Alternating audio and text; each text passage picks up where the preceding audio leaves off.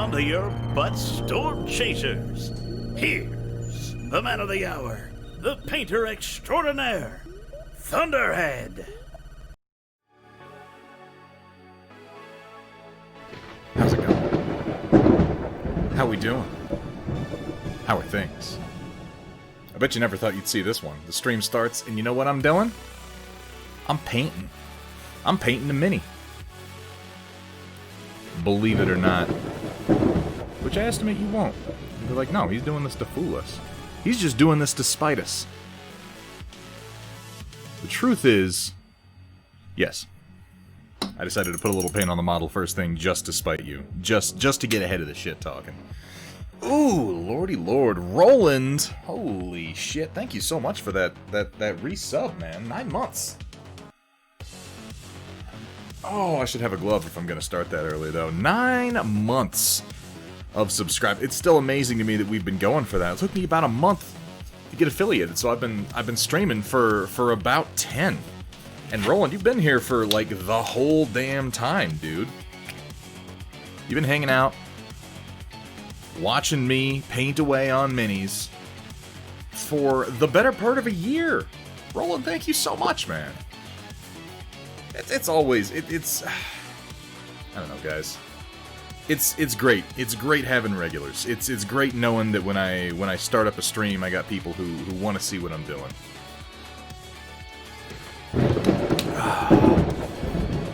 And then we got from Colonel Matthew Steiner. I'd buy that for $1. How do I not have that clip?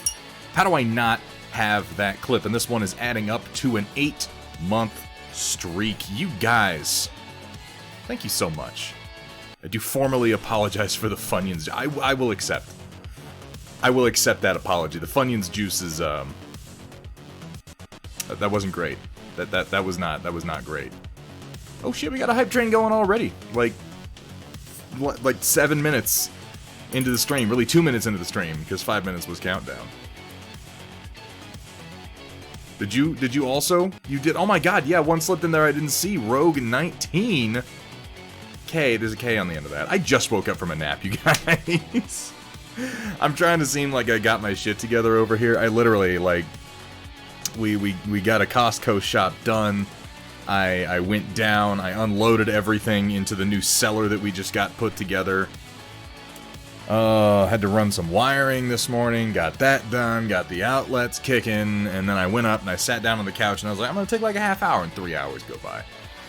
Oh, my brain is not entirely together yet. Rogue 19K, thank you so much. Thank you so much for that resub, man. You guys, your support absolutely means the world. You're a big part of the reason that I keep doing this. That and my my staggering ego, it really needs this desperately. Lord. Pee poo poo. The mustache is coming for you. That rhymes according to, like, the most generous and liberal interpretation of the concept of rhyme. Steiner. I don't have my shit together, and you don't have your shit together either. Yeah, I think that's, I mean, I don't think we're hiding that from anyone, though. If we're hiding it, I don't think either one of us are doing it very well. Can we get a shout-out for the person who Kat already gave a shout-out to? Can we do that? Looks like we already did it. Thank you so much, Kat. I appreciate that. Guys, go check out Steiner Miniatures if you haven't already. Something tells me everybody in the chat right now most definitely has. You streaming tonight, Steiner? Have to wait 16 minutes to resub. Is it that precise, Kat? Is it really? That's silly. That's silly. I would have thought it would be like any time on the day. And good morning to you, Wolfenspawn, even though it's not morning at all in any civilized part of the world. I didn't? Oh my god, I'm so sorry. Hang on. You're gonna have to alright, I know that usually you guys have to give my brain a few minutes to come together. You gotta bear with me today, because I'm like, I'm really glad that I had everything set up. That first of all, that the mechanics of my stream are running more smoothly now, and secondly, that I have my stream deck set up to do the one button push stream start, because that was about all I could manage. I like stumbled into the room. I'm like, I gotta start, push the button, and it started the process for me. Oh, Mac Redemption, Give me Mech Redemption, Kursala's Warhammer 2. I think we can make that happen. I'm just trying to get a little desk clearing done today. I think I'm going to be able to get through these Griffins and put some finishing touches on Kursala's Orion so that we can get going on a new Mech Redemption on Sunday just before I head off for my little break from... I realize I've been out on this property, I am an introvert. I'm very much an introvert and a bit of a recluse, and I like staying far, far away from most of humanity most of the time. But I'll tell you, 2020 even has me at a point where I'm like, I need to, make contact with some human beings. I need to remember what it means to live in a society. Jesus Christ, Wolfenspawn, what are you talking about? Oh my god. Colonel Matthew Steiner, how you doing today, man? Paint questions. Your wet palette using parchment paper in that mask? Yes, I am. Yeah, they include these sheets of what they call acrylic paper. I think it's for something much, much thicker than we're generally using with these thin model acrylic paints. But I put down some parchment paper, and the sponges work great. I love the sponges, I love the case. It's my favorite thing about it. But yeah, ditch the paper, get you some parchment paper. It just works better. Ooh, yeah, stretch the back. Oh, stretch the back. Oh my god, oh, there's whip cracking going on. Okay, I see kind of how that evolved. How you doing? Words. How you doing, Painted Ogre? It's good to see you. Some air. I did. It was a good nap. It was one of those, brain foggy naps. There's some naps where I wake up and I'm like, yeah, I feel pretty good. And there's some naps I wake up and I'm like, who the fuck am I? And what year is it? It was one of those. But I think with a little bit of effort, we'll pull ourselves out of it. I think some beer would probably help, right? Beer is usually known to be a stimulant that clears your mind, is it not?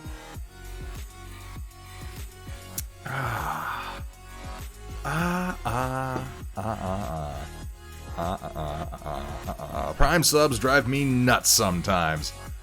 It's 6 months, the next 12 hours, and Twitch keeps taunting me about it. I'm not going to be able to talk today at all, apparently. This is just going to keep happening. But it won't let me actually do anything yet. Yeah, they're kind of bastards about that. Shh, cat. Shh, cat. Shh. Just let it happen. Just encourage me to drink more. We're not about truth here right now, okay? Not now.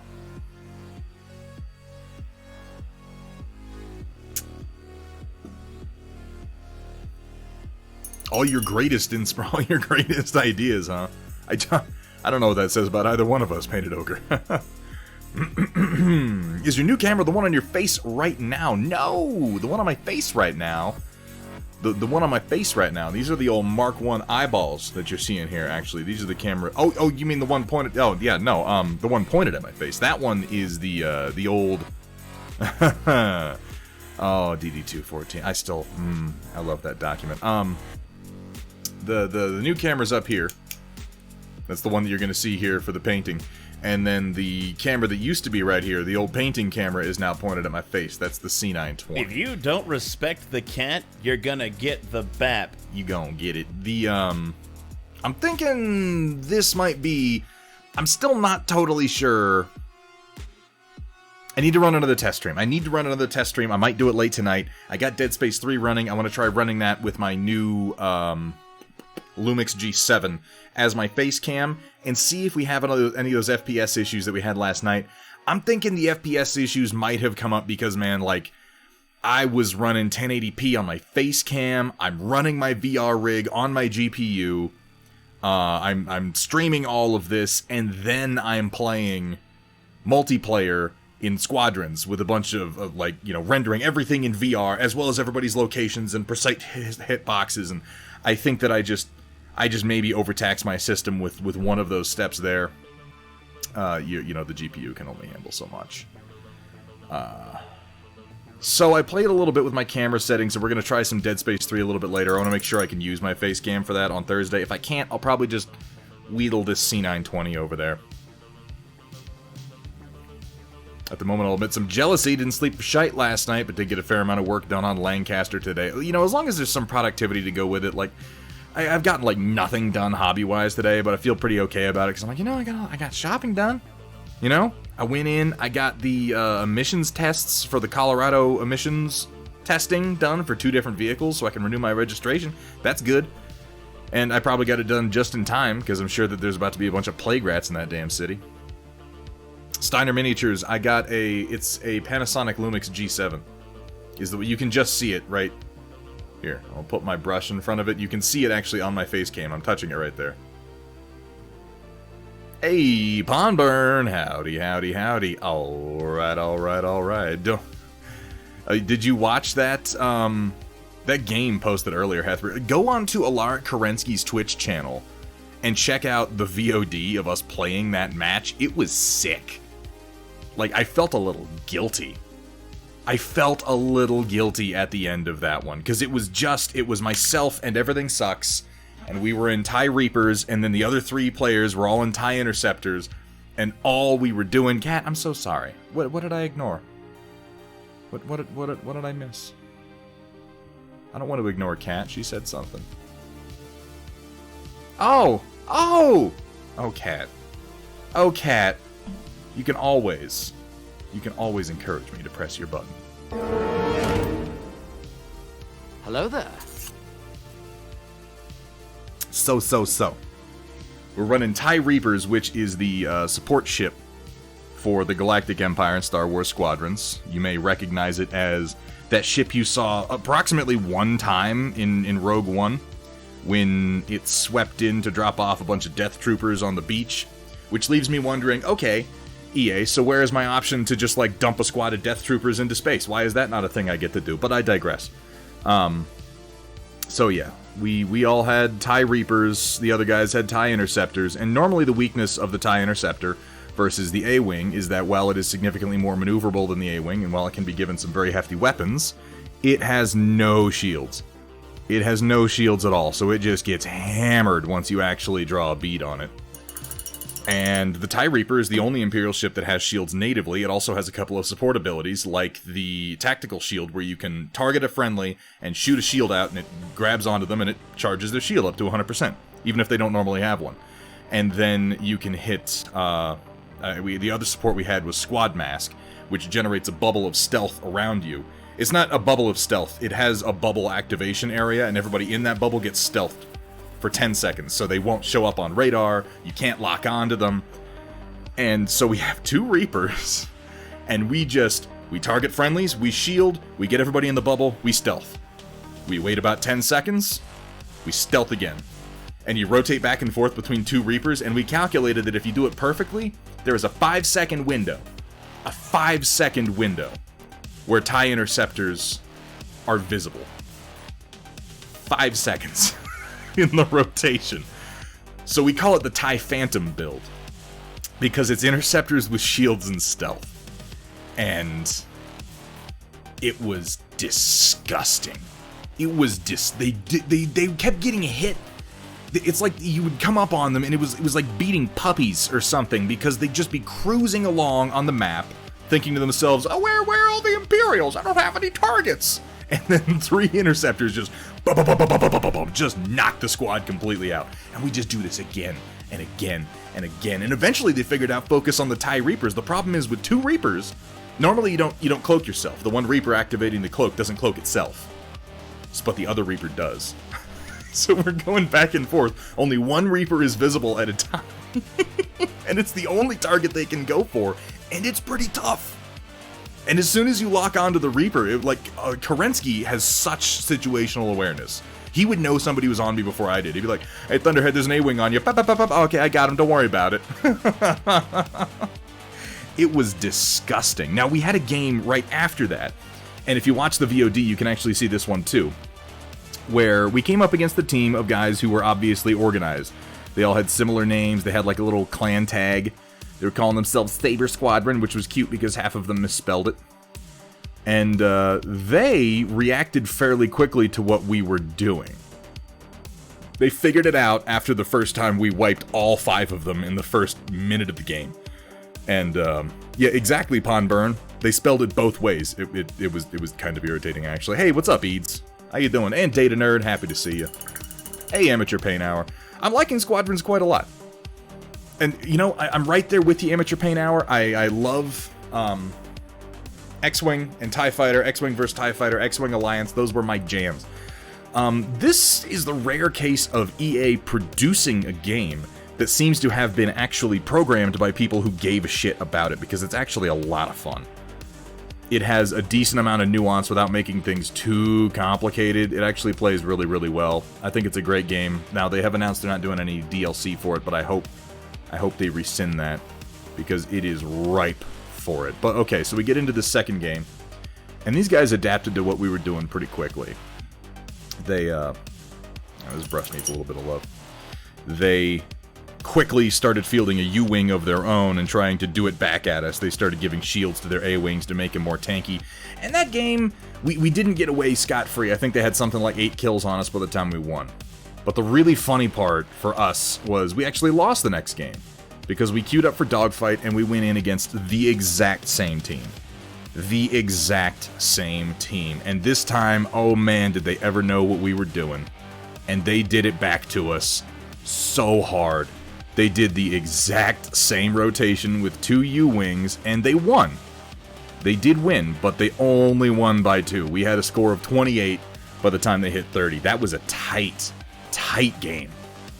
And I think that actually kind of clears up any questions we had about it being truly broken, because it's like, well, no, if you get somebody who knows what they're doing and knows what you're doing and does it back at you, or counters it, they can. It can be done. It's not a total lockout. Now, admittedly, when you come up against a pub group, a bunch of randos who don't know one another, yeah, they get their shit stomped in pretty hard. And that was funny. I did not even realize that we had taken no losses until we got late into that game. The closest loss we almost had was me, when I just rammed my TIE Reaper straight into a space station. Like, I took a turn a little bit too wide.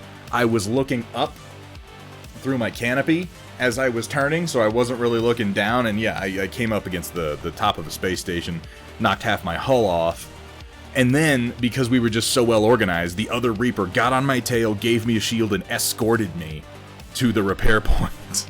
He was like, no, we're not taking any losses. Okay, I'm escorting you. And fucking Alaric knocked an A-Wing off me as I was going in, and I just cruised in, and I healed up, and we were like, okay, good, perfect score, yeah. It was disgusting. It was fun, though. I like playing with Alaric and his little team. They're very well organized. They're better players than I am, as far as just, like, situational awareness and Twitch targeting, but I like that the game gives me the opportunity to play a support class, because that's something that I'm better at doing. I'm not much of a Twitch shooter. I'm usually a single-player guy, you know what I mean? By that I mean, you know, bad at video games. Both are right, but they didn't pick one, Pondbird. They picked both. You kind of have to pick one if you want to show unity, you know? His only fighters are their larger ships. Yeah, there are capitals. So, okay, there are 2 sorts of multiplayer gameplay in Star Wars Squadrons. There is Dogfight, which is exactly what it sounds like. It's 5 players versus 5 players, Empire versus Rebels. And in that one I found it's easier to... It seems like a lot of people prefer Rebel ships, so if you set yourself up to prefer Imperial, you almost never get stuck with Rebel ships, which is kind of nice, because I do like to play Imperial. Though I admit, in VR, the TIE Reaper is about the only Imperial ship that I can play, because it's the only one that doesn't have the, you know, manhole cover right in front of your face as the cockpit canopy. And that does suck a little bit. Flying a TIE Fighter is a little bit rough in VR, compared to, like, flying an A-Wing where you have a bubble going back behind your head, or even an X-Wing where you have that sort of 3-paneled trapezoidal cockpit, again, going behind your head.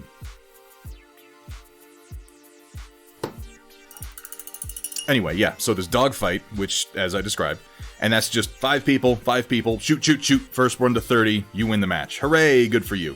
And then there is Fleet Battle, and Fleet Battle is the primary ranked mode. It's a MOBA. It is absolutely a MOBA with spaceships. Each side has a capital ship. If you are the Rebels, you have an MC-75. And if you are the Empire, you have an Imperial-class Star Destroyer. And then you also have... Jesus, Cat, are you okay? Do you need a moment? That's okay. That's okay. Yeah, no, there are. There are no hammerheads yet, but this is one of the reasons I'm like, they said they're not going to do DLC or anything like that, and I'm like, you kind of have to. You gotta give us more ships in this fucking game. I think maybe they just did it, they're doing this because they're like, oh, you want to talk shit about EA? You want to be like, oh, you just put microtransactions and everything? Here, have a game that we're not going to update. And then come begging us for stuff. And you know what? I think I might. I think I might go beg them, because I really want more stuff. But yes, so if you are on the Rebel side, you get an MC-75 and 2 Nebulon B frigates. And then if you're on the Imperial side, you get an Imperial-class Star Destroyer and 2... What are they? Are they Architens light cruisers? I think they're Architens light cruisers, which you would have seen in the Clone Wars and Rebels.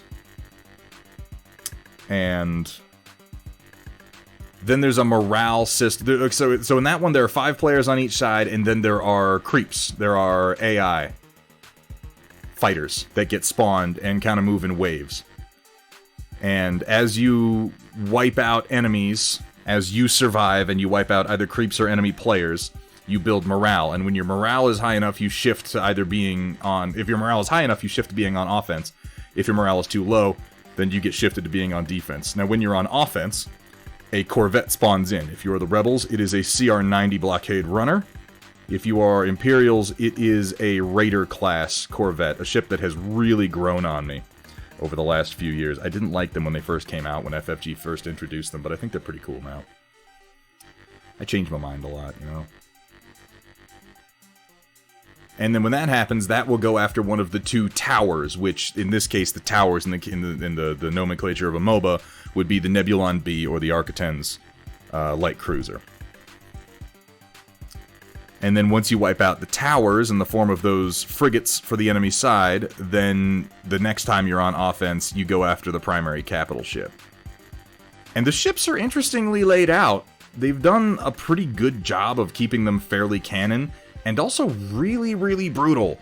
The number of times that I've gone to assault an Imperial Star Destroyer, and I mean, it's like I said, they're fairly true to canon in the sense that there are so many turrets on the Imperial Star Destroyer, but they're all the turrets are aimed forward. So if you just try to run at one of them, they'll just knock you out of the damn sky.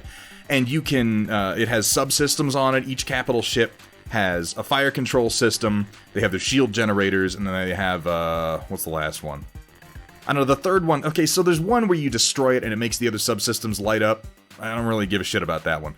It's basically shields and fire control that you want to take out before you start actually dealing damage to the ship. And they're located in different places. And of course, the shield generators on the ISD are up on top of the bridge. So it's like if you're coming at it from the front, good fucking luck getting to them. It's just not going to happen. You want to knock out shields so that you can deal damage directly to the hull from a distance. The only other way to deal damage to the hull without knocking out the shields is you have to fly underneath the shields. And when you get close enough, there will be a shimmering blue effect that you see a bubble whoop go over top of you. And once you're under that, you can hit the hull directly. So if you've got like a bomber, then you can just start launching bombs directly out of the bottom of your ship. I found the Rebel ship much, much easier to assault. The Imperial Star Destroyer, you really have to come at it from directly behind. You've got to loop around behind it and come at it from behind. Coming at it from below is not as effective as you might think, because on the underside it has tractor beams. And tractor beams suck. They just grab you and hold you there while the ship locks onto you over and over and pounds you with missile launchers. And that is surprisingly devastating. I'm kind of used to ships like that being underrepresented in video games. For whatever reason, they're just not as hardcore as they should be. But no, the Imperial-class Star Destroyer will mess you up. Real good. You'd almost think the TIE-type fighters that have at least some type of displays to the left, right, and above to give the pilot a better field of view. So that used to be like the old Legends understanding of the inside of a TIE fighter. I read someplace one time that like the inside of the TIE pilot's helmet projected a sort of HUD of that sort of thing, but no. In this, it's you have the little, you've got the manhole cover that you can look out of. Now, I will give them credit. The cockpits are really, really well rendered and designed. And all those little screens around like the inside of the X-Wing, the inside of the TIE fighter, so on and so forth, those all do display things. You can turn off the augmented reality HUD that shows extra information, and just fly on the instruments in the cockpit, and it will give you enough information to do all the same shit. You have the 3-directional targeting computer over here that gives you a good idea of where to turn to look at your targets and everything like that, and who's where around you. You've got like a weapons charge readout, you have a shield and hull charge readout. You have everything you need to play the game if you want to play it that way. And honestly, in VR, I like flying instruments only. It's more challenging, but holy shit is it ever immersive. Larger ships are all NPC. Yeah, it's fighters and fighters alone. Yeah, the Raiders are pretty neat. Yeah. When I first came out, I was like, you're like a big TIE fighter, and they put some TIE fighter wings on it. I'm cool. And then time passed, and I bought one for X-Wing, and I made it look pretty neat, and then they came out for Armada, and I played with them, and they played so well into my normal playstyle of close-range gladiators with lots of concussion missiles that I slowly came to appreciate the role that they filled in the Imperial fleet, realizing that back in the day, they really didn't give the Imperials anything to fill that role of a light corvette. And while that may have been intentional, it also makes it difficult to make things like fleet battle games. So that's fine.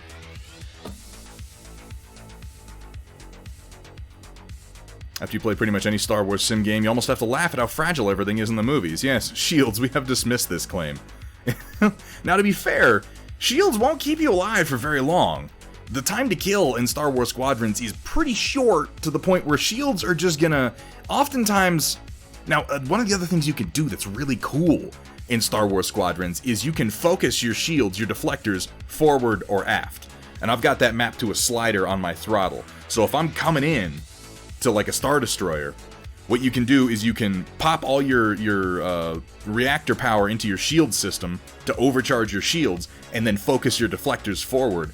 And you can take a few hits from the ISD then. So if you're coming in like a Y-Wing, you almost always want to do that. Overcharge and then focus your deflectors before you come in, and then put all power into engines so that your shields are slowly draining while you're getting through the fire as fast as you can. And it's doable.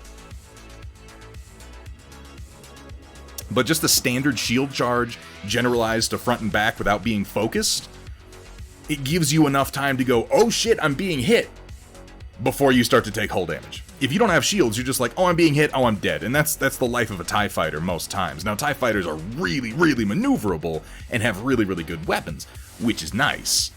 So when you get behind somebody, like, it's really hard for them to get you off their tail. But if they get behind you, you're usually dead before you really are able to do much of anything about it. Kevin Kitsune, a very good afternoon to you. How you doing? The Raider is my favorite non-ISD ship. Really, your favorite? I like the Architens better. I also like the Venator.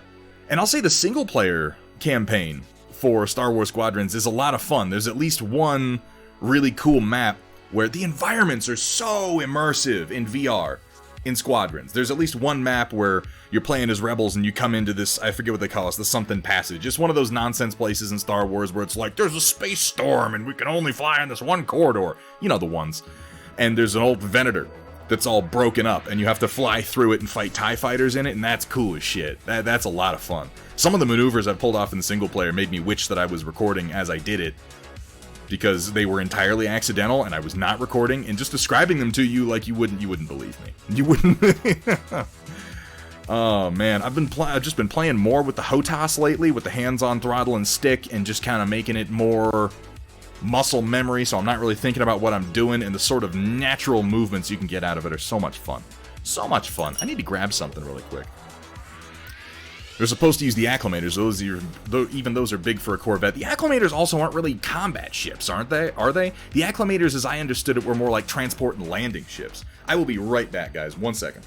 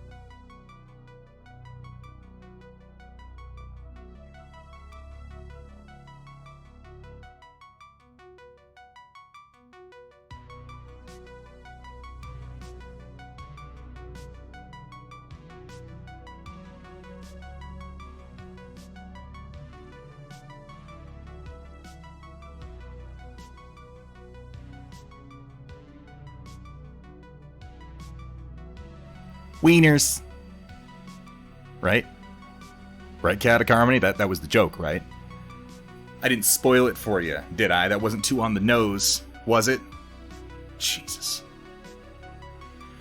I don't even know. I don't even know what to do. I don't even know what to do with Cat of Harmony half the time. How you doing, Chaotic? Taking a break? How's the new work going, man? You sounded like you were pretty happy with it last time.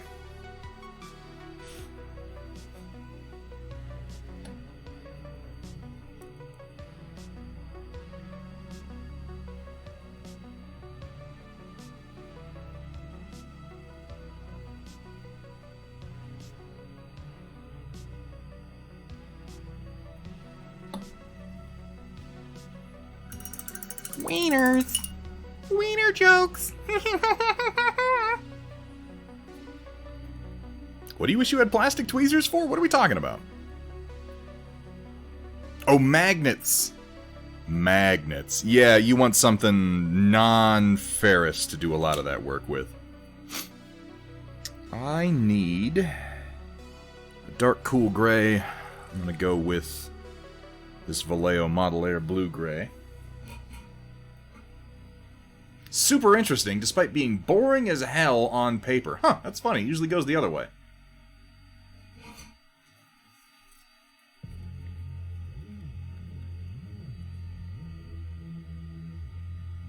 Hey, I didn't do it.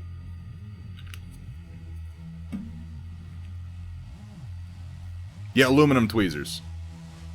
That's probably the right move. Amateur paint hour. Do I have water? I poured myself water. Son of a... Let me go get my water bottle. I'll be right back.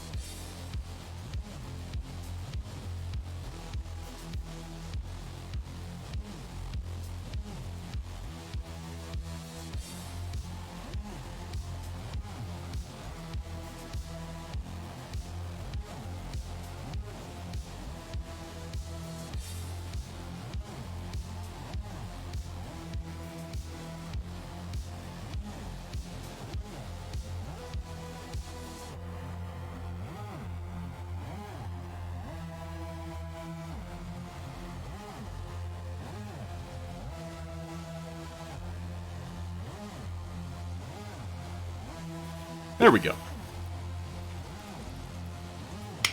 Ah, cha-cha-cha. Much better.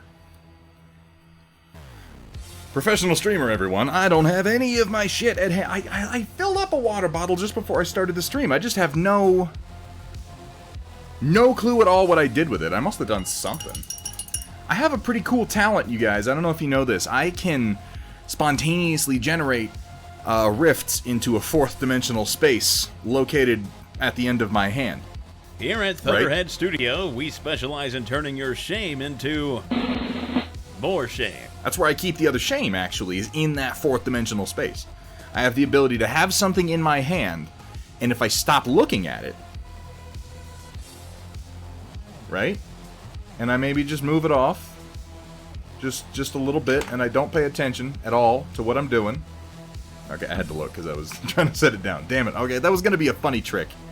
Maybe it wouldn't have been that funny, but it would have been funnier if I didn't have to look at what I was doing. I was going to come back and my hand was going to be empty to demonstrate my ability to lose things. But, you know, it didn't work. You can't win them all. I do. I have dimensional powers. Now, if only I could harness these dimensional powers to do literally anything other than lose hand tools and screws and bottles of water and drinks in general, because that's pretty much all that power is good for, is losing whatever it is that I'm holding on to. at any given time. Not a particularly useful power.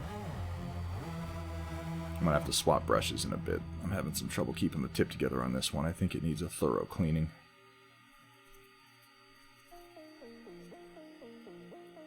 Just got here and see it's just the printer. Yeah, from now on, Thunderhead Studio Stream is just going to be my printer with a little bit of musical accompaniment. Like, that's the whole stream. I hope you guys don't mind. This is what we've been leading up to all year. I've been getting you guys acquainted with the printer. I've been getting the printer a little bit more used to being on camera, you know?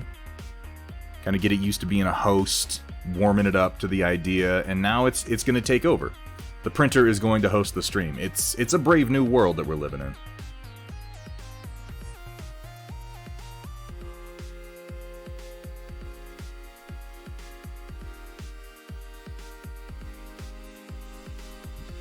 Excuse me. Miss Scusi. So yeah, I'm probably going to fire up a test stream a bit later tonight, just to be sure that everything's going to work for Dead Space 3. And then I might swap over and do some single-player squadrons, and see if I can make that work too. I want to nail down if it's the rendering of the game, or if it's the fact that I'm also trying to play multiplayer while streaming. It might, just everything together might be a bit much is all. That's what we get next week, right? Oh shit, I could do that. I could set it up to... The Stream Deck could do that, Data Nerd. It could start the stream, it could show you the printer for a couple of hours, it could play a couple of pre-recorded voice lines, and then it could end the stream. It has that capacity. And I could even trigger it remotely. This is starting to sound like an idea. Not a good idea, mind you, but an idea. It's important to differentiate these things. Is anyone watching The Haunting of Bly Manor? Hey, Hairflex, how you doing? Good to see ya. I didn't push my I want to get started button. I gotta remember to actually do this. Now that I have more... Like, I went to all this effort and time to get easier access to my clips, and then I forget to play them. And that's just silly. It's just silly.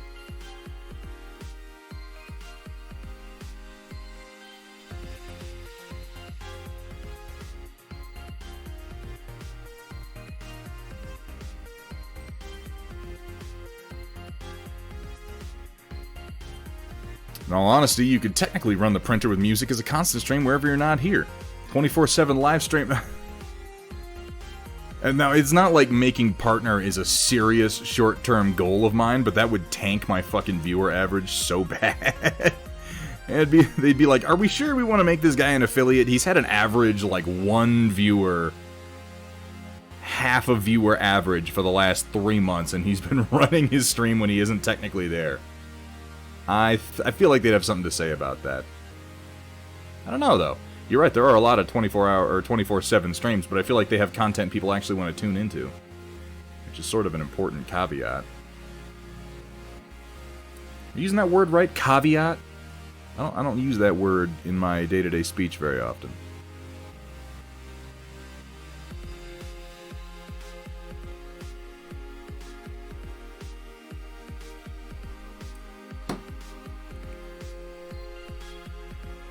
Yeah, this brush definitely needs a little bit of love. So where'd these Griffins come from? Because they look like the original whatchamacallit anime thing. I'll tell you what, Hairflex. You go ahead and hit exclamation point STL, and it'll actually give you a link right to them. Hey, Arkudaki, it's good to see you. Yes, I did. I modeled and printed these myself. After finishing watching the Fang of the Sun Dougram series and being just super jazzed, I've done these, and I have done the Dougram / Shadowhawk, and it is my intention over the course of the fall to get done with the Blockhead / Wolverine and the Bigfoot / Battlemaster. I also want to do the Ironfoot / Thunderbolt, but I think it's last on my list right now.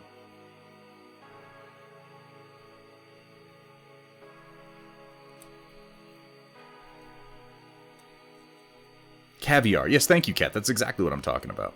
I do have a new camera, Arkudaki, and thank you for saying so. It's not totally tuned yet. I feel like it's going to take a while. But, it's certainly a whole hell of a lot smoother than the old one. Cat Viat. Ooh, oh, Jesus. Cat, that's terrible. It is a bit Steiner. Were you not here for the night of many donations? Because that shit was crazy. I had been talking about, I want to get a new camera, and I think I had my goal up, and it was like $600, and over the course of a month or two, people had donated up to, like, I think we were at 150, 180, something like that. And then a couple of people went a little nuts and donated something like $600 in one night. And I got both the camera and a Stream Deck off of that one night of donations because my viewers are, you know, insane. Insanely generous is the rest of that sentence. Like VR porn, or so I hear. Yeah, I didn't think 24/7 streams were allowed on Twitch. There are certainly streams where people will, they're like the Bob Ross stream where it's nothing but Bob Ross. But they don't stream 24/7, they'll stream for like 24 hours a couple of times a week. Ooh, this brush is having trouble. I'm gonna swap out. I'm gonna go to one of my Artis Opus brushes. This one needs a thorough cleaning and maybe a little bit of a boiling. Hey, what's up, Avash55? How you doing? It was crazy. It's never gonna happen again, Steiner. It's never gonna happen again. But it was cool. It was fun, and I love the donations because it's like money I'm only allowed to spend on toys. Rogue 19K dropping $5 on us. Gibby Mech, paint the Warhammer. We're gonna get you. We're gonna get you, man. We'll get you taken care of. Don't you worry about it. I need a little bit more of that blue-gray. Steiner's gotta go nap. That's what I was just doing. God, quit copying me, Steiner. Have a good nap, man.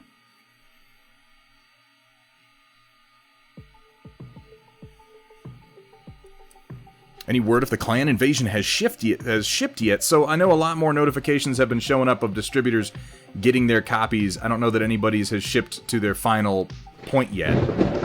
But that should be happening fairly soon. Here we have Datron Voltari dropping that Prime sub 6 months. The fact that it's a Prime sub is even more impressive, Datron, because yeah, you have to do it manually every time.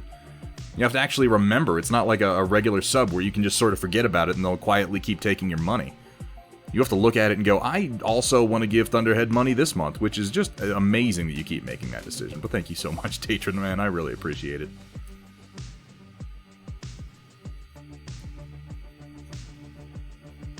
When are you not giving me shit, Rogue? That might be a better question.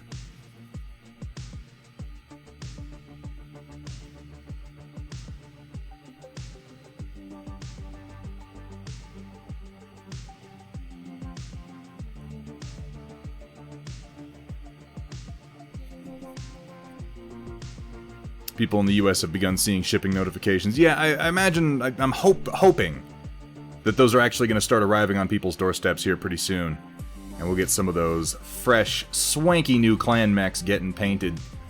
It'll be nice. It'll be nice because people have had just a lot of bullshit to dwell on for a long time with this.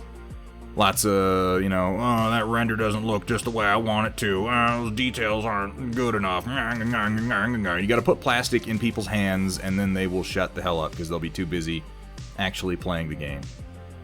There's a funny sort of thing, particularly with something as hyped up as the Clan Invasion Kickstarter, where it's like, you know, the hype is good and all, and a little bit of anticipation is certainly healthy for sales, but you let it go too long, and people get bored, and that anticipation turns to resentment, and then that resentment turns into just outright toxicity. Not that I've ever done such a thing, of course not. I'm always fair.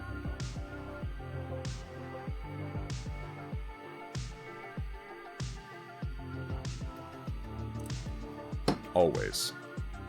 Always.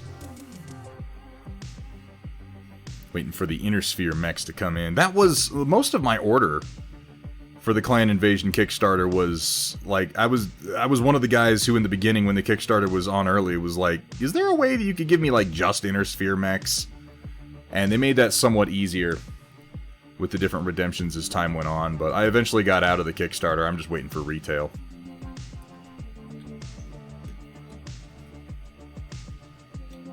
Hype leads to want. Want leads to resentment. Resentment leads to jealousy. I can't do a Yoda.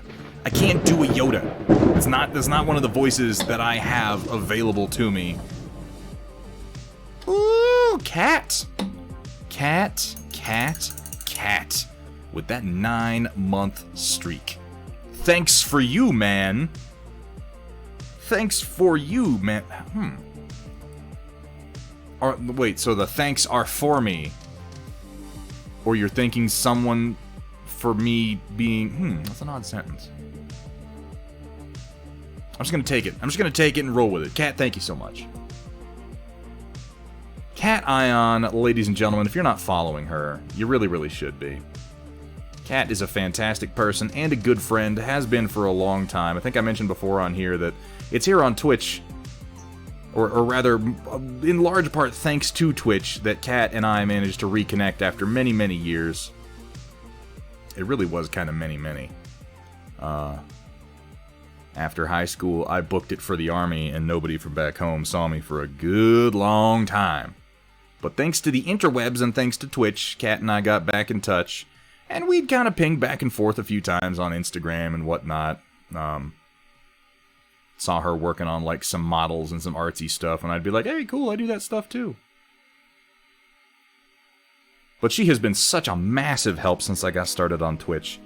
Like I said, really, really good friend. So happy to have you here, Kat, each and every time. Thank you so much for being a part of this whole journey, for being a part of this community, and for being a part of this stream. And I would like to reiterate, Kat, because I know that you are a giving soul. You are a pleaser. Don't feel any kind of obligation to be here under any circumstances. You have none. Nothing would make me happier than to take this stream to a point where I can be like, alright, Kat, you are now a paid mod, and give her a fucking paycheck. That's you know what? Maybe one day we'll be able to do that. But until then, Kat, don't forget that you are volunteering your time, and you don't have to give it to me.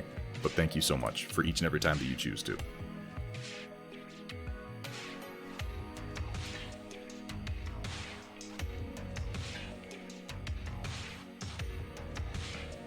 Oh, thank you for that shout out there, Dark Fox. This is the large size of my order. I know I ended up shipping it to my parents' place instead of my apartment.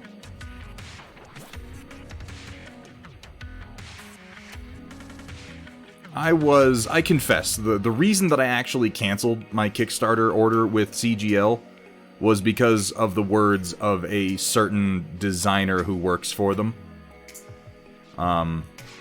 Somebody posted, this had happened a couple of times, but somebody posted a mech, and at this point I don't even remember who it was that posted it. If you anchor the fox, you're gonna get stuffed in a box.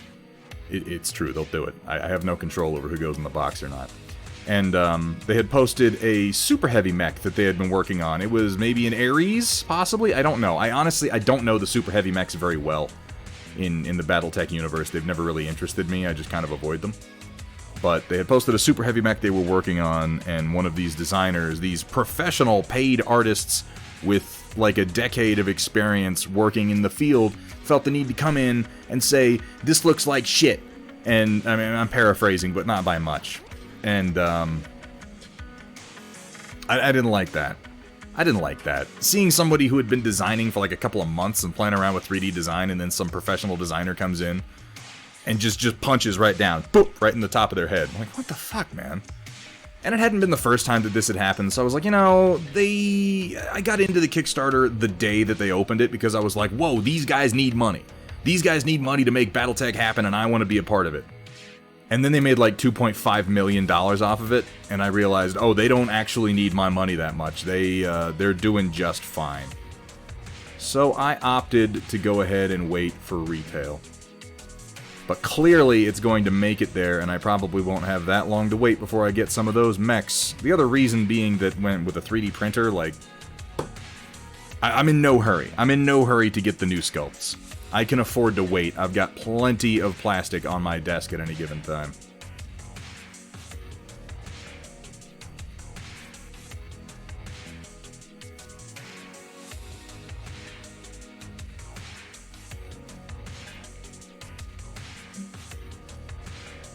It was beyond unnecessary, Samara. The fact that this person And I know people know in large part who I'm talking about, but I'm really...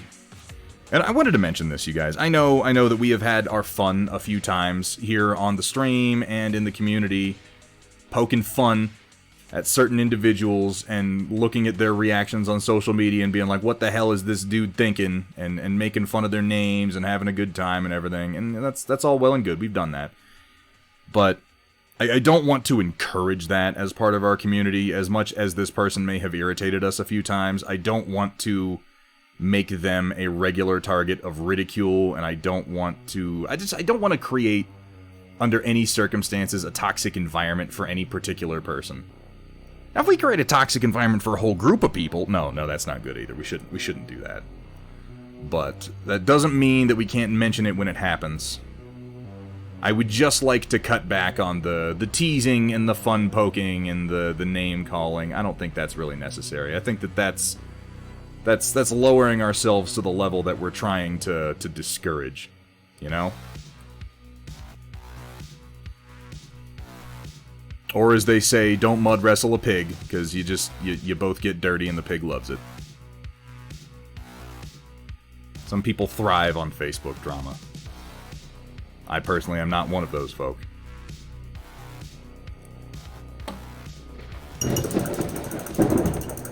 Game over Jow. Is it Jow? Is it Joe? Which one of those? Welcome to the stream. Thank you so much for the follow. And welcome to the Storm Chasers. I wrote them too, Steiner. Like Joe. Okay. Arkudaki, you have a fantastic night. Thank you so much for being here. Thank you for the compliments. It's always good to see you, man. I hope to see you at the next one.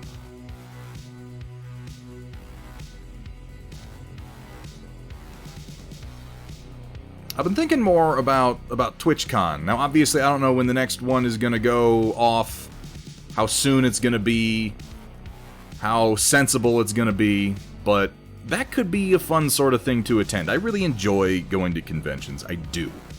For the last while, I haven't had much of an excuse to outside of gaming conventions, and there aren't as many of those, but TwitchCon could be fun. And you know what I figured also, Colonel Matthew Steiner? It's one of those things where it's like, okay, maybe I'm just bitching about something that nobody cares about, right? Maybe nobody gives a crap about what this guy has to say. Maybe I'm just being a Karen here. That's entirely possible, but here's the thing.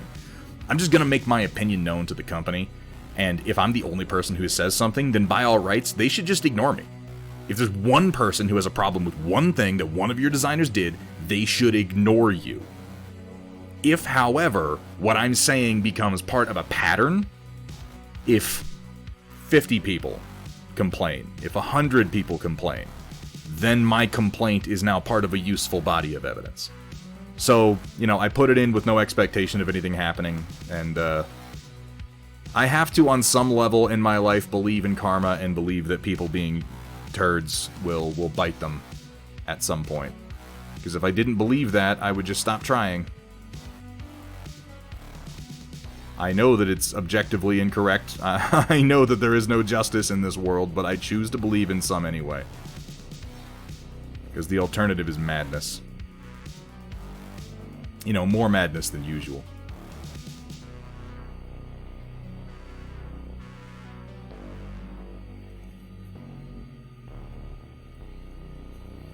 What did I miss? Can I get a one-sentence explanation? People are poo-poo. I love all you guys in the community. You people are not as poo-poo as the rest of the poo-poo people. Is that a good... That was like a couple of sentences. Hang on, maybe I can break it down. The world is a fart tornado in a swamp of feces. Is that a good breakdown? I feel like that kind of captures the gist. You know, but that kind of captures the gist of like half the shit that I say.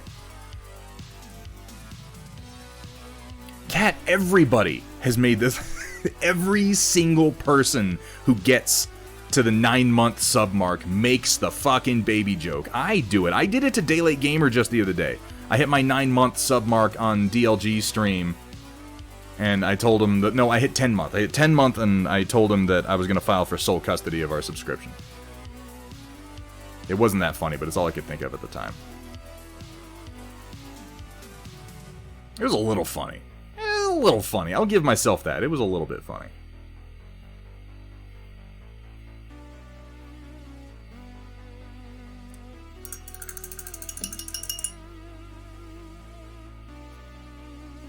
Well, thank you for shouting out Project Dark Fox, our other fantastic mod, another person who, if you're not following, you really should, does some pretty awesome sketch streams. Yeah, good enough. That's the idea, right? Can we give up custody of Chaotic? Well, we'd have to prove ourselves to be unfit guardians of Chaotic Harmony, which, now that I say that out loud, I don't feel like that would be that hard to prove. I feel like we could nail that kind of right away.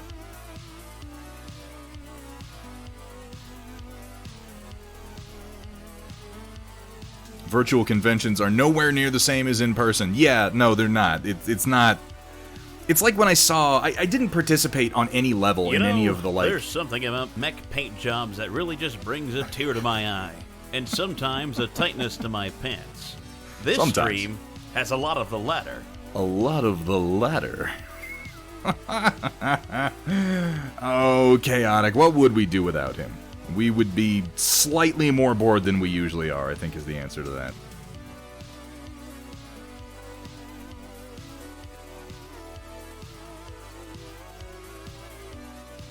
Yeah, virtual conventions, like they did, like ReaperCon online, they did Gen Con online this year, and, you know, I saw people participating in it, but I never really understood the point. It's just like, if anything, the fact that it's just a bunch of people on Twitch painting models and going, "We're at Gen Con 2020 online." No, I'm using a mocking tone. If anyone here was a streamer who participated, like, I'm not trying to cast aspersions. I'm just saying, for me personally, I felt like it was just that much more of a reminder that the convention wasn't going on. It wasn't really a suitable replacement for it. It was just a like, oh yeah, well, it's not. The panels were cool. There were some panels that people did that were genuinely, I think, worth it. And that's good content for a convention. The panel can run online because it follows that format anyway. But there were so many other things that were just like, why is this even associated? I don't know. I'm hoping that we're able to get back to the convention scene here before too much longer. I'm drinking Fat Tire. I love Fat Tire. Fat Tire is just a nice, pleasant, not too heavy, not too light amber ale that hits the spot most of the time for me. Seriously, here's to a vaccine, you guys. Here's for the love of God, if we can get one stinking thing out of the start of 2020, it can be a tiny return to normalcy, please. Of course, as long as Puck Duncher's here, we're not going to get any return to normalcy. There's no going back from that one. What's up, Puck Duncher? It's good to see you.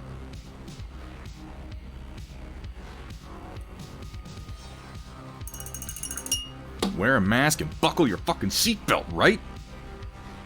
There's a spot I missed here. Let me get it real quick. Alright, let me lay into some of these warmer grays. Actually, let me do the cockpit glass. If I don't do the cockpit glass now, I'm gonna find myself regretting it.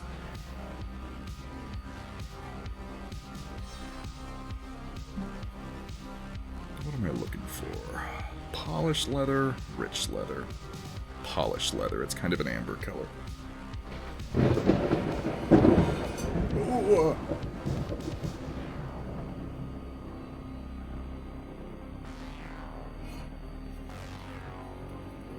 And, you know, that's why I'm saying, like, I don't really mean to criticize the online convention, like, that they happened. I get it.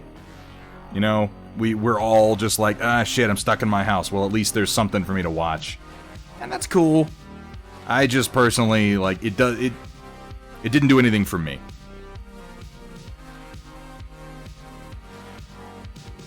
For me, it was just a reminder that I couldn't be at any of the conventions this year.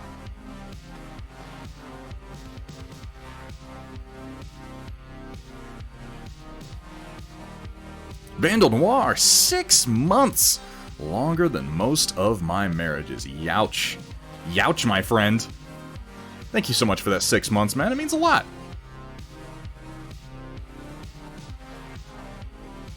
Attended virtual conference this week. Should have been in the same room as Neil deGrasse Tyson and John Legend in Vegas. Yeah, I guess that's not quite the same. There is an energy to being physically present at a convention, particularly with celebrities.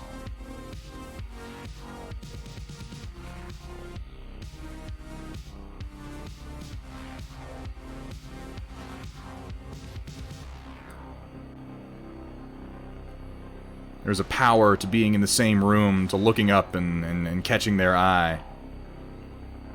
You know? Because there you are in the audience, and you look up and there's Udo Kier, and he's telling like this really creepy story about this affair that he had one time on the set of some obscure vampire movie that you only saw once and you weren't even sure if it really happened or if it was a dream. And you look up, you know, and you catch his eye. Udo's looking at you with those weird dead frog eyes, you know, and he just kind of, he looks right at you and he just goes,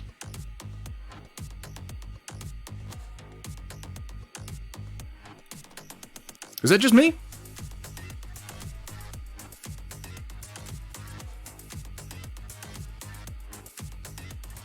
That was a weird convention. Just all around. I think Julian Sands was depressed at that one, too. Seriously, I was at a horror con and I saw Julian Sands and nobody was at his table getting autographs or anything, and he just looked defeated and deflated.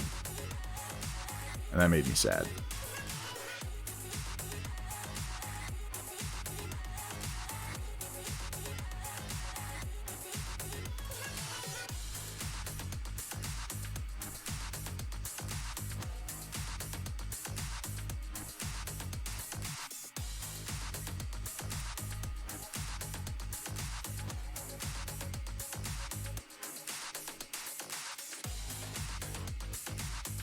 Oh god, okay, I got to the end of that and saw "fix that for you," and I'm like, oh, that's not cat talk. Okay, thank god. We talking about Shatner again? I could go for some wings. Oh man, yeah. Not being able to go out to eat regularly has been one of the worst things about this year for me. I love a good restaurant experience. I don't go out to eat that much. I tend to go out to eat on occasions and go someplace that I really, really enjoy rather than going to, you know, a lot of places regularly. I want to spend a lot of money on one meal that I'm really, really into. Thankfully, we have some pretty great steakhouses here. But I just haven't wanted to do it since all this crap started. And I feel for the people who are extroverts, because I'm very much an introvert most of the time. And this year even has me like, holy shit, I could really do with some human contact. Let me tell ya. Which hopefully I'll be getting a little bit of next week.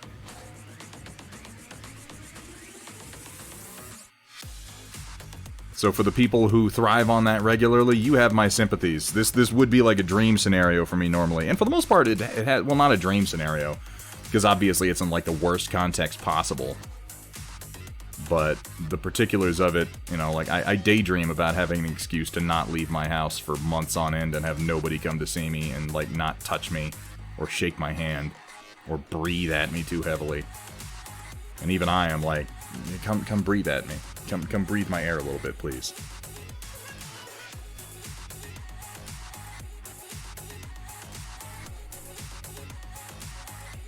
Yeah. Yeah, Hathaway. Yeah. Just going out without having to put a chin diaper on. Yeah.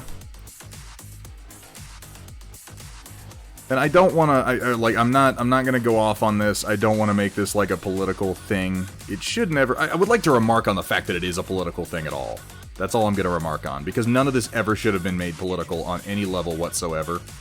And it's very frustrating for me that multiple sides of this argument can't all be on the side of, hey, let's take basic fucking precautions to not infect one another. But for whatever reason, that became a thing. And it's like, this wouldn't have been as bad if people had just gotten on board earlier. As it is, like me going into town, even in this crappy little town that I live in, I have to encounter people who, you know the ones. You know the people. They're not wearing a mask, and they have this look on their face like they know they're not wearing a mask. They know you know they're not wearing a mask. And on some level, they want you to confront them over it. On some level, they're just so fucking bored, so sad, I guess, that they really would love it if you would mention the fact that they're not wearing a mask so they can shout at you a little bit. And you know what? I don't have the energy to engage those people. I don't have the energy, I don't have the desire. All they get from me is a safe distance kept, an occasional roll of the eyes. There was a dude at Ace Hardware the other day. This is unrelated to the mask thing. This was just a guy who is, well, not totally, because he also wasn't wearing one. But, so I went into, we have an Ace Hardware here locally, and I go in to check it out and buy my stuff, and I'm getting my shopping list together. And I'm standing in the drill bit aisle because I had to get a half-inch drill bit that was like a foot long for some bullshit that I was doing. And I'm listening to the for Vandal Noir for Battletech. So I'm not in the first wave. I'm gonna be behind on all the new model releases. When it goes to retail, I am certain to pick some up and paint them. I'll probably get some before it hits retail, because if I were a betting man, and sometimes I am, I would bet that there are going to be people who get their first wave, and through some combination of, buyer's remorse and how tight financial situations are in 2020, they're going to turn around and be like, I got too much stuff, I kind of want to sell some of it. I might siphon some of that off. I might dive into that market and wait around a little bit. Yeah, the old eBay purchases, that may happen. Best con story was walking back into the panel room as Robert Axelrod, oh yeah, shit, Lord Zed, talk about getting into acting by delivering pizza and getting high on cocaine. That explains so much somehow. So much. Of course Zed was high on cocaine, that's why he thought that muscle suit was believable.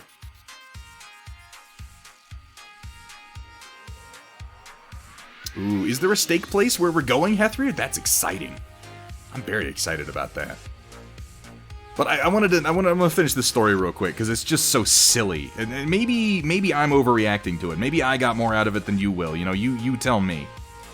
But I'm standing there, and I'm not far from the checkout counter, where there's a new guy working at Ace, and he is not the usual. You get that vibe off of people. Just this little energy you can get off of people where you're like, oh, he seems like kind of he's probably, this sounds so lame saying it out loud, but he's a young guy and he's a little nerdy. And he talks like that. He likes to tell stories. Like, you just get this energy off of somebody where you're like, half of what he says is probably bullshit, but he seems friendly and like he wants to engage me. Like, that's the vibe I get off this new guy working at Ace. And he is working the cash register, and this dude comes up while I'm searching for a drill bit, and he goes to get checked out. And the conversation goes something to the effect of, the cashier says to him, oh, hey, how you doing, man? How's your day? You having a good one? And this old non-mask wearing shit kicker just says to him, oh, I'm tired. I'm tired. Real tired. Cashier responds very naturally, being a seemingly outgoing person, with, oh, I know that. I know that feeling. That's where the conversation should fucking end. Right there. Between polite people. Oh, I'm tired. Yeah, I know that. Oh, shit, hell of a day, right? Yeah, okay. And then we all move on with our day. But do you suppose it ended there? Weirdly, it did not. Weirdly, it continued as I listened to this fucking asshole start to grill this dude on whether or not he really knew what tired meant. Like, is the appropriate response to that to go, oh, do ya? Oh, do ya? Do you know what tired means, son? And the guy struggling to come up with an answer is like, oh yeah, well, I'm an insomniac and I got 3 dogs, so ha ha ha, just trying to get the fuck out of this conversation. This dude pulls the, oh yeah, okay, well that's what tired is. He holds up his hands and he says, that's what tired is, to show off his calluses. That's what tired is. Pay attention to me. Put down 1,000 shingles today, or some shit like that. And I'm just like, is this what your day has come to, dude? Are you like so desperate for attention, so needy, so feeling so desperately insecure that you have to go to some kid working a shitty job at Ace in the fucking country and compare calluses? What do you want him to do? You want him to go, oh yes, sir, you're right. You're right, sir. You're a hard-working man. And I'm the only other person in the room, and you can tell from the reaction of the cashier, I'm like, I wonder if he knows that not only is he not impressing anyone right now, but everyone in the room, literally everyone in the room is thinking, God, what an asshole. What an absolute dipshit. Because that's the only thing that anyone in that room thought, I guarantee it, is just, oh, what an asshole.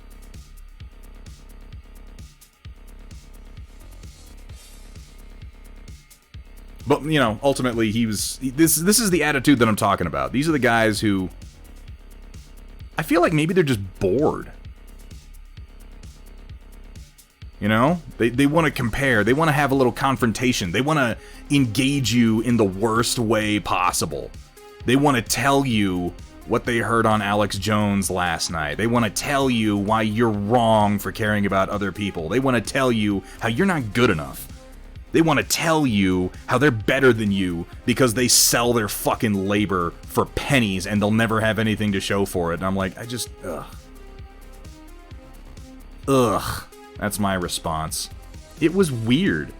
It was a very weird experience listening to this and just thinking like, wow, this is a grown man. This is, technically speaking, in a physiological sense, this is a grown man. And this is what he's doing with his afternoon. But I use this story to illustrate the attitude that I see in a lot of people out where I live.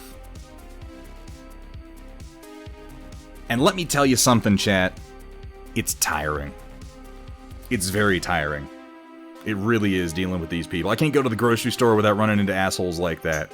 And you want to ask me, Mr. Roofer Man, do I know what tired is? Oh, I know what tired is. Tired is having to listen to your dumb ass compare calluses with a kid that's getting paid fucking peanuts to work at an Ace Hardware store. I felt so bad for that dude. It was just such an awkward moment, and you know that it didn't. I hope it didn't ruin his day, but it certainly ruined his half hour or so.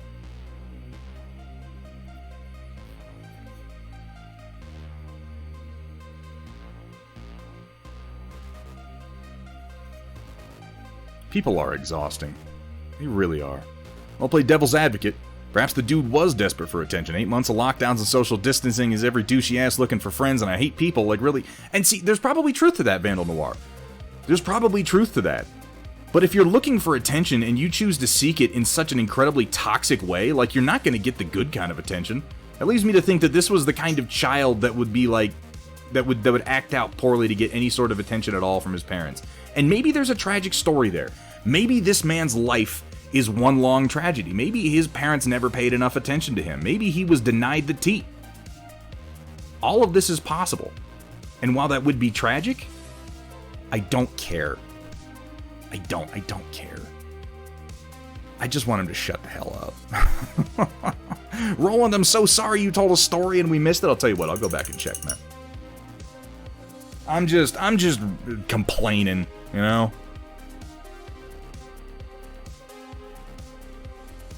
So I went to Anime North in Toronto. My friend Dan was head of guest services. Ooh, that's a good friend to have. His job was to basically wrangle the guests to make sure they got to and from their hotels, etc., and meals and stuff. So I meet up with him.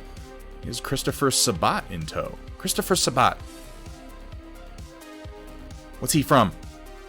I'm sorry. You're gonna have to tell me. I probably know it, I just can't remember his name. I apologize.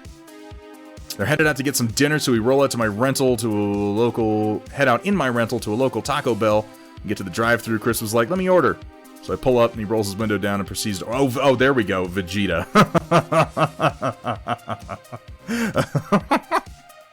I'll take 12 tacos, Kakarot.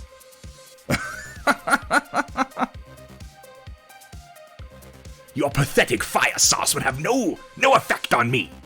That's not a good Vegeta. That's not even... You have any idea how long it's been since I've watched Dragon Ball Z? Many a year.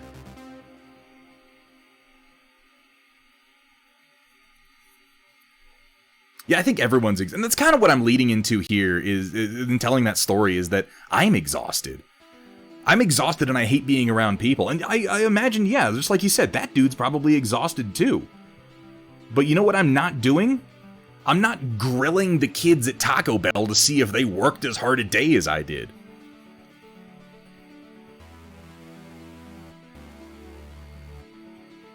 If anything, what I've done to deal with this year, with COVID, with the isolation, it's been to pour a lot of energy and a lot of time into building this very community that is here right now, chatting with me on this stream. Now, if you want to compare accomplishments, if you want to show calluses, I value these calluses, the non-existent and invisible calluses of social media, which sounds silly when I say it out loud, but, you know, whatever, there it is, I said it. With your precious ones from all those shingles that you put down, buddy. You guys want to compare calluses? Should we do that on stream? We could do this part of the Storm Report. We'd be like, who worked harder today? Take pictures of your bloody knuckles. Show me how many tables you built. And if it's not 30, then get the fuck out. I think Kursala would win.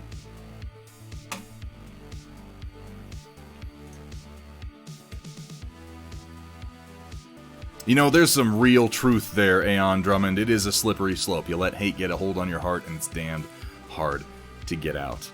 And let me just say, I appreciate that we've had a couple people in this chat, as I tell this story, try to be more understanding. You know, try to see things from his point of view, try to accept that you don't know what's going on in somebody's life. And you don't. You really, really don't. All I know is that he expressed his feelings on that day in a really toxic, really annoying way. But there could be any number of complex reasons that led him to that, I suppose. And if I want to be fair, I should acknowledge that. You're not wrong. Y'all in chat are probably better people than I am. So I appreciate you guys mentioning that. That didn't make my experience any more pleasant, but, you know, you're not wrong. Except Hethrir, he's awful. Yeah, no, that's... Don't worry, Hethrir, we're gonna get up into the mountains, dude, and you're gonna hear all the stories I don't tell on stream. Tales of Eastern Colorado. Of course, living where you live, I'll bet you've got your own stories, my friend. You also have to deal with parents. Mombies. Breeders. Don't let my misanthropy and loathing of children, you know, turn you against me, chat. I just personally don't have much time for... I have time for a very, very specific cadre of children, and they are mostly the children of my friends.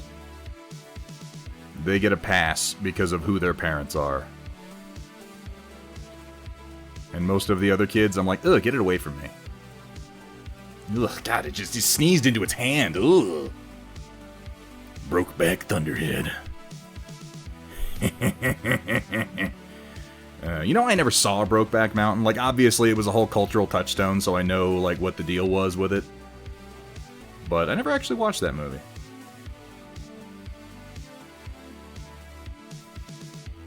I understand it was a good movie, regardless of what people took away from it.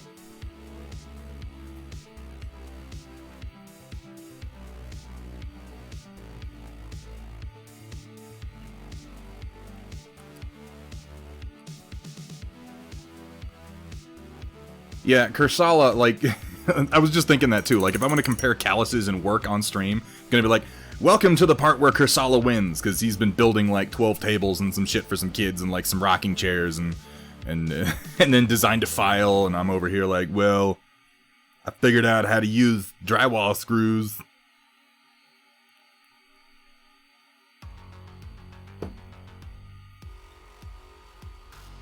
I found out, Dark Fox, I didn't realize that one of the only things Lyman had in it was a correctional facility. I learned that today. It's like one of the only things in Lyman.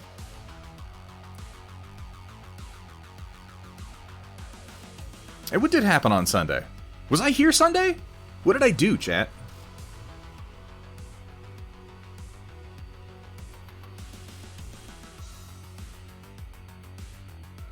Like I'm expected to remember what I'm doing all days of the week. Ridiculous. I'm doing this cockpit glass on each of these before I do the struts around it, trying to meet my own rules that I tend to give. I always say, start with the lowest parts and the most delicate parts and then paint out, because it's easier to not make mistakes this way. And it's true. If I try to paint this after doing the struts, I'm going to wind up having to redo the struts.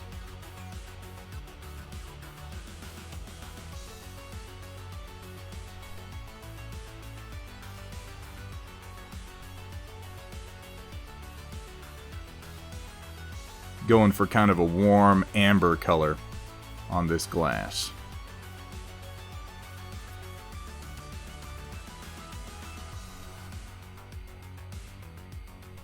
Yeah, and then Rogue would be like, "Ooh, if you didn't degrease an engine with your spit today, I don't want to hear about it. Somebody get this gas vent off my balls. I had to store it there because it was too hot outside."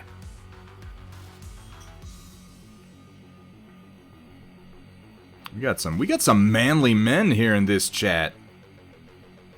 Big tough guys, big tough guys. All unified by our love of plastic fucking spacemen. So how cool can we really be at the end of the day? The answer is really fucking cool, guys, because plastic spacemen kick ass and big robots are awesome. Am I right? You know I'm right.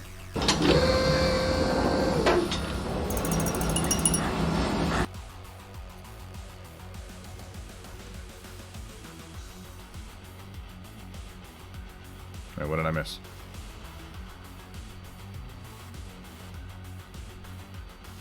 Hey, what's up, little cannibal girl?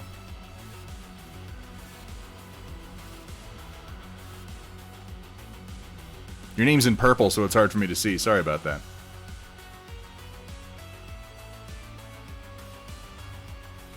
All I did Sunday was lose 2 games of War Machine. I don't know that I've ever won a game of War Machine. I'm pretty sure I only got through... There's that period when you start playing War Machine where they're like, you're going to lose all your games. I never made it out of that period. Not one damn time.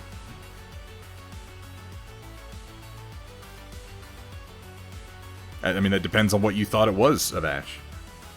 Maybe it was a figment of your imagination. Have you considered that?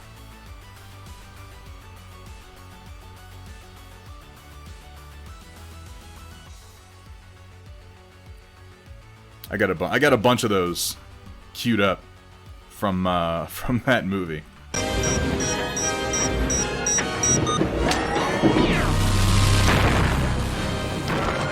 Well, I can answer that for you, Avash. That would involve me also being a figment of your imagination, along with Lil Cannibal Girl, who just followed the channel. Lil Cannibal Girl, thank you so much for the follow. Welcome to the stream. Welcome to the Storm Chasers.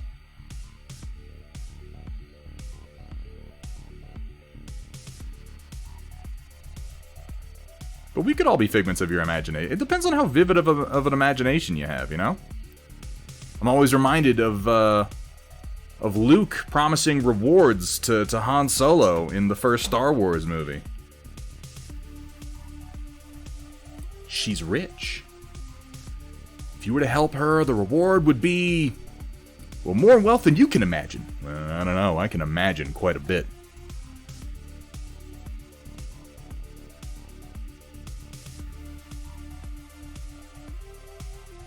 My sister that I'm going to be super attracted to for the duration of this movie. Literally the first thing Luke said about Princess Leia upon learning of her existence was, "Oh, she's beautiful. I want to bang that hologram. Can we go rescue her?" Weird, Luke. Weird. Tattoos, guns, and painting tiny spacemen. What else is there? What else is there in life? I mean, lots of things, but, you know, what else is there that I care about?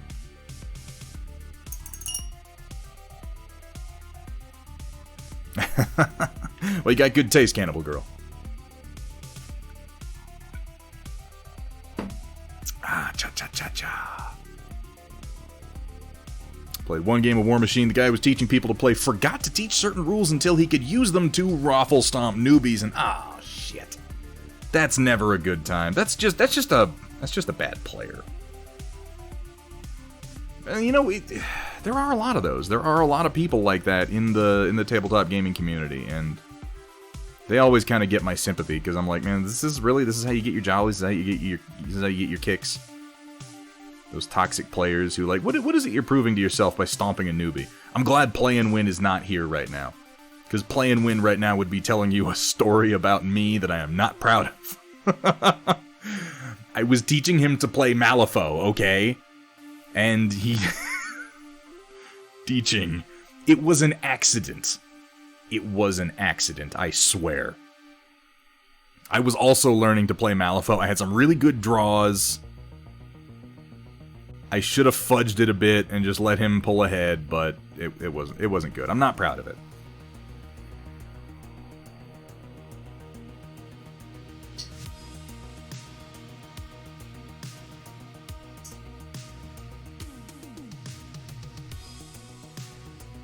I'm a little proud of it. Play and Win usually kicks my asses in all the games that we play, if I'm being honest. He's like, Play and Win is... I made this joke to him in person before. It's a bit like playing against a computer in like an RTS, you know? Like they know all the moves. They've got something in there that ticks when they've got just the right amount of resources to build a certain combo of units in a certain order. You know how just every move is calculated and perfect? That's what it's like playing against Play and Win. I have to, when I play games against him, I have to value every single win that I get, whether it be through reasonable means or through trickery. And he was not happy about that game. But because he's not here, I'll admit, it still felt a little bit good. A little bit good. Teeny little bit. What's up, Papa Bear? It's good to see you, man.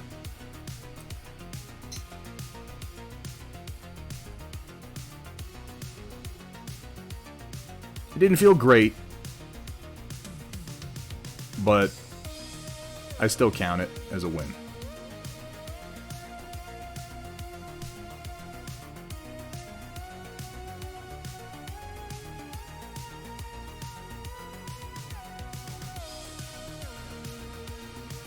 There's not really much of a story to it. I was teaching him to play Malifaux, I was kind of learning myself.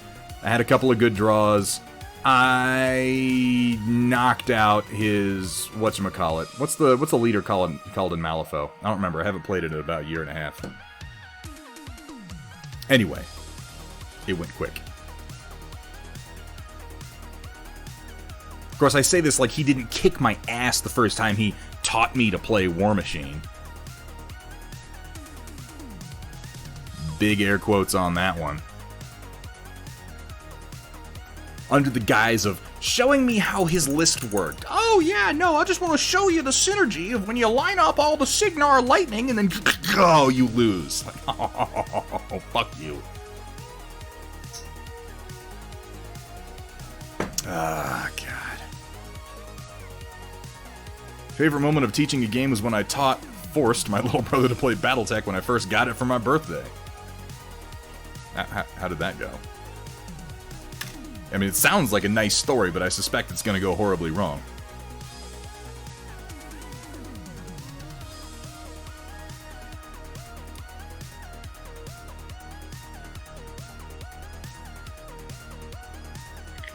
Do I have anything in this bottle, or is this bottle empty? It might be empty. This is a bottle of Vallejo Model Air Wood. And I hope I don't just have it around being empty. That would feel very silly. No, it appears to be exactly what it is. It's an empty bottle. Let me make sure. I hate it when I do that. When I think I have a color, and so I'm like, oh, I don't need to get any. And then I pick it up, and I'm like, oh, this is just a useless piece of plastic. Here for the robots and painting. Don't actually play the games. You know, you're in good company, Cannibal Girl. Most of us wind up spending the majority of our hobby time on modeling and painting. As far as actually getting games in to be played, that's a little trickier a lot of the time. Let me see if this is a good second color to put on here. It's just a little bit brighter, but it might be a little too subtle.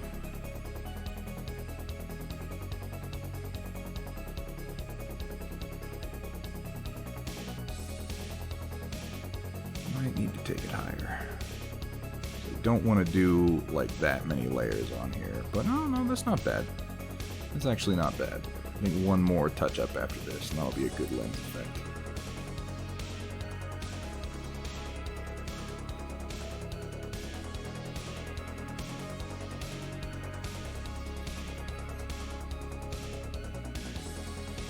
Oh man, getting past the Griffin's shoulders to get to it. Even when he has large pieces of cockpit glass, getting past his shoulders with a brush can be tricky.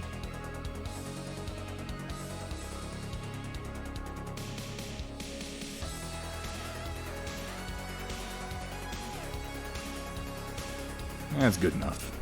That piece of glass is covered a lot anyway.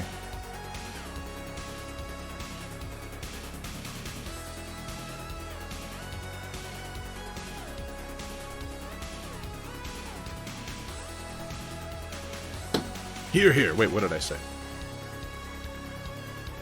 Oh, was it about robots? Yeah, totally. Some of us don't even get around to the painting part because we spend so much time writing about the robots. Yeah, it's a funny hobby, tabletop gaming. But, you know what? Honestly, Cannibal Girl, that's true of most tabletop games. It depends on what kind of player you are, because particularly in the more popular games like Warhammer 40k, yeah, there are players who spend most of their time playing and theory crafting and writing articles and don't paint like at all. There are fewer of those the less popular the game is. Now, Battletech certainly has a community behind it. It's not, a vanishingly small fandom or anything like that. But you're going to find that a lot of people spend more time talking about the game, painting the models, working on the models, than they do moving the figures around on the actual table. So don't feel like the odd man out. I promise you, you're not. It's just kind of the nature of the beast. But if we weren't into the models, we wouldn't be playing these games in the first place, am I right?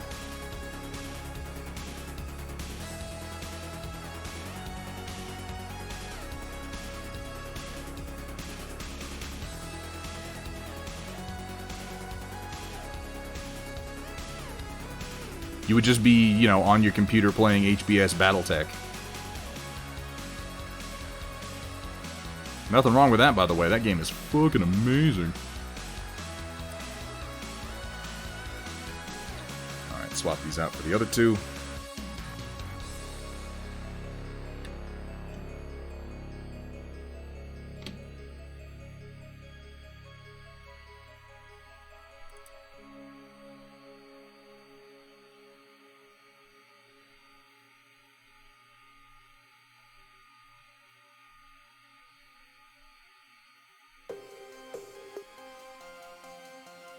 That's a little bit of messy work there, but that's okay.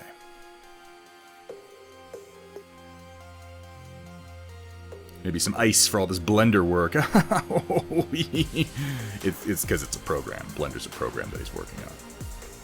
Definitely odd, though. Well, again, that's one of those, like, you must be this strange to ride the ride kind of signs when it comes to these sorts of games.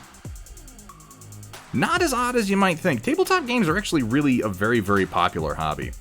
I think there's a perception that they're less popular than they really are, but the numbers don't lie, and the numbers say there are a lot of us.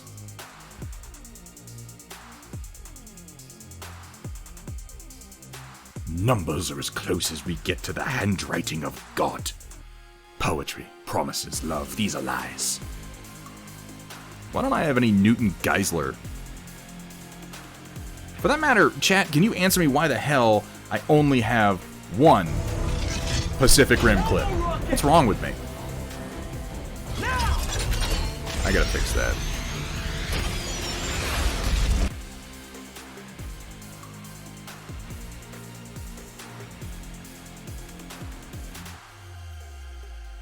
Ooh, boys, Season 2 finale. It is, we try to avoid spoilers. We definitely try to avoid spoilers of Ash, so nothing specific. Let me just say that I rather loved the Season 2 finale of The Boys. And I'm excited to hear that Jensen Ackles is going to be joining the cast as Soldier Boy, who it is my understanding is like a really, really dark, ironic take on Captain America.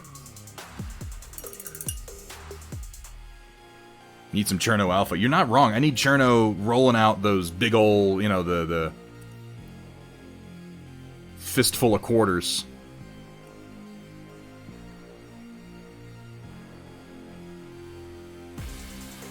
I'm just trying to ease these colors together a little bit. Not much.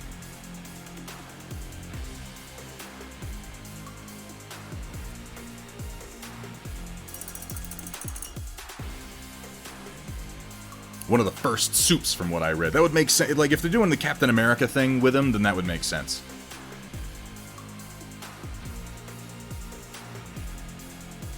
You're not wrong, Samir. You're not wrong. Well, I'll tell you, now that I can access things so easily here on the Stream Deck, I want to... Because now how it is I push a button and it opens up folders. And then in those folders are the clips themselves, so I have them organized by movie.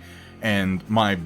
like, before, I was using up all my buttons and I had to switch between a few different profiles to use the clips. Now, there are a lot of unused buttons, so I need to fill them. Like I told my last wife, I says, honey, I never drive faster than I can see. Besides that, it's all in the reflexes. So we're going to see if we can't do that.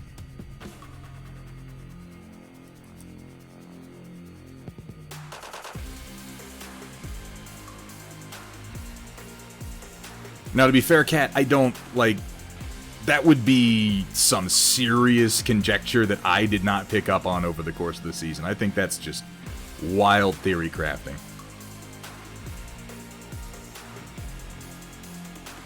If that was hinted at, I missed the hints.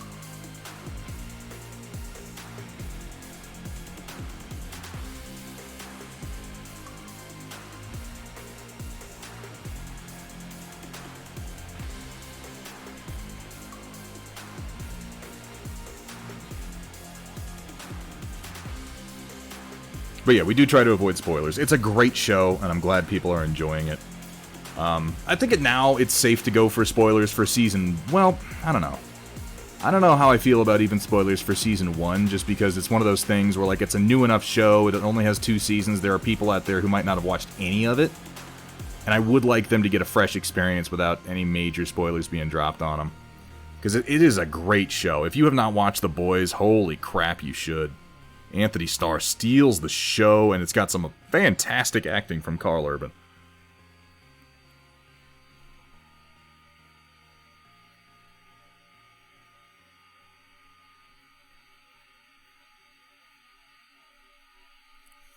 I think Anthony Starr kind of surprised everybody. Maybe not everybody. Maybe not fans of, like, Banshee. Because I remember Banshee fans are always popping into threads like, whoa, dude, did you watch Banshee? He's amazing in that, too. And I'm like, I've never even heard of that show. Though apparently I do need to watch it.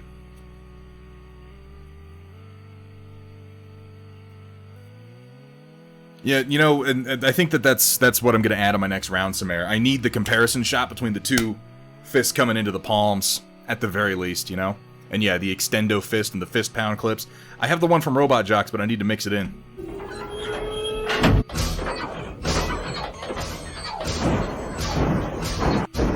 Whoa, whoa, whoa, whoa, whoa, a Vash. A Vash. Let's calm it down a bit. Okay, you seem like you're getting a little excited, okay? A little excited.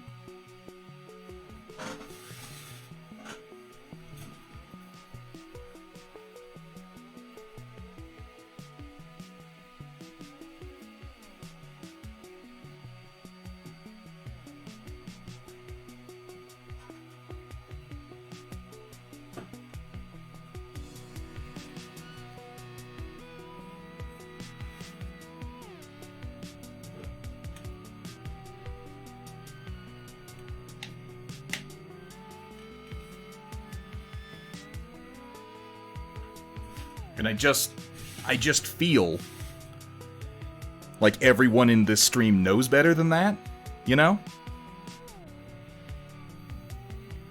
Now, don't get me wrong. It's a great role. I wonder if I can actually paint like this. I'm gonna try it a little bit. Kinda.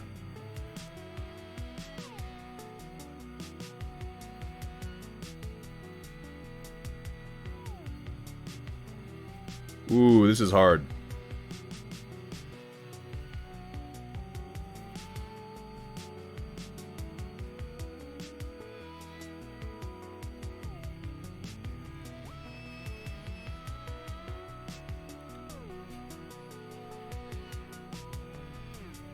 Thankfully, I'm nearsighted. You know, that's something. But damn.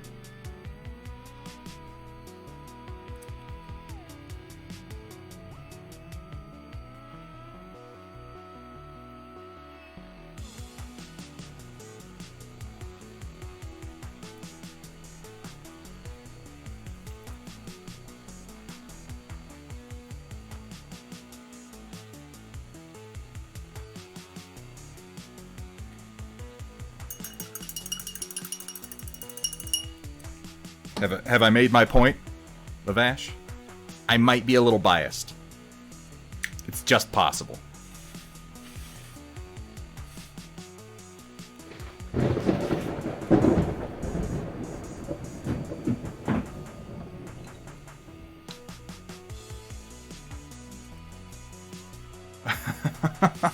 Thanks for the bits, Painted Ogre.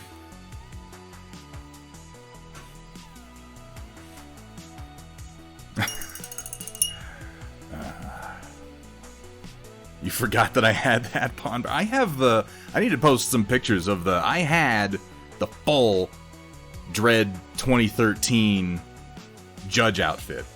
Now, it wasn't Dread, it's Lex. My badge says Lex. And if you look at the helmet, it's a little dusty.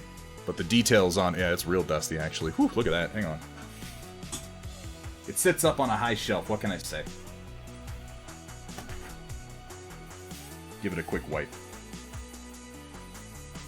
Just polishing my helmet slightly below the limit of the camera. Don't worry about it. This is totally normal behavior for a streamer. You know? Just gotta get that circular motion going. Make sure we get a nice shine on the tip. Welcome back the top, to 50 Shades of the Cold forehead. Gray. You know what I mean. And as he pulled his stiff bristles out of my wet fluids, I yelled out, "No, Thunderhead! You need to thin that paint first!" Now that it's slightly less dusty, though still pretty... okay, so some of this dust is actually there on purpose, and is, not all of it. There's, like, the stuff on the lens. It's not there on purpose, but a lot of this stuff here in the edge was actually sealed down after being dusted the first time. But, you see I've got the big scratch across the brass shield. This dent here was a tricky one. You can see it in the movie on Lex's helmet. There's this dent like he got smacked in the face with a pole or a baton or something real hard at some point. And then some nasty scratches over here. What looks like maybe a bullet dinged off him there. If you don't respect the I love this cat, thing. you're gonna get the bap. And then two big dents across the back. And some fairly sparse padding inside. That admittedly hasn't been cleaned in a long time, which is kind of gross.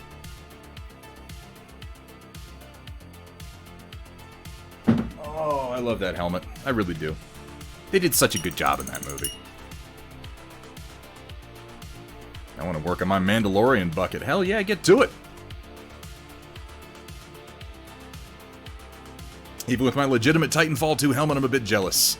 Doesn't mean I would trade. Not that I think for a second you would. I wouldn't. I wouldn't, Samare. Let me tell you one thing, though. I have a can of spray paint out in my garage. It says on it, Dread Red. It is a red paint that was color matched to the actual swatches they had on the production of that movie. That's how into it I was. I was in contact with multiple members of the production crew. I own a couple of the original props. I have one of the stun gas grenades, I have one of the door mines, and I have some of the zip cuffs that they used. Original props that they used on the movie that I picked up. I was really into it. And one of the greatest moments of the time that I was doing cosplay somewhat seriously, when I had my Dread outfit on, I met Carl Urban. I've posted pictures of this. I met Carl Urban dressed like that. It was myself and it was 3 other judges. And I don't mean this to in any way cast aspersions on any of the other people dressed as judges at that con, but I have to brag about one thing. First of all, Carl is a pro. Carl is a pro and he loves his props. As I discovered in that conversation, Carl Urban apparently steals props. I don't know if you know this. The movies that he works on, though, he told me directly, he said this to me, that he steals props from every single movie that he's on. Like, they're the props that he gets permission to take, and he's like, yeah, and I take those. He's like, but I always steal at least one that I'm not supposed to take. I know that he swiped a couple of lawgivers from the production of that one. But he's really, really into the details, and I remember there's myself and 3 other people, and he looked us over, and he checked out some of the details, and he tugged on some of the straps and everything. He was like, yeah, it looks real good. And he got to mine, and he looked me over, and he did the top to bottom, and he looked away, and then he did a double take. And he came back to my costume. And as part of my bragging, I'll just go ahead and say, my shit was, like, precisely screen accurate. Like, I got into... Yeah, Carl Urban's gonna hear about this stream, and he's gonna be like, that son of a bitch. I can't do a Kiwi accent. I can't do it at all. But yeah, he's gonna be like, oh, Thunderhead, I trusted you, man. He did a double take on mine. And, I mean, I had sourced the props that they had purchased and taken the parts from that to then combine with the parts that they hadn't. Like, mine was primo. I don't know if any of you guys go to Wasteland Weekend or are familiar with Wasteland Weekend, but the guy who runs Wasteland Weekend, Jared Butler, and I, we haven't been in strong communication this year, but we became really, really good friends when we were working on the Dread costumes. If you looked up Dread costumes at all, you will always find pictures of Jared Butler. This dude is serious. This dude likes precise replica costumes. He takes what he does very, very seriously. And he and I were like, we were counting stitches. We were getting precise angles on leather patches. We went through multiple iterations of custom Judge motorcycle boots. Like, we got it down. And as a result, yeah, Carl looked over my costume, did a once-up, looked away, came back and went, whoa, you really got the details. I'm like, yeah.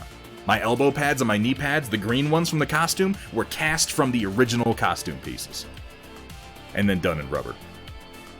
Wonder if he took the 2 guns from Ragnarok. Oh, you mean Des and Troy? Those, you know what that is? That is the Thunderflex. Behold, my cosplay. As Crackling Thunderspunk. Yeehaw! I don't know what that has to do with anything, I just wanted to push that button. So what's the line between a really good costume to functional armor? Rio, that depends on the costume designer. There are costume designers out there who make really, really good armor, and there are costume designers out there who make stuff that looks okay, and then, you know, it gets realized. On that note, I would like to say something.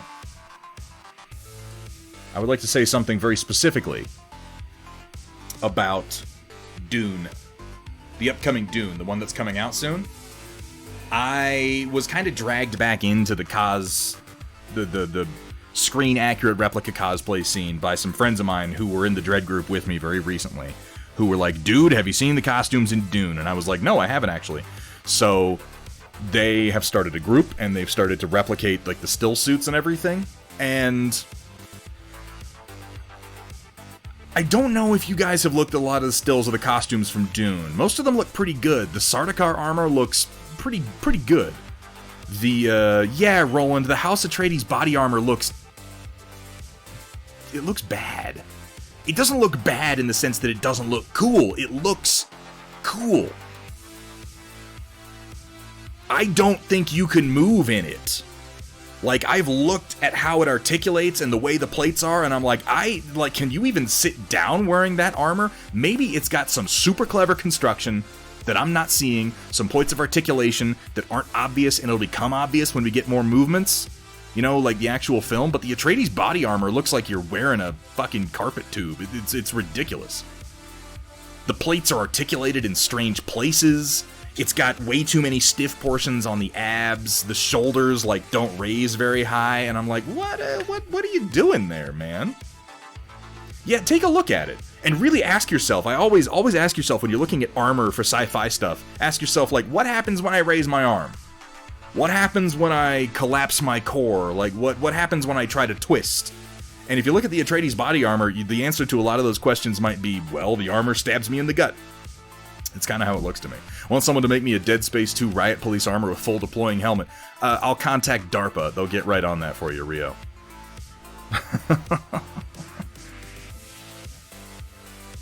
Mixing up a little bit of candlelight yellow to do a final highlight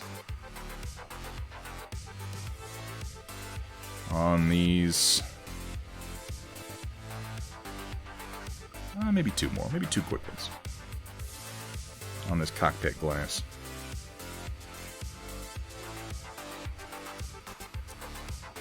Yeah, I'm glad that I'm not the only person who thinks that. Because that's good. Cannibal Girl, I have a... More so than just costumes, I have a fascination with armor. I got really into historical armor design when I was still participating in the SCA. And that might sound strange to you. Because if you know anything about the SCA, you know that a lot of the people in it look like they just dropped out of fucking Mad Max. There are a lot of people in the society who are not really don't give a shit about realistic or historical armor design. But I find it fascinating. I find the idea of taking the human body, which is such a flexible, adaptable thing, and trying to put hard pieces of plate on it, or armor of any kind.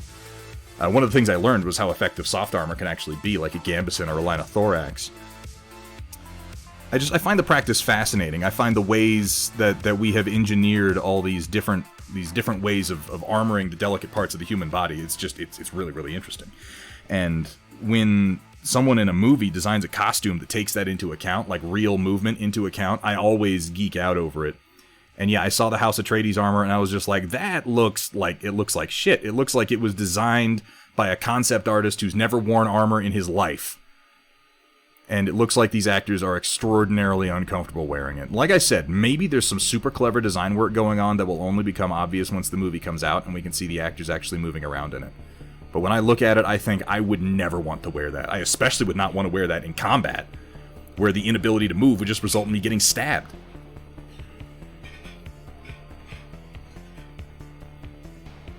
Yeah, I did SCA for a good long time, Cannibal Girl. I had a good time. I think I got some of the pictures of me in my armor on the Discord. I think I've posted those. If I haven't, I'm about 1 request away from doing it because I love showing off. I love showing off.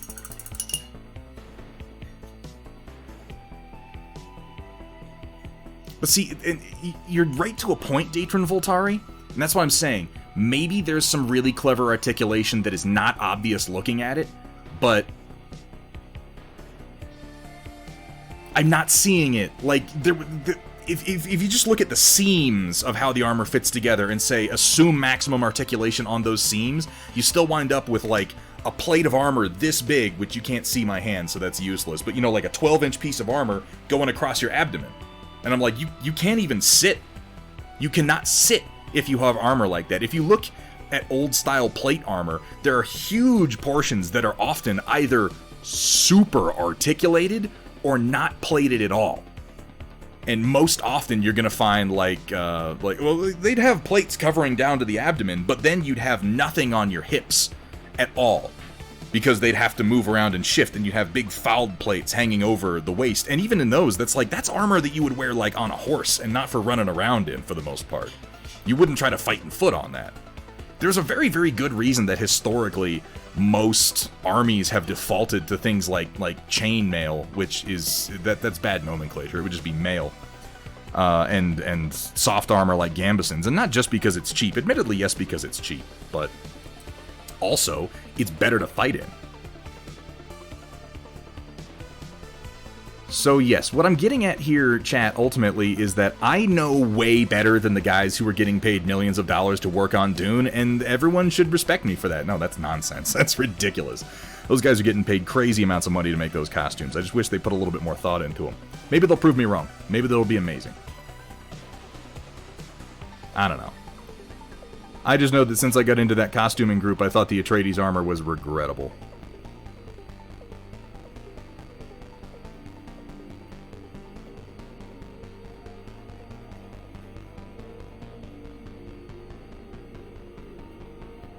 The Sardaukar armor doesn't look so bad. The Sardaukar armor looks like it was designed more after modern police tactical armor, with some extra sci-fi thrown in. But the Atreides armor looks like it was designed by somebody who saw A Knight's Tale and was like, yeah, we can do that.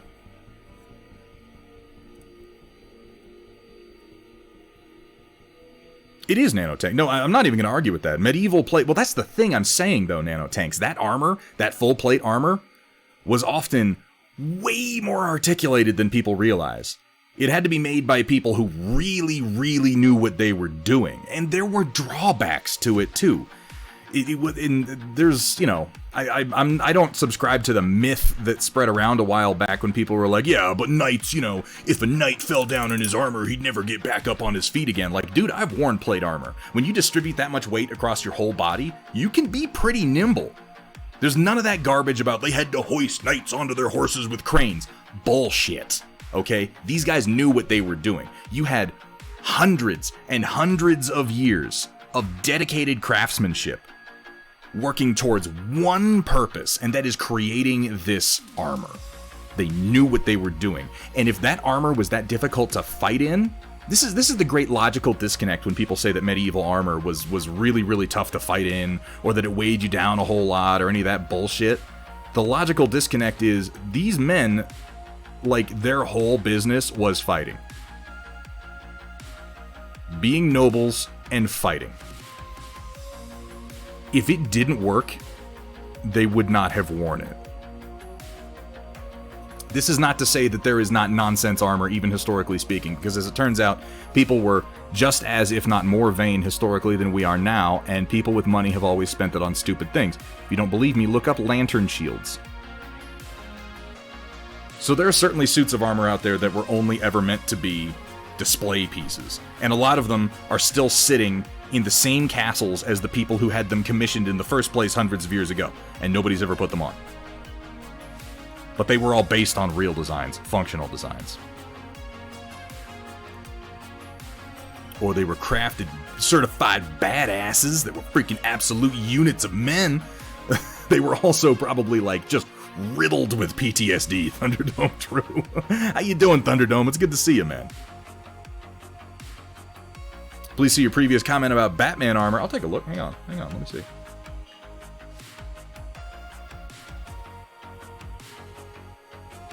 One of the most delightful armor design related things in cinema was, I think, the neck of the Batman costume, how they actually redesigned it in-universe for the exact same reason. Yeah, they had Lucius Fox even say, like, oh, look, you can turn your head now. For that matter, I would like to comment on the new Batman armor they have for Robert Pattinson. It uses more of a classic gorget, in that it has a high raised armored collar and then it's soft beneath. And yeah, that's what you would have.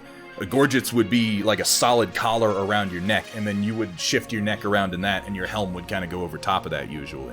Though also, in many cases, particularly in the like 13th, 14th centuries, helms would have, what's it called? Aventails? It's basically just a ring of mail or a mantle of mail that connects up to the bottom of your helmet and hangs over your shoulders. So that basically you have your heavy helmet, and then you have mail draped down over your neck to keep things from getting in. But it would be soft. Of course, Thunderdome. Thank you for getting that done for me, cat. And to grow up in the Middle Ages is to have PTSD. You're not wrong. There are some fascinating period accounts that I read. I don't remember. It was by a monk, and I wish I could remember offhand the name of him. He wrote about a knight who had returned from, and I can't even remember which crusade it was. It wasn't the Baltic States Crusade. It was one of the Middle Eastern Crusades. But he wrote he had been following the behavior of a knight after he had returned from the crusade. And one of the most interesting things that I read about it had to do with the fact that this knight, first of all, he was a very moneyed nobleman. Enough so that not only did he own a keep that he lived in, but he was able to afford to have that keep redesigned in order to move his stables, because when it was designed, the stables were very, very close to the actual keep where he slept. He had the stables moved to the other side of the castle, away from where he slept, because, as he wrote, he would awake in the night when his horse neighed, when his horse would get a little excited at night and make, horse sounds. The knight would suddenly wake up, like, ready to kill people. Just like, put his hand around his wife's throat a couple of times. And it's like, this is a dude from the 14th century writing about PTSD. That's exactly what that is. he was just so used to when his horse gets excited, he knows that he has to pay attention to something. He knows that he has to be ready for combat. It's the same thing as when fireworks go off on the 4th of July and veterans get, like, you get that reaction, you know? You get that, oh, okay, I have to assess and I have to react. I thought it was really, really interesting reading. Oh my god, is that Ion Raptor? That is. Can we get a shout out for Ion Raptor? Looks like we got it right there. Or no, that's my own Thunderbot. Ion Raptor, do you even have a channel here on Twitch, or are you just stopping in, man? It's great to see you. A couple years back, I had an extended argument with several people that fully believed that knights were turtles and had to use crane. Yeah, that's nonsense. It's absolute nonsense. My master's degree in history and years of study means nothing in the face of groupthink. Yeah, no, I don't want to say that I know that battle, because I don't think that I have anywhere near the education in it that you do, Ion Raptor. I'm just a hobbyist. But I know the resistance that you face with the... Oh, my camera froze. Let me fix it.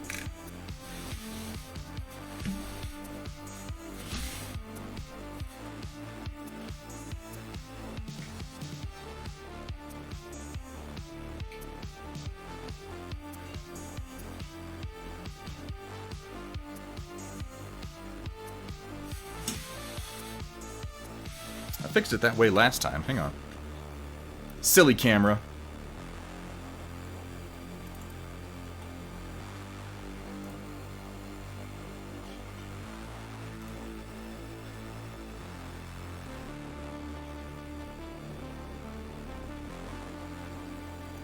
He's not gonna work for me now? That's cool.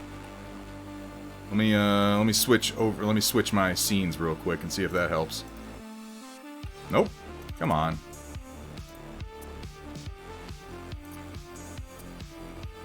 Try going off and back on, then. Maybe that'll do something.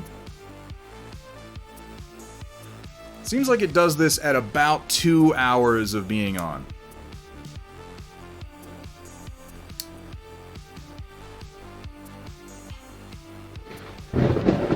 Banal! Hey! What's up, Baymax? Thank you so much for that sub. Well, stream over. Apparently the camera's never gonna work again. Give me a minute, guys. Damn it.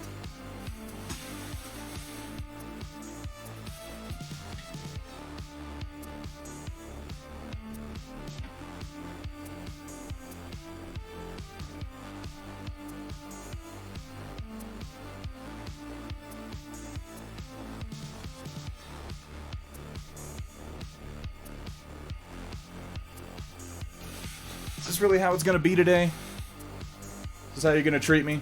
Camera's working. Camlink just doesn't want to register. Let me try a few more things.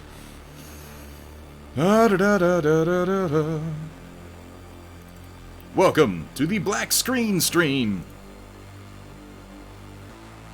Yeah, it's a, I've got a Panasonic Lumix connected to an Elgato Camlink. There we go. Now we're working.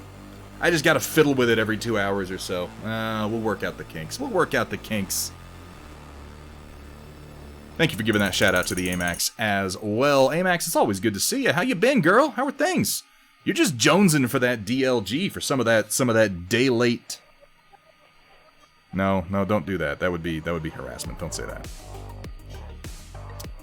It's okay though. You can't get the DLG, you go for the next best thing. I understand. I get it. I'm off on the next best thing. Yeah, that's the step I'm gonna want to do. Okay, I just wanted to test that real quick. HD 60 isn't any better some nights. Yeah, it's always a little bit, yeah, I'll get my camera focused on the right place here. Whoop! Oh, not quite, come on. There we go. Now we're seeing. Had my same issue with my Canon directly connected to the PC. Problem was that I used an extension cable. So I've got like a 10-foot HDMI 2 that's connecting it, and it says in the documentation that you generally want to use... Why did you refocus? Didn't do it on purpose. It says that you generally don't want to use more than 6 feet. I may have to take a look at that. I think that my desk, redoing my desk might be the next step for my office. I've had some issues with it. I want to expand the amount of desk space that I have. Over the course of this week that I'm not going to be streaming. By the way, guys, next week, there aren't going to be any streams. We're going to miss at least 3. I'm going to be going out of town. I may try to redo my desk in that time, pull everything out, do some better cable management, and expand my space a little bit. The struggle is very real. The streaming office has to adjust constantly. Just constantly. Yeah, we'll get there. We'll get there, Thunderdome. It's all about putting in the work, isn't it?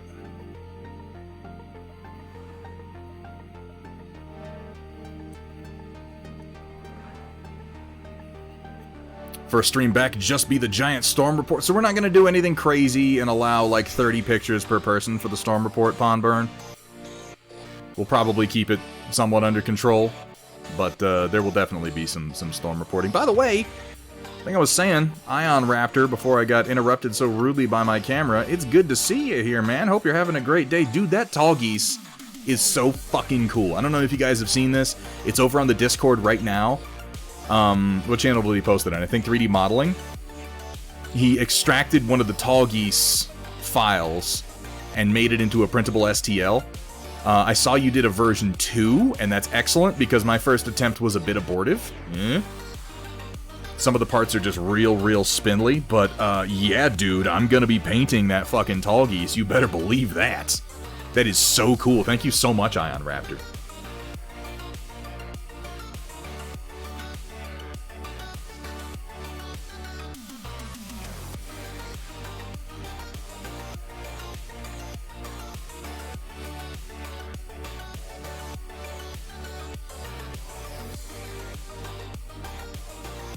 Make sure you pick up some keepsakes. I think we might be playing some. I don't know what games we're gonna play. Last time we got together, Hethrir whooped my ass in Kill Team. That was a good time, presumably for him. I assume.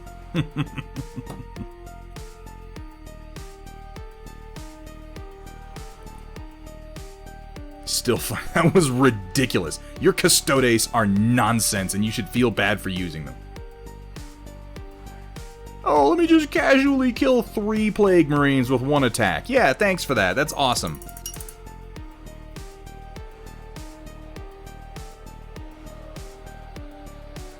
Hacks. Somehow he hacked reality to make that happen. Can't tell you precisely how, but it was some bullshit.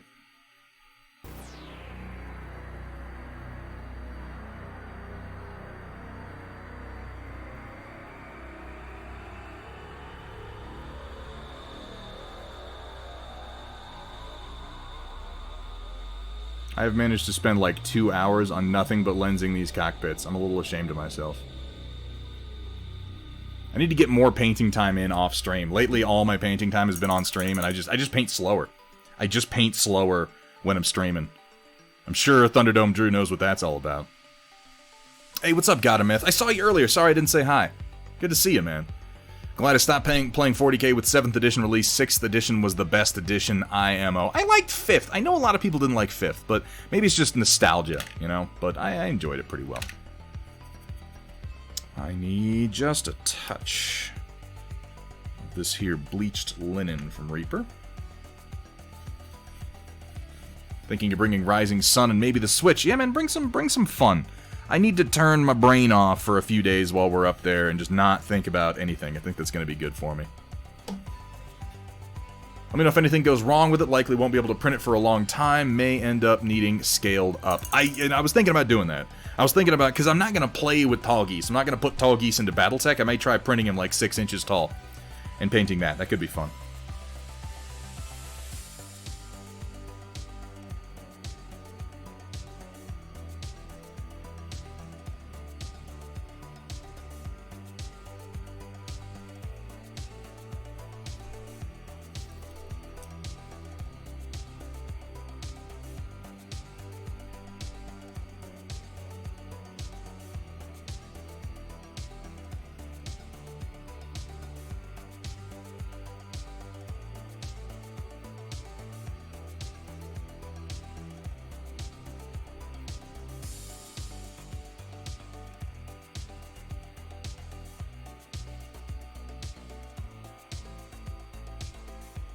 There we go. I need to thin that a wee little bit. Wee little bit, not too much. 1 drop of water should do.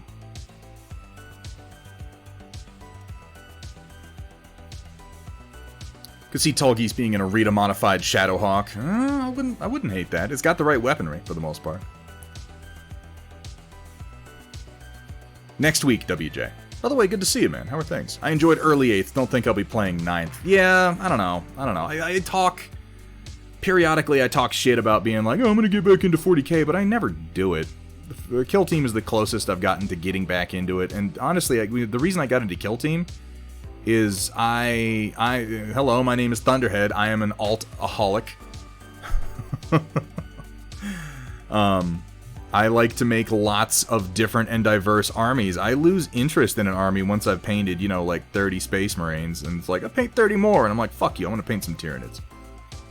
But Kill Team has given me the opportunity to paint a lot of different and diverse models. And so I've got Death Guard Kill Team, I have a Heretic Imperial Guard Kill Team, I have a regular Imperial Guard Kill Team, I have a Space Marine Kill Team. I've played with very few of them, I just like making the teams,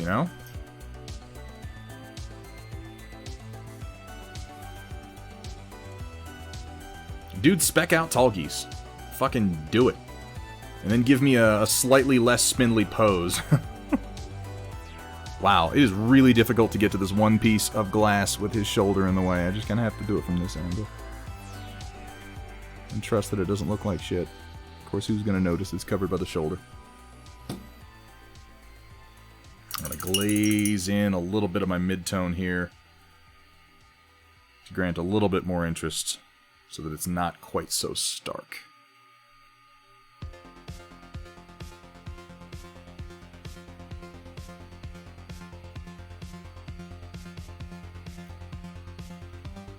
Real thin. Real thin. Real light.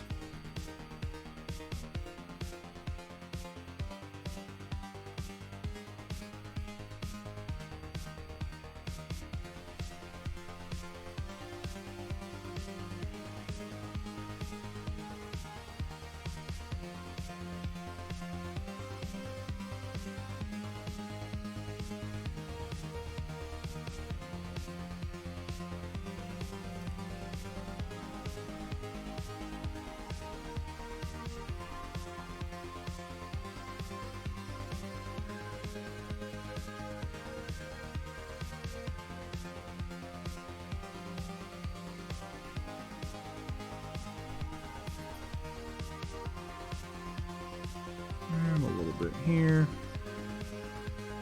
To kind of ease that out. Okay. Thinking of putting an order in on Steel Warriors for a Hextech neoprene map for Battletech and some of the basic city terrain. How long does it usually take for them to make and ship? Alex is pretty quick. Alex gets things out pretty damn quick. Now, right now, I know he has... If you're ordering the Borealis dropship in particular, there's a waiting list, but he's dedicated a certain number of his machines to producing the Borealis so that he can do that steadily while still producing other things, so that shouldn't delay things very much. All the jump jets. Yeah, the biggest jump jets. Tallgeese is like 90% jump jets. Tallgeese is jump jets in space. It's ridiculous. Those engines are so huge. You gotta put in some kind of stat line or quirk where it's like, and sometimes when you jump, your pilot achieves, internal bleeding. Amateur Paint Hour, thank you so much for that reminder. Damn, I was a long time not here. I checked Discord. You didn't see my Tallgeese because I never posted it on the Discord. Yeah, no, you didn't. I would very much like to see it, though. Donsvergo.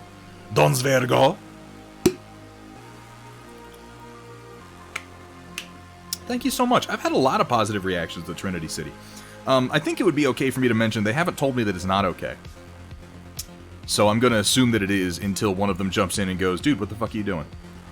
I am going to have to enter into an NDA here pretty soon, so I don't want to mention a lot of the details that might come under that, but this one I don't think will.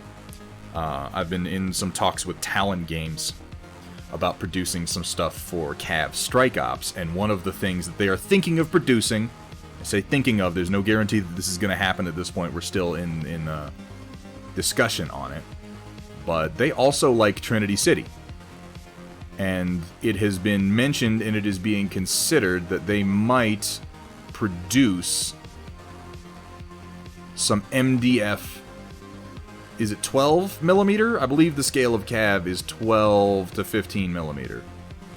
But they may be producing some of Trinity City in MDF flat pack files in a 12 to 15 millimeter scale.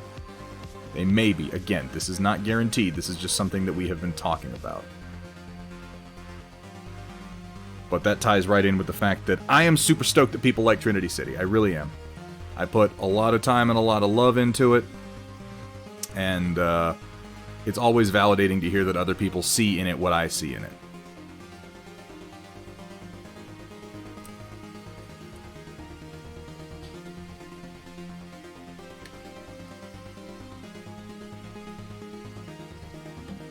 Attach an aerospace body with Tall Geese's vernier. Yeah, that could be something, huh?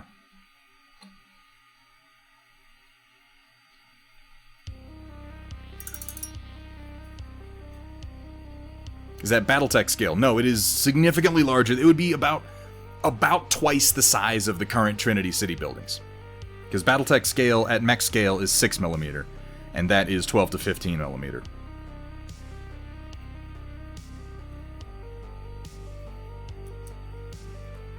Now, they are not going to be carbon copies. They're likely to be inspired by, with some extra details added on. Either way, I am excited to see where that project goes, assuming we can reach a mutually beneficial agreement on that one. Which, so far, I think we can. We've had some very good talks.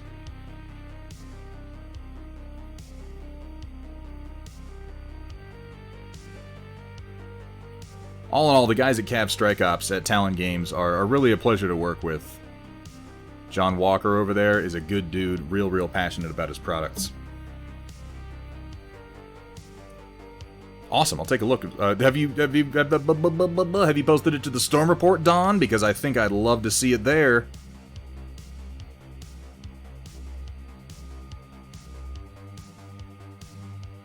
If you do post something to the Storm Report, feel free to also post it elsewhere in the other channels, because the Storm Report does get wiped at the end of every stream.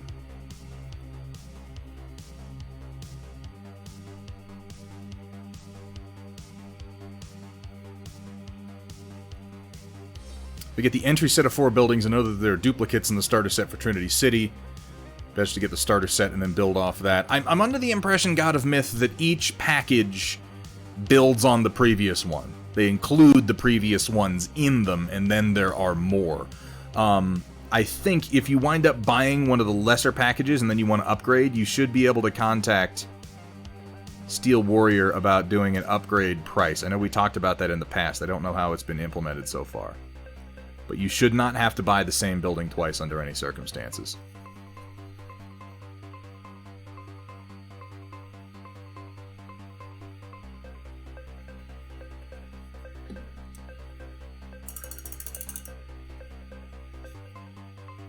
Hard to make a worthwhile Tall Geese battle mech since it's all built around that one big badass gun. And no, it's not just built around the one big badass gun. Admittedly, the big badass gun is a big part of it. But it should also have a laser sword.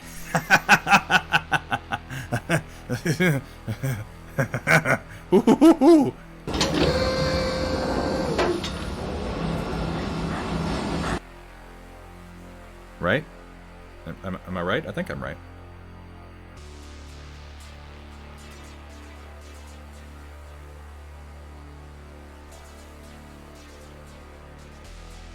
And when I think of it, I don't think it's built around the gun so much as it's built around the fact that it, you know, is a rocket. Fundamentally, it's a rocket with legs. I guess I'm looking for a good jumping off point that I can build off of. I mean, you could definitely start with the starter and go from there. Again, I'm not sure how he's handling the upgrades. I know that he had a thing for that in the recent past, because I know we've talked about it. Being able to upgrade from one package to the other.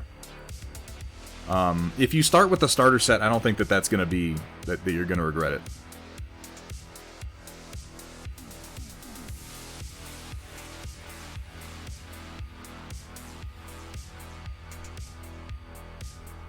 I mean, I don't know if you've used the free files that we have yet either. But I recommend to everybody, like, as much as I love selling STLs, I recommend to everybody, if you're interested in getting started with Trinity City and you're looking at buying the packages, get the free package first. Get the free package, print out everything in it, make sure you like it, and then take a look at purchasing the file packages.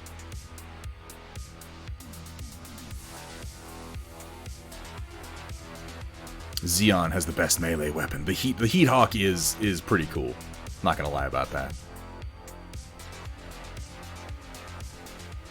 No, I don't even think I have "I Make Your Drink Taste Like Blood" as a Robot Jocks clip. I don't.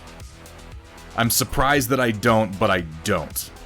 I need to have, and you make my drink taste like blood, because he just turns into a fucking Dracula in that scene, like, as you watch him.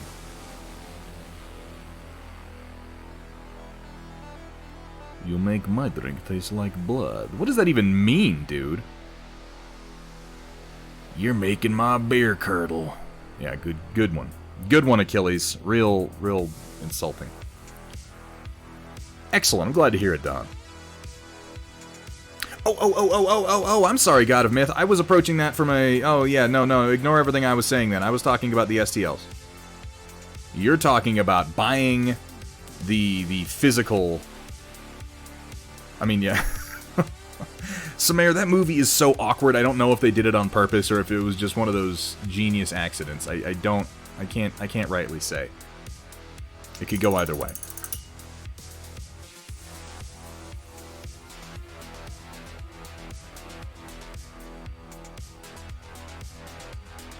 That movie is so misogynist. Like, I'm not usually one to call that out in a film, but as much as I love that movie, it's like, it's not kind to women, like, at all. In the most ridiculous and infantile possible ways. All the way down to, like, the main male character is like, you can't fight, you're a girl. And then she's like, I can too. And she goes to fight, and she just gets her ass kicked, and he has to go rescue her.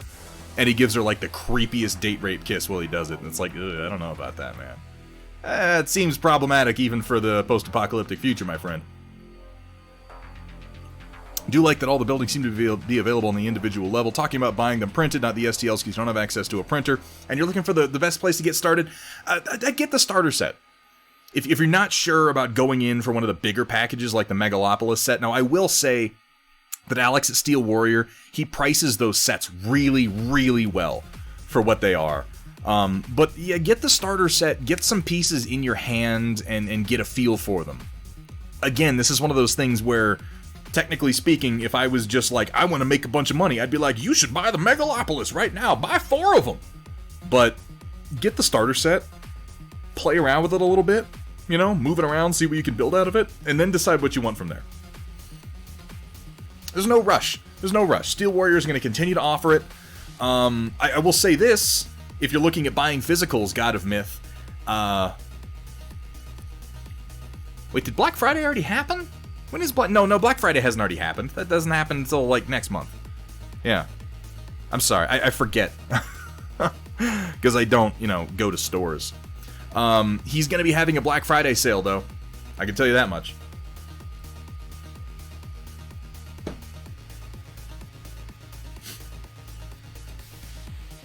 And that is definitely the time to pick some stuff up. I'll try using this, oh no, I don't want to use the sepia liner. I would rather use brown. I'd rather use a brown liner. It's gray. There's my brown liner. Is the Megalopolis set the only way to get the special platform that the tower and other buildings can fit onto that has the tunnels going into it? I feel like he sells that separately, but I feel like the Megalopolis set is the only set that includes that as it is. Now, if you were to buy just, say, for instance, the starter set and then the Megalopolis set, you would wind up with only... Like, there's a couple copies of some of the bigger buildings in the Megalopolis set, but I don't think you'll regret having that many copies of the basic starter set buildings, because those are really, really good to scatter around when you have some random extra space on your table. Damn it. My liner got all chunky. My liner got all chunky, Chad. Whoa. Let me fix it.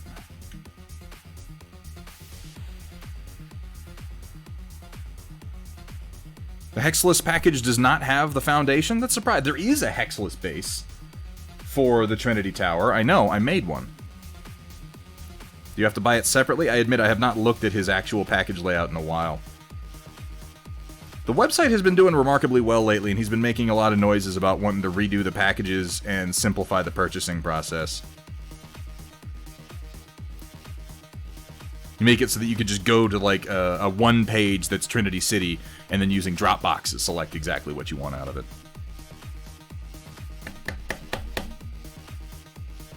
Oh, this doesn't bode well. Wait, was it? What day is it today?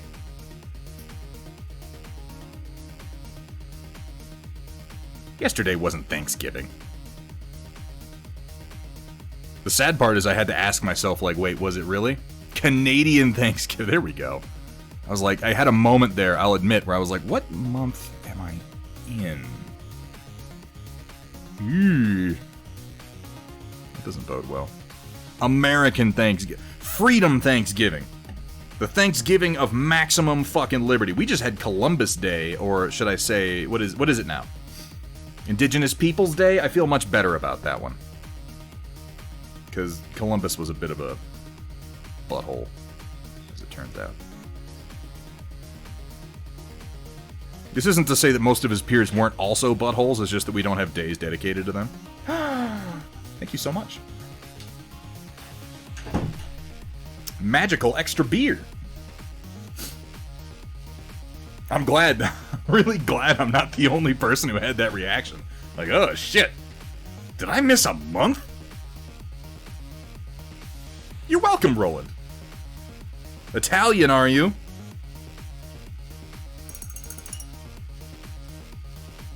Roland, I mean, I'm sure you know this. All of our ancestors were assholes. Every single one of them. You descend right from Columbus, huh? That's pretty cool, actually. It's not to say that it's not historically significant. He discovered or rather connected Europe with the Bahamas and whatnot. But he was a prick. Like, again, most, if not all of his peers.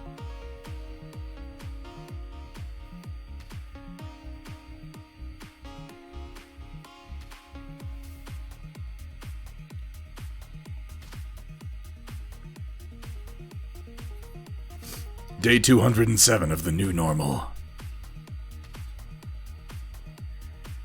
Yeah, there goes that was the first time I was able to reach into the fourth dimension and pull out a beer, though. That's a new trick, and I like it. I do want to say, and I apologize if this is spoilers for The Boys Season 2 for anyone. It kind of is, it kind of isn't. It might ruin the impact of an emotional scene. Well, I won't spoil the end of it. I will just say that in The Boys Season 2, there is an amazing sort of montage sequence where they show an fairly average nice guy. Specifically, I don't know if you guys watch Community. You know Fat Neil from Community? The guy from the Dungeons & Dragons episodes that recently got censored, which is weird. He's in an episode of The Boys Season 2 where they show a fairly average American citizen being radicalized through fear and propaganda and then committing some less than wholesome acts. And it is one of the most powerful sequences in the entire series so far for me. I thought it was really, really well done. Okay, there, I'm done, Kat. I'm not going to talk about The Boys anymore. My ancestors were probably conquered by your ancestors. Neat! That's one of those things where if you have, like, English or Spanish ancestors at some point, somebody's ancestors were probably conquered by them.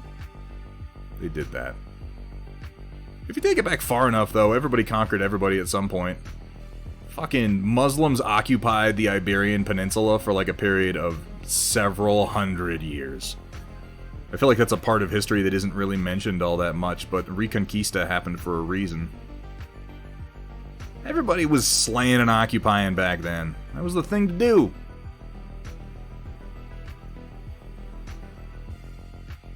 But yeah, Columbus was a prick. Let's just know that.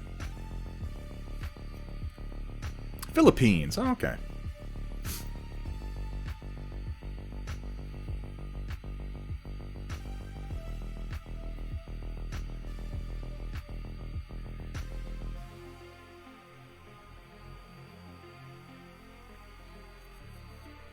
we go.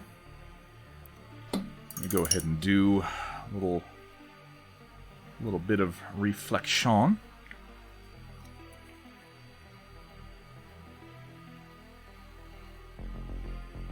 Man, my bottles are drying up right now for whatever reason.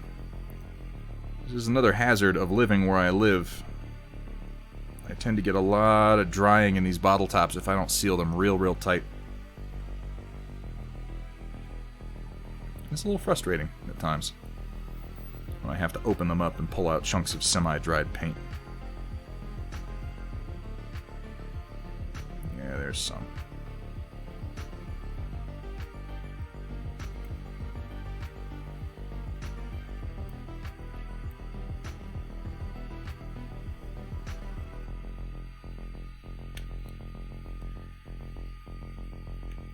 Nope, still didn't get me flowing.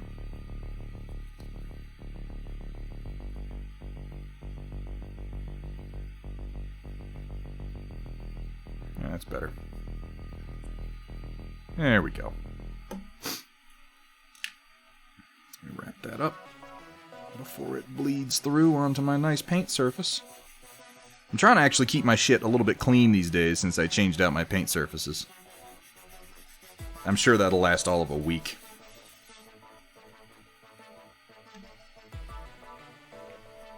We did find out one of my ancestors was made a samurai. Really? What, your ancestor? Dude, you're related to Tom Cruise? That's amazing! Never told me that. Been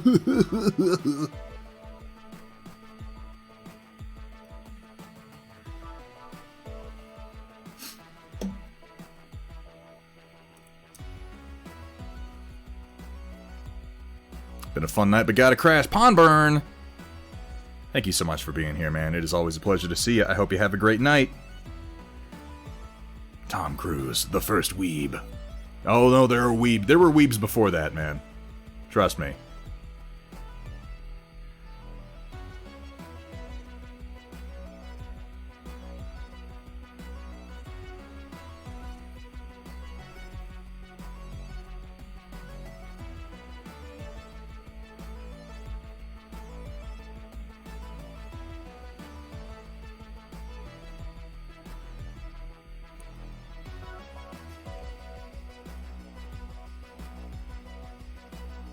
Refocus. I'm kind of pulling away a little bit here.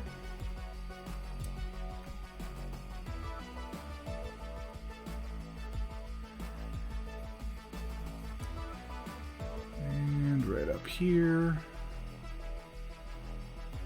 A couple little bits of glare.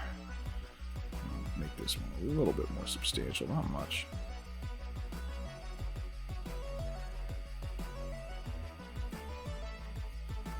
Yeah, that's not bad. How's that amber glass look?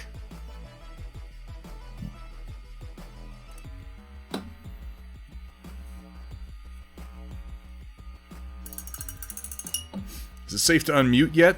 Yes.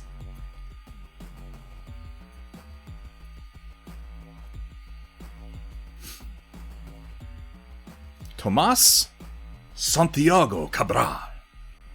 He was a navigator on one of the first trade missions to Japan. That's not an accent from anywhere. I just combined like 3 really racist caricatures into one bad accent. I'm kind of proud of that. Is there music playing still? Why can't I hear it? Is it just really quiet?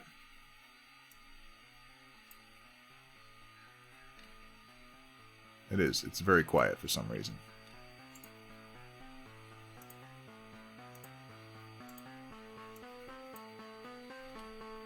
Okay, it's getting loud again. It's getting loud again. Maybe I muted it when I muted you. Oh, cat.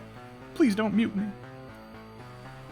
I'd be impressed if you were able to mute things, like, in my overlay from where you are. We has the music. Also, my Fallout 4 just crashed. Oh, that's no good. Sorry to hear that, Airflex.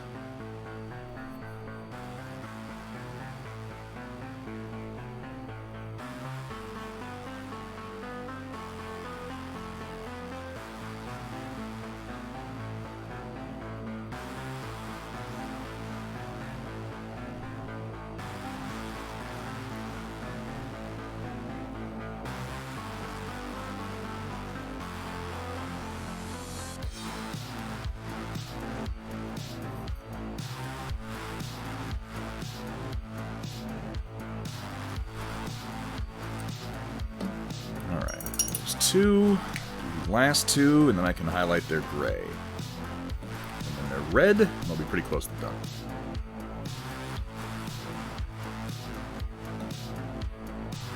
Gotta spend more hours painting, really do. A litany of insane shit being done on the ocean. There are worse traditions to be associated with than naval traditions, though. It is worth noting that naval traditions often involve some truly insane fucking nonsense. That's the wrong paint. It's the wrong paint.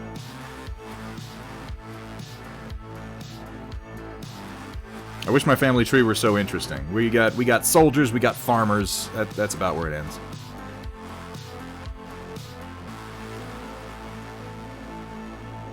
Not as many soldiers recently, but a good while back, yeah.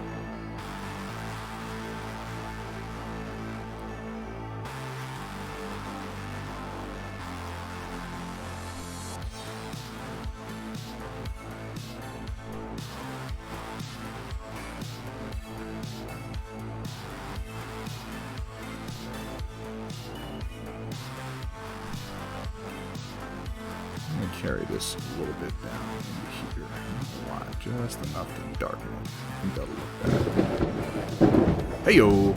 What's up, carbonic acid? Another sub. Carbonic, thank you so much for that, man. I appreciate it. You know what? Just for you, buddy. Just for you. I gotta get some more from that movie, too.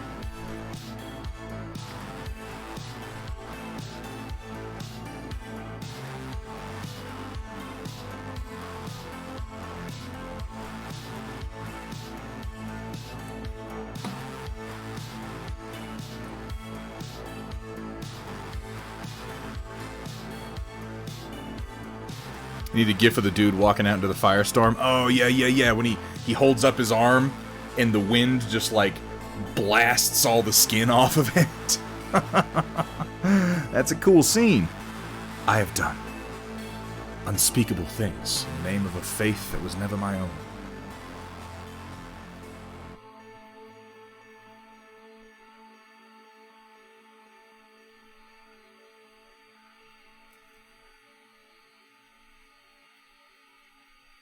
So as much of a fan of that movie as I am, it was never clear to me if the Necromongers engaged in outright brainwashing. They were very vague about that. They seemed to, with the crazy little neck stabbers, but what he said about it was they learn how one pain can replace another. But did that mean that they were, like, chemically brainwashing those people? They didn't actually answer that question. You need to get some more Riddick sound bites. Man, you need more Riddick everything in your life, Thunderdome Drew. I do too. But really just Riddick, Chronicles of.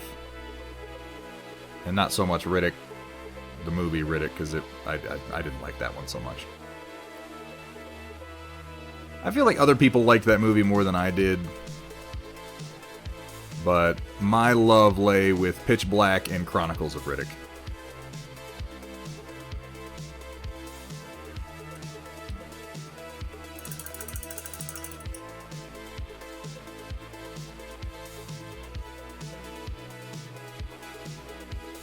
Consists of my German immigrant ancestor joining the Revolutionary Army and being with General Washington during the crossing of Delaware and attack on Trenton. That's pretty cool. Then he took part in the Crawford expedition to kill Nate. Oh no, that's not cool.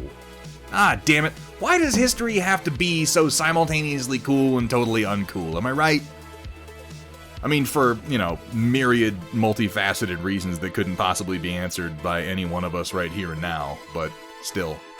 Why can't everything just be perfect and happy all the time, guys? Part of that is very cool, though, Ion Raptor.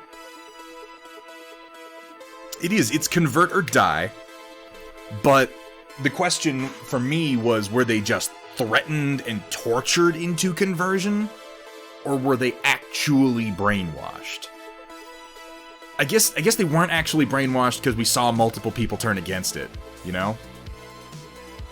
It's a very promising faith. They promise you eternal life in an ever new, wonderful place that is much more pleasant to live in than the universe that we do live in. John Paul Jones, real historical action hero. Also, hello, what's up, Justicar? How you doing, man?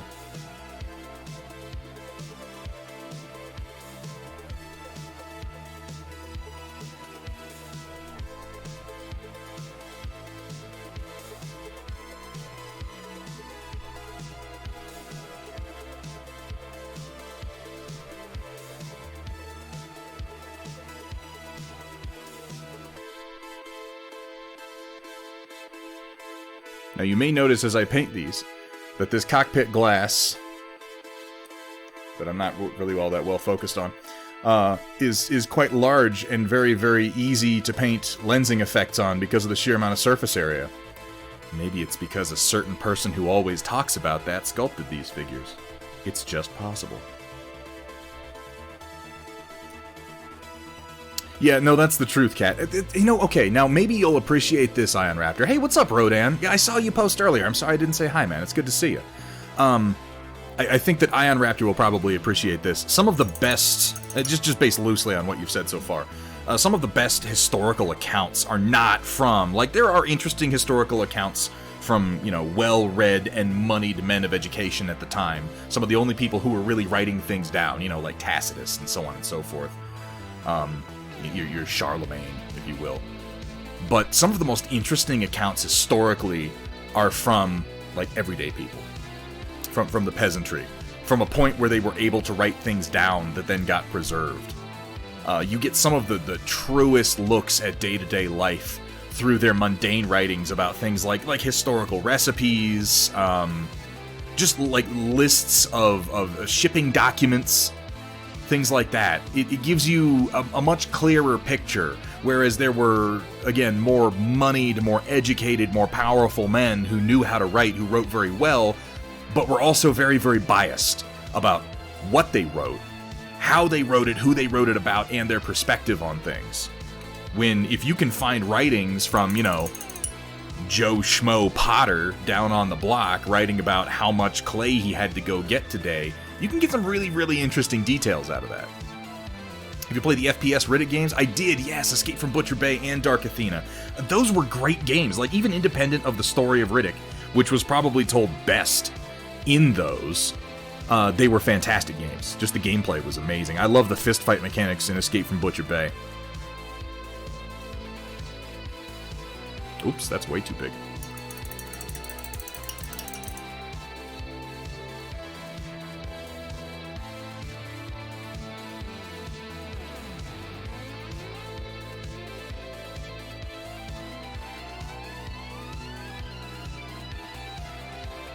There we go. Let that dry.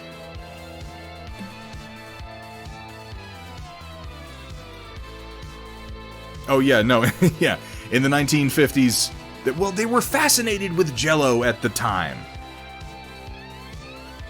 We entered an interesting phase in the late Industrial Revolution where we were like, we can put preservatives in everything and can everything and make everything into gelatin because it's like science food. And it took us a long time, not that long historically speaking, but weirdly kind of a long time to get back to, you know, fresh ingredients are better than this shit. So much of that was marketing, though, and I'm sure you know that, Hethrear. So many things that we consider to be fashion from the period of the 50s through the 70s, really from the 30s onward, is resultant of really, really concentrated marketing campaigns. Because it's when marketing really took off as a discipline.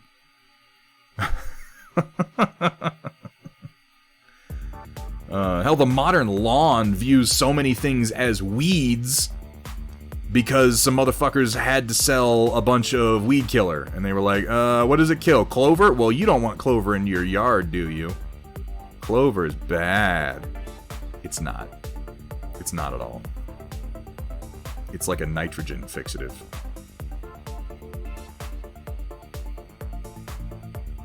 But, you know, they had a bajillion gallons of a chemical that killed clover and they needed you to buy it, so... Howdy, y'all. Hey, what's up, man, Rufusol? It's good to see you. For some pretty good historical World War II stuff, you can always read the Adam Makos' books, or Hornfisher's The Last Stand of the Tin Can Sailors. I haven't read either of those. Most of the historic work I've done had far more success pulling info from the more mundane sources. Steel history, pottery history, and now American historic American housing. Really, that's interesting.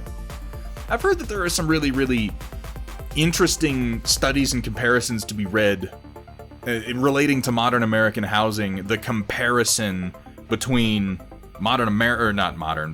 historical American housing construction and historical Japanese housing construction. I have heard that they are almost completely diametrically opposed as far as their expectations for how long these structures should last and what facilities the average family unit should need in ways that a lot of people don't expect. And that's carried forward into modern cultural Japan. At least this is what I've heard. I haven't studied any of this. This is just something that came up in a conversation a while ago that I remember. That a lot of times people are surprised when they go to Japan and they find out that they build houses like, just stick-built pieces of shit that are meant to fall down in a couple of years' time. Not that we haven't moved in that direction, we definitely have. But for a while there, we built to last.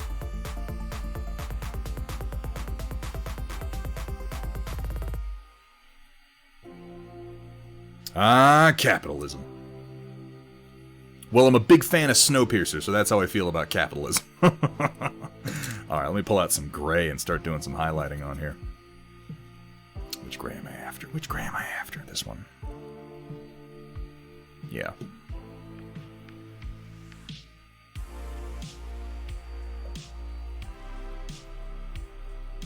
So, Hairflex, there was I believe, French series of graphic novels. Hey, look, we got a bot. Could somebody ban them, please? I'd appreciate that. A French series of graphic novels that are... You're not wrong. I don't want to get into a thing on that right now in the chat, Roland, because that's like a whole conversation. Suffice to say, there are pros and cons and a lot of propaganda on every side. I think that we could probably have an interesting conversation in private about that. But there was a French graphic novel called... I can't remember it, and if I could remember it, I couldn't pronounce it, but there's a cognate for transport in there. La transporter, or something like that. I don't know, I don't speak French. And off of that series of graphic novels was based a movie in 2013, I want to say, by the Korean director Bong Joon-ho, who, if you're not familiar with his name off the bat, Bong Joon-ho did The Host and Parasite. Those are probably the two movies of his that you would know the most. Parasite, again, which very recently got a huge amount of praise. It's a fantastic movie. And The Host, yeah. And you know, the Bong Joon-ho's movies are very, very heavy on criticisms of not just capitalism, but a lot of modern society based on capitalistic notions. I think most specifically, he tends to focus on how the functioning gears of capitalism affect how we behave in social units. That's what I get out of his direction and his writing. And I think it's fascinating. He does really, really good movies. If you haven't seen Parasite, I strongly recommend it. It's really, really good. It won a bunch of awards for a very, very good reason. But he also did a movie in 2013 based on those French graphic novels, and he called it Snowpiercer. Now, in the graphic novels, Snowpiercer was one of, I think, 10 arc trains that were designed to keep humanity alive after we suffered a serious series of ecological problems stemming from, first of all, the rise of global warming, but then a scientific effort to counteract global warming that wildly overcorrected and instead froze the Earth because we seeded the atmosphere with some kind of chemical. None of that's really explored because it's really just to set up, the series. It's not meant to be a serious, scientific journal on the concept. So basically what the whole thing is an excuse to put the remaining survivors of humanity on a big metaphor for capitalism, which is the train. It is an arc that can never stop moving or it will never move again. And it is a fast-moving vehicle with no destination. These are the essential metaphors for Snowpiercer. Now, again, in the graphic novel, there were more trains. In the movie Snowpiercer, there's just Snowpiercer. That's all that it's about, is this one train. And in the beginning, when the Snowpiercer was going to be launched, when the world was freezing, a bunch of people stormed the train and got onto the tail section. In addition to the people who actually had tickets for, like, first and second class, or, you know, first class and economy. And I'm sure you can guess where they fall in the social strata as things carry on. But the movie picks up, I think, 17 years after the train leaves its first station. And it's weird, and it's good. I really, really like... Oh, yeah, no, you can't forget Chris Evans, because Chris Evans is a big part of this movie. And it is, again, it's highly metaphorical. A lot of people didn't like the ending. I think that you have to really be on board with Bong Joon-ho's opinions to really appreciate how it ends. But, in my opinion, it's an excellent movie. And they very recently made a series out of it on TNT starring Jennifer Connelly. I don't think the series is anywhere near as good as the movie. I feel like it maybe misses the point quite a lot. And the series is based off of the movie and not based off of the graphic novel, which I thought was interesting. It also has one of the better Tilda Swinton performances I've ever seen. Airflex, you have a fantastic sleep, my friend. Thank you so much for being here late into the night or early into the morning, as the case may be. Always a pleasure to see you, man.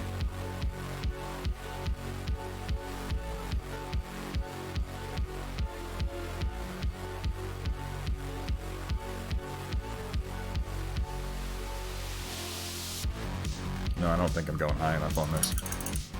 Oh yeah, Jennifer Connelly, who, as far as I can tell, the sequel to Charlie and the Chocolate Factory. I've heard this theory. It's a dark one. Jennifer Connelly hasn't aged in like 20 years, you guys. It's a little unsettling, if I'm being honest.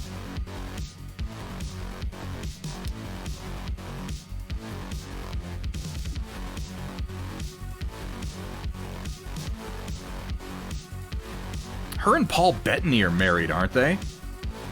Do you think, like, when they're walking around their house or when they're getting intimate, that their cheekbones ever deflect off one another and make sparks?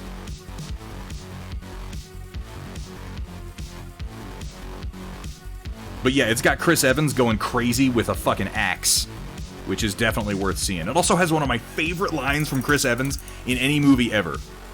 With Tilda Swinton is, like, begging for her life at one point.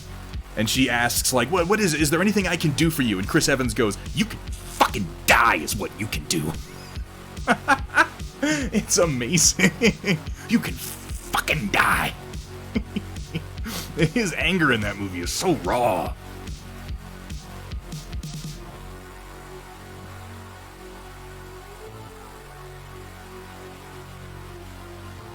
Though, to be fair, I think at one point his character talks about how he ate people to stay alive, so I guess it's understandable.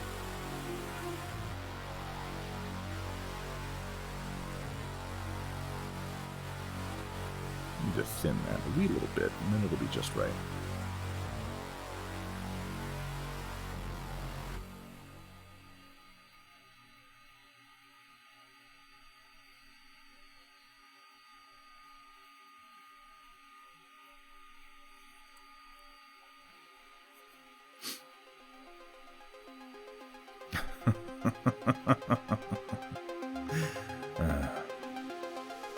I do love Tilda Swinton. Yeah, Tilda Swinton, that's one of the performances I really love of hers.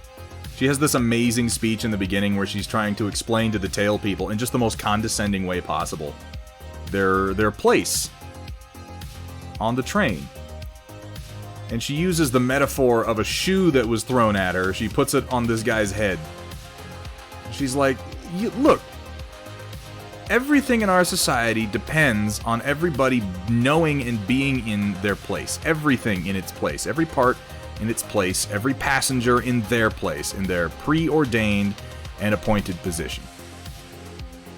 Now look at this shoe on this man's head. Doesn't it look ridiculous?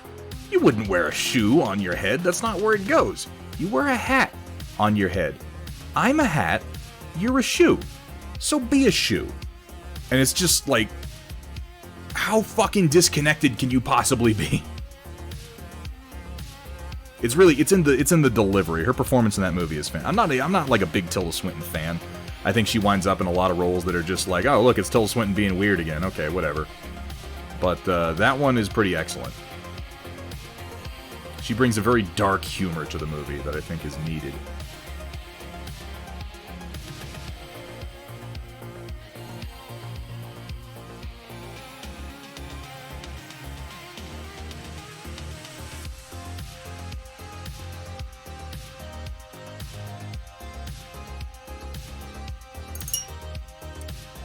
Couldn't get into Snowpiercer. Can't set aside the ridiculousness of the base conceit. And that's entirely understandable, Datron Voltari. That is, like, I always try to see, particularly with things that I really enjoy, I try to see the most obvious complaints and try to understand them, and that's one that I understand very, very well. It is absurd. The very premise of the movie is absurd. The logistics of the concept are absurd. It is entirely a film that serves to enable the primary metaphor for the political message that is meant to come across. And if that doesn't resonate with you, it is entirely reasonable to look at the base conceit and just go, yeah, this is stupid. Because it is. It's ridiculous. And I honestly think that is the fact that it's ridiculous, the fact that it could never work, is part of the message. Because everyone in the movie is dedicated to the train. But the fact is that the train could never work. And I think that's part of what Bong Joon-ho was saying.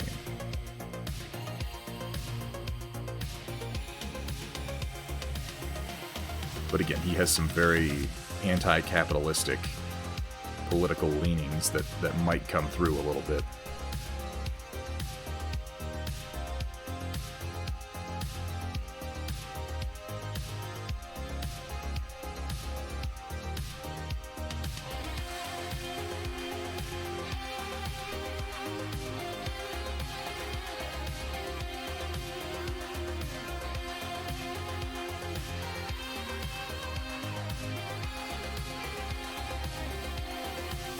Her face when she's biting into the... Yeah, it really is. She goes for the full bite, too. After offering them sushi. You're a train. What's up, Jack? How you doing? Yes, Flavolicious. The new funding goal is to provide some extra funds for a surgery that Kat's dog is in need of.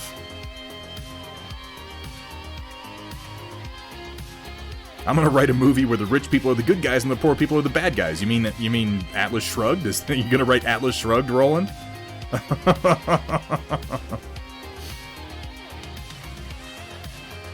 I've heard a critique of that speech, interestingly enough, Hathrir, from someone who claimed that, well, that speech is stupid. Tilda Swinton's speech is stupid because it's obviously, like, it's not a good speech. It wouldn't really convince anybody. And I had to explain, like, that's the point. The point is that it's a bad speech. The point is that this fucking person doesn't think of the people she's speaking to as real human beings. She's trying to explain something to them as if they were children, because that's how she sees them. They're not even smart enough to know what's in their own best interest, and she has to explain it to them. As she is actively torturing one of them. For his own benefit. Of course. Of course it is. Oh, Flavolicious, that is so very, very thoughtful of you, man. Hell yeah, get that number up. Flav, thank you so much for that, man. I really appreciate it. After the donate-a-thon that happened on the stream, when I got this camera, I'm just, I wanna... I'd like to be able to give some of this community's generosity back to Kat for all of the effort that she has put into making this stream a success. And she has. Oh my god, she has. Yeah, I think I'm just going to do this gray kind of all over and then do one final highlight and not worry too much about my gradients.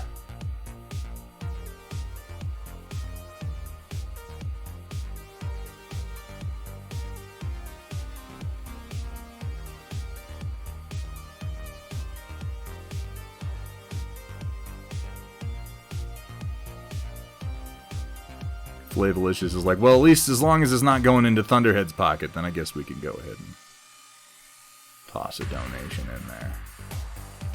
And yeah, that's legit. I'm fine with that.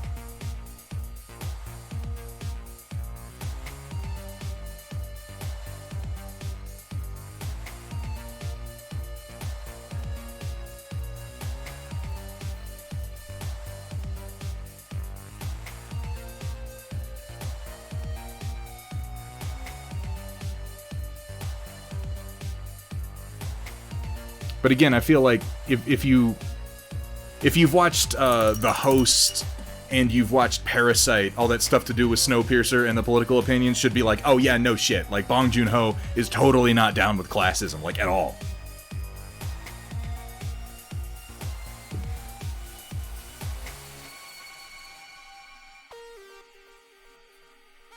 The Thing. That's a great movie. That scene with the dogs in The Thing is still one of the most uncomfortable cinema experiences I've ever been through in my life. It's so bad. And there are some truly disturbing practical effects associated with it.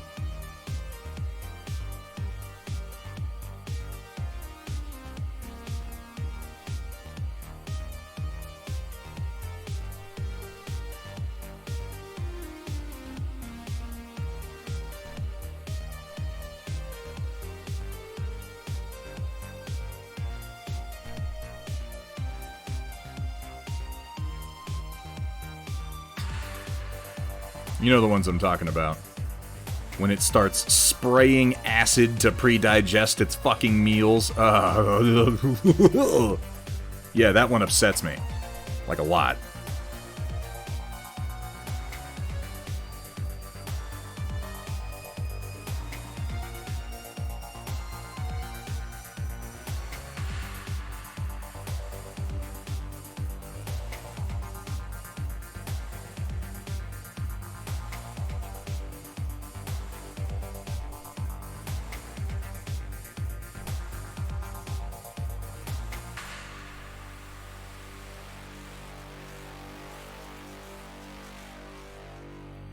Yeah. I Am Legend. You know, I got mixed feelings on that movie. I assume most people here who have seen I Am Legend have seen the alternate ending, the cut ending. If you haven't, if you've seen I Am Legend and you are not aware that there was a cut ending, an original ending, I believe it's on the DVD. It's probably on almost any digital format you could rent or buy. It's worth checking out. If you liked that movie at all and maybe you felt like the ending just, was just something wrong with it, check out the alternate ending. The alternate ending is much, much closer to the concept that was in the book by Richard Matheson that I Am Legend was based on. It's much, much, much, much, much, much closer.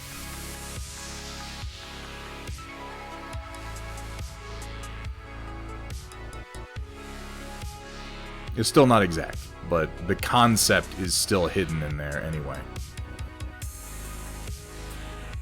Got recommended that the Thing reaction took them forever to be like, oh, that's why he shot the dog, that movie's on another level. It is on another level. What's up, Potion Seller? How you doing? Yeah, it's not like, it doesn't make the movie into like an amazing masterpiece or anything, but it's much, much better than the ending that they had, where it's just like, and then he blows himself up. Like, I mean... then he wins. Like, that really defeats the whole purpose of the movie, in my opinion. But, you know, whatever. But then I'm one of those hipsters who's like, oh yes, I read the original Richard Matheson long ago. Long ago. I always loved I Am Legend. It's a great story. That, and you know, I was also a fan of the Omega Man and Vincent Price's version. The Last Man on Earth. And those are obviously, even those are closer to the original story of I Am Legend.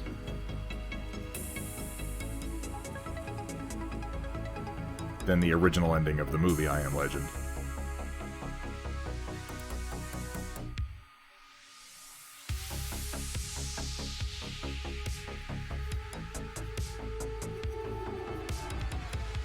I agree they fucked up by not going with the cut ending, but the cut ending wouldn't... I imagine it's one of those situations where the cut ending, like, didn't test as well with audiences or something like that.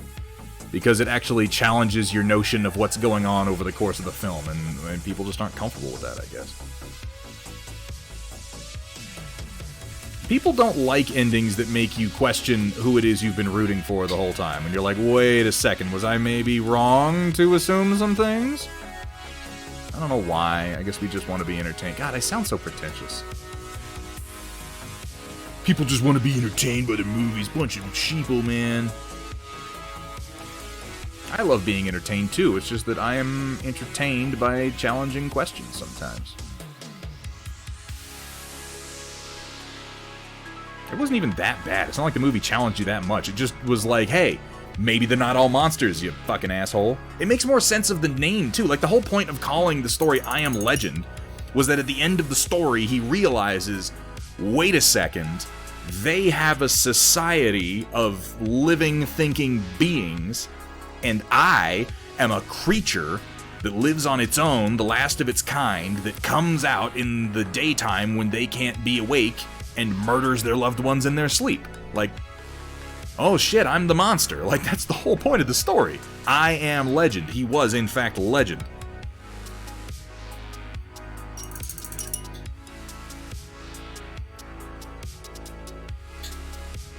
Well, yes, Hethrir, that's true. You're not strictly wrong. Enemy Mine. Yeah. It's a cool movie. I'll tell you though, you know what I like better than Enemy Mine is Hell in the Pacific. The one with Toshiro Mifune.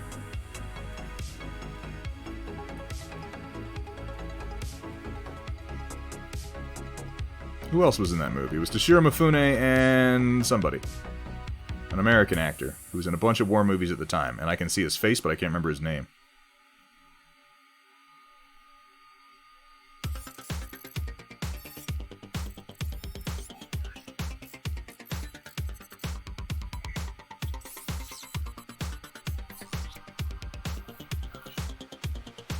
It's a real distinctive name, too. I just can't think of it right now. Lee Marvin. Thank you, Datron.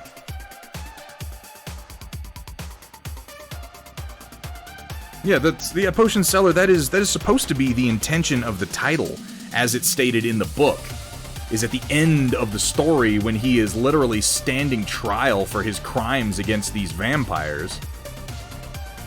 He realizes he is legend. He is the vampire. He had become the very monster that he thought he was killing. Because he refused to understand how the world had changed around him.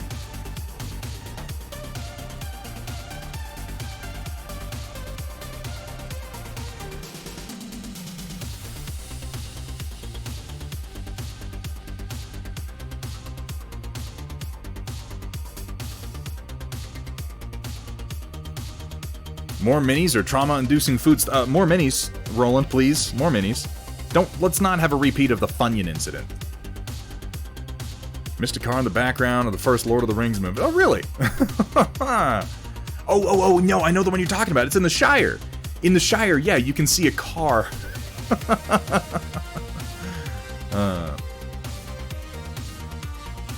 Yeah, both The Last Man on Earth with Vincent Price and The Omega Man with Charlton Heston covered the concept better of the same story. And they are all takes on the same story.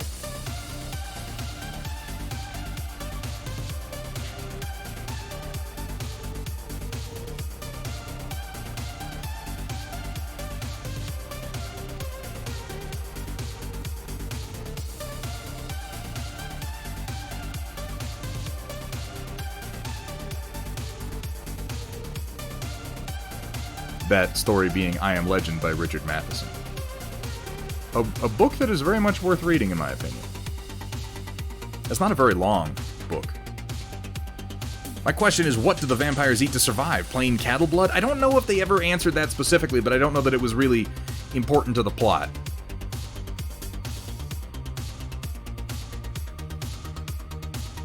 Like, whatever the answer is, clearly they have come up with one. Or they wouldn't be organizing into a society, you know?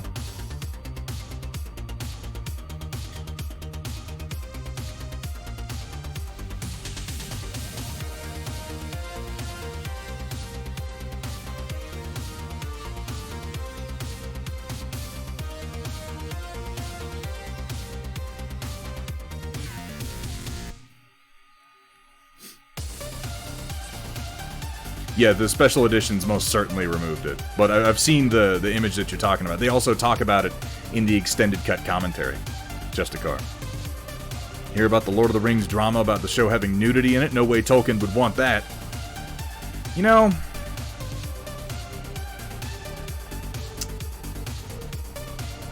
I understand Tolkien purists. I get it.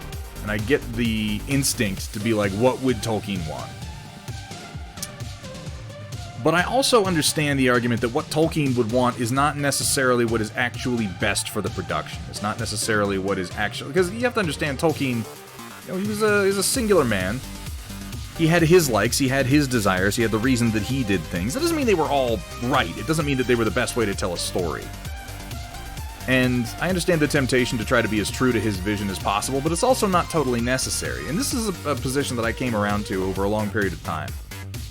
After complaining about the original cuts of The Lord of the Rings when they came about in theaters, and then going back and rereading the Silmarillion and the appendices, you realize that certain changes have to be made for the medium. To adapt something into a show, to adapt something into a film, you have to make artistic, like real, substantive artistic changes. Because if you just filmed what he wrote, you wouldn't really have a very entertaining film. You might have arguably an amazing story, sure, but you wouldn't necessarily have a good movie. I mean, I used to complain, like, there's no Tom Bombadil in this movie, but then I started thinking about, like, what would that scene really look like? What would that be, precisely? And what that would be is a bizarre, like, hour-long interlude in the middle of a fucking movie right when you had started to build some tension, right when you had started to build some momentum towards an adventure, where we listen to some bearded old guy dance around and sing Hey Dilly, Hey Mary, Hey Dilly Ho songs about how he married the daughter of the river. And it just, like, I don't want to watch that. I love Tom Bombadil and his role in the story, but I don't want to watch that, like, at all. That sounds awful.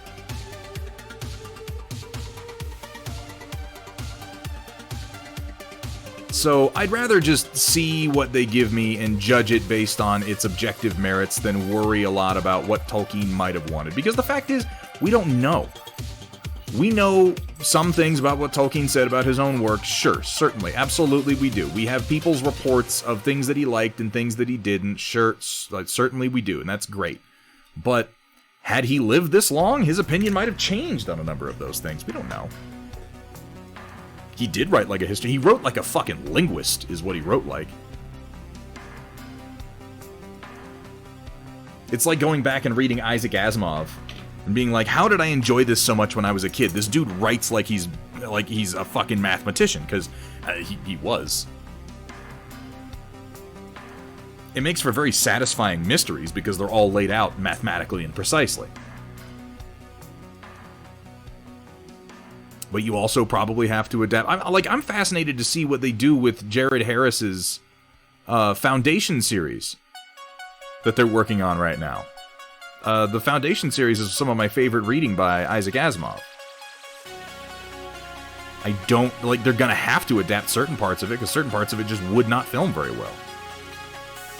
And, I don't know what they're going to do with R. Daniel Olivaw, because that's a reveal that only really makes sense if you are familiar with the previous stories like The Caves of Steel and The Robots of Dawn. And about 70s Lord of the Rings. It had that. Oh, yeah, Ralph Bakshi. He was a very adult animator.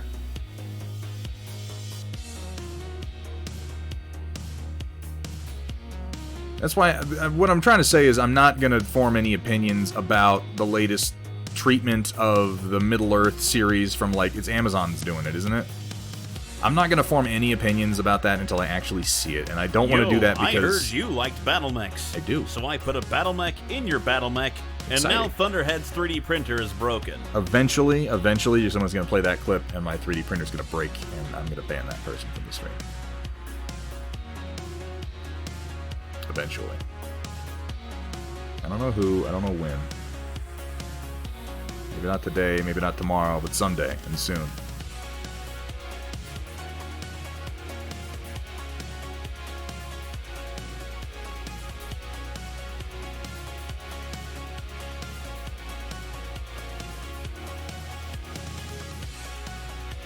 Do you like sexy Battlemechs, sexy streamers, and sexy Solaris cheerleaders?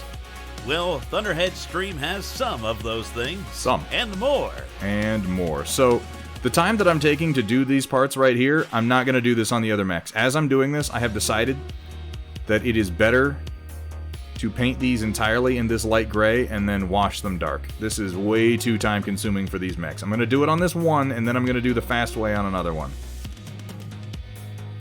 I thought to myself this would go quicker, but I actually put some small details in here I'm trying to preserve, and that kind of prevents me from going as quickly as I'd like. Reading Wheel of Time now and love. Ooh, it's been a long time since I've read Wheel of Time. Long time. They're making a series out of that, aren't they? They're making a series out of everything these days. It's only a matter of time before they're like, we're gonna make the Sword of Truth, and it's gonna have more tits than you can handle. The Sword of Truth, only on Pornhub. For, like, the extended BDSM sequences, maybe? Anybody who's read those books knows what I'm talking about. Terry was just like, I'm gonna write some porn.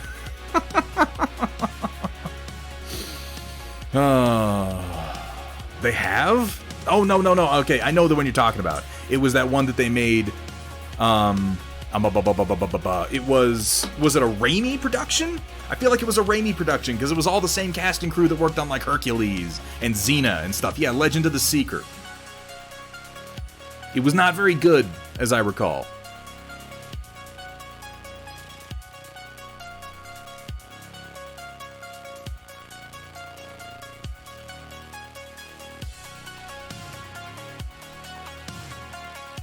Yeah, porn with stories is definitely the future, you guys. It's where all the money is, apparently.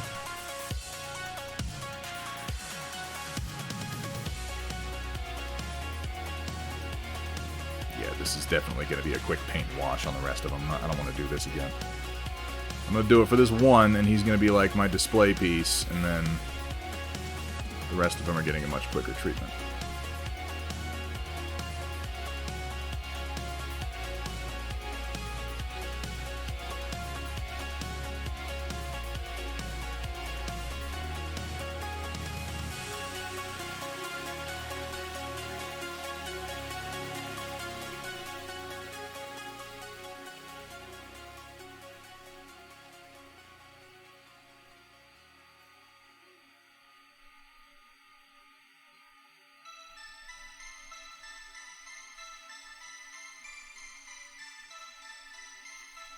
I don't know why I thought this would go quicker. Probably because I'm a little dumb.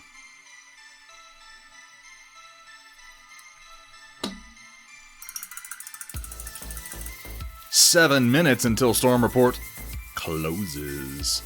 And then opens back up so we can take a look inside of it. Dark Fox will scorn and scold you if you post after the Storm Report closes, guys. So if you want to get in there and post some stuff for us to take a look at, please do so now.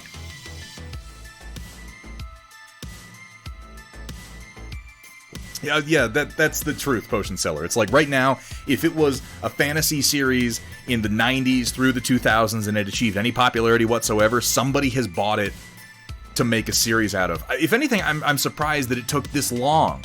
I guess it's the Game of Thrones thing, right? Like, it must be because of Game of Thrones. Which, I wish more people recognized what it was that Lord of the Rings, the movies, brought to us as far as fantasy goes. Like, nobody really took fantasy all that seriously prior to the Lord of the Rings. Before that, it was always relegated to kind of like a joke status, which always irritated me.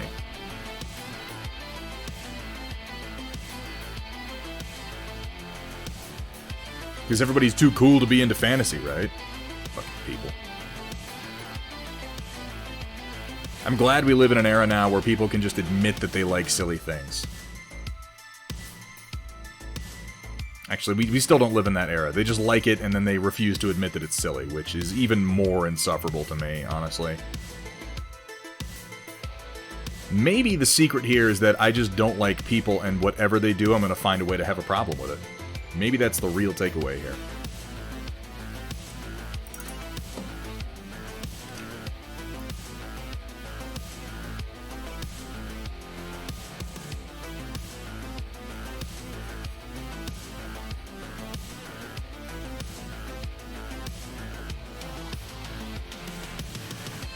I mean, you see what's happening to Dune right now. It's being made into the biggest deal in the history of Hollywood, starring the collected entirety of Hollywood. Which is, like, it's cool, I guess. I felt like the series they did on Sci-Fi was pretty good, you know?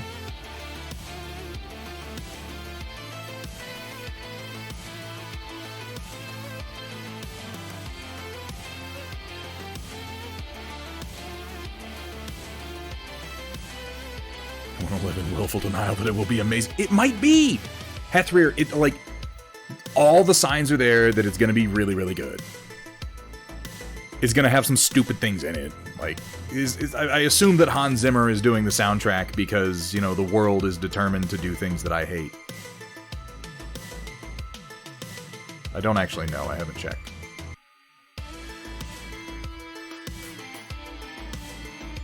Jodorowsky's Dune. Oh, WJ, you're speaking my language, man.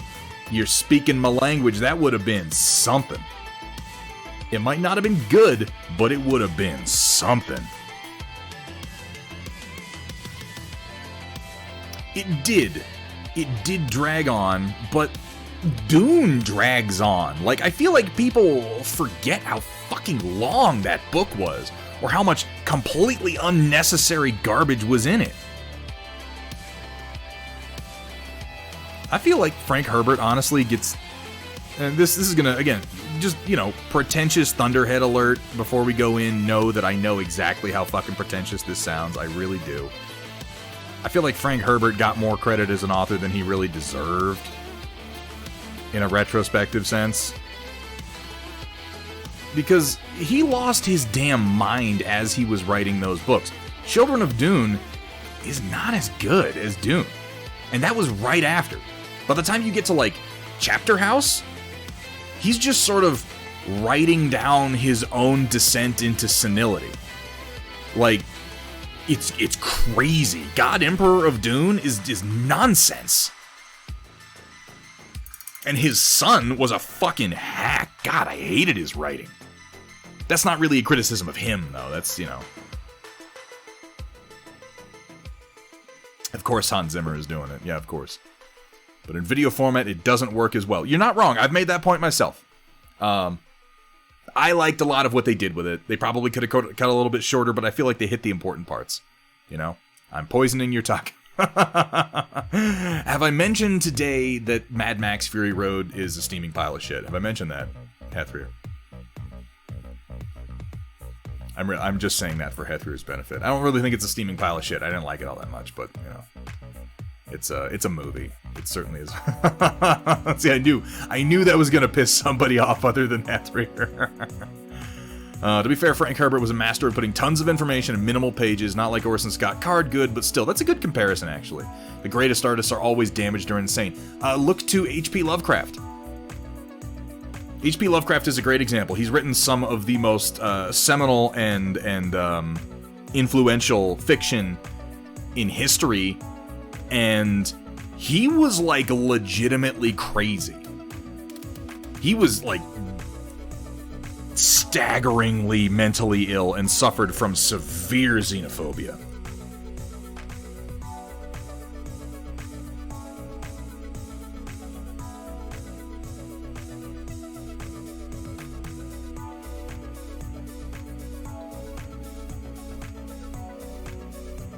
And yet Cthulhu mythos shit is everywhere, isn't it?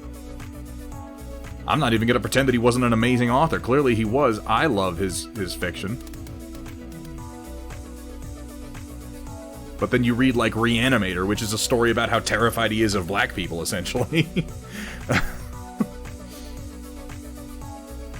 Yeah, we got some Stackpole cultists in here. It's okay. How you doing, Seal 6 operator? I don't think I've seen you before. Welcome to the stream, man. I don't have any problem with Stackpole as an author. I'm on board with the criticism of him seeming to spontaneously decide that Battletech should explode in a huge fireball was a bit silly. I don't have any problem with him as an author, though.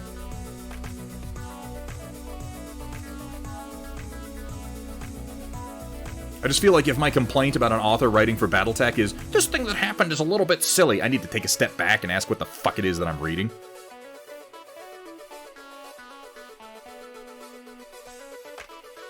Yeah, it is in fact nicknamed Stack Polling. He wrote the new Jedi Academy trilogy? I did not put that together. Interesting. It's been a long time since I read those books. A long time.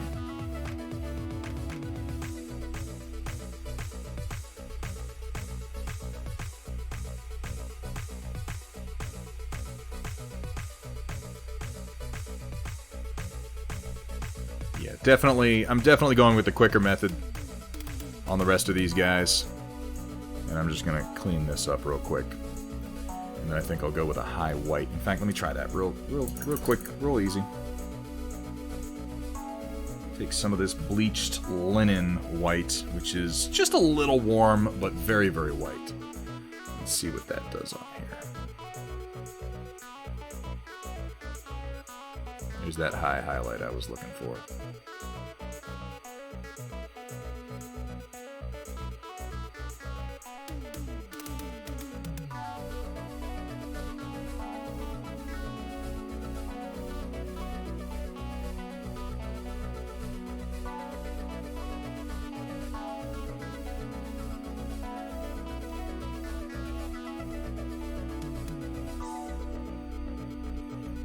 Yeah, that's not bad, huh? Could have afforded to stay darker on most of it. But like I said, I think I'm just going to do the light warm gray on the rest of them. I'm going to give it a dark wash, and then I'm going to come in and do a quick edge highlight like I'm doing here. And I think that's going to yield a better result than what I've done on this one. I spent the last hour on this and did not get the result that I want. I think I can do it much faster, much easier.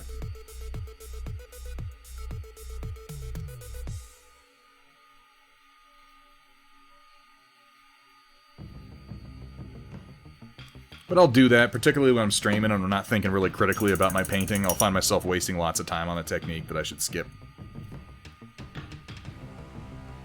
Ooh, OBS V12. Yeah, seriously. Whenever OBS updates, man, streamers, we get a little nervous.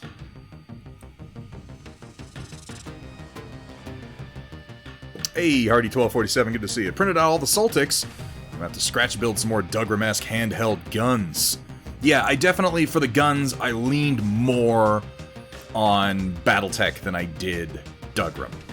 I would say that's very accurate, Seal 6 operator. I'll tell you what, though. It wouldn't be hard to...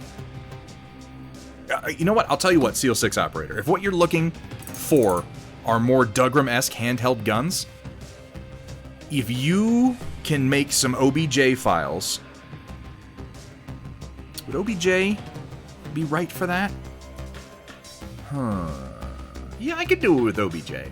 If you can get me some OBJ files of the guns you're looking for, I'm pretty sure that I could just go ahead and put them onto all the poses in like 5 minutes. I'd be willing to do that. Working on picking up the overall...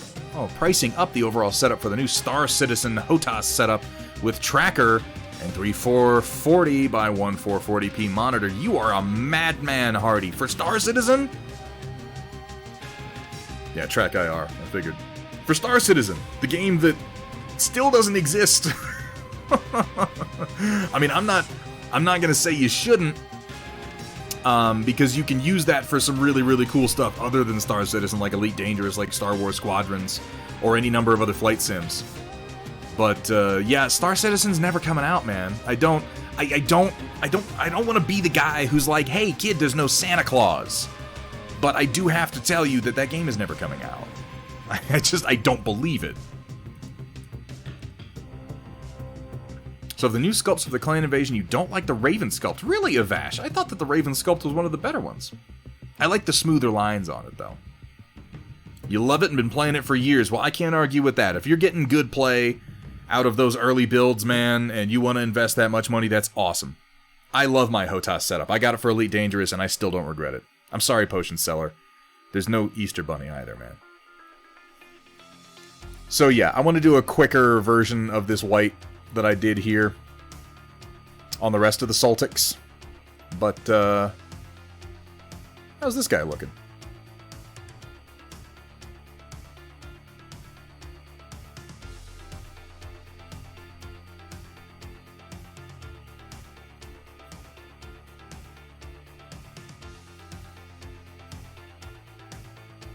You know, okay, you know what I'll do for you, Seal 6 operator? Because I've had a couple of people request that. I'm going to be working on the Blockhead / Wolverine next.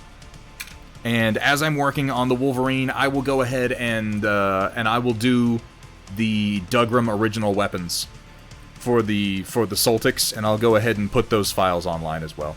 It won't take long, it's just a gun. The way that I build these files means that I can just build the gun itself, put it into the original file, save it, go to the posed files, click update, and it'll boop, put it right where I want it to be. It's really quite nice.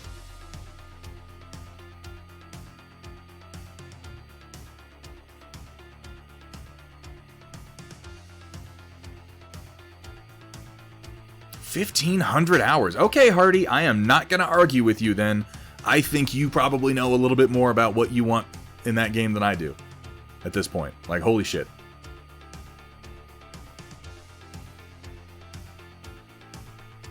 Oh, yes, thank you, Dark Fox. We're going to get to the Storm Report here in just a second. Yeah, I've thought about... Okay, Seal 6, I've thought about the Bushman. I'm going to get done the Blockhead, the Bigfoot, and the Ironfoot before I touch the Bushman, but I feel like I could take a lot of these parts I've already made for the Sultic and modify them into the Bushman. They never made stats for the Bushman, and it's a really, really cool mech. It had those, like, cheek-mounted missile launchers. Yeah. Enjoying the Raven sculpt you 3D printed over the Kickstarter one. I love 3D printing, you guys. I think that's probably obvious by now. Rio played Star Citizen during last month's Fleet Week. Just happy the ship I fell in love with, the Cutlass Black, performed as well as I imagined it would. Yeah, the game's got a lot of bugs. I've played and finished Bethesda games before, so I'm used to... Ooh, shots fired. Damn. Yeah, you can find a lot of my stuff up on Thingiverse Potion Seller if you look up Thunderhead on there. Stat up the Bushman for the Storm Chasers too. Oh, Kursala, why do you fucking come up with these ideas, man? You know that I want to. Damn it. Ah, that's a good idea. Ah. Shit. Well, think about it, Kursala. By the way, good to see you. How are you, man?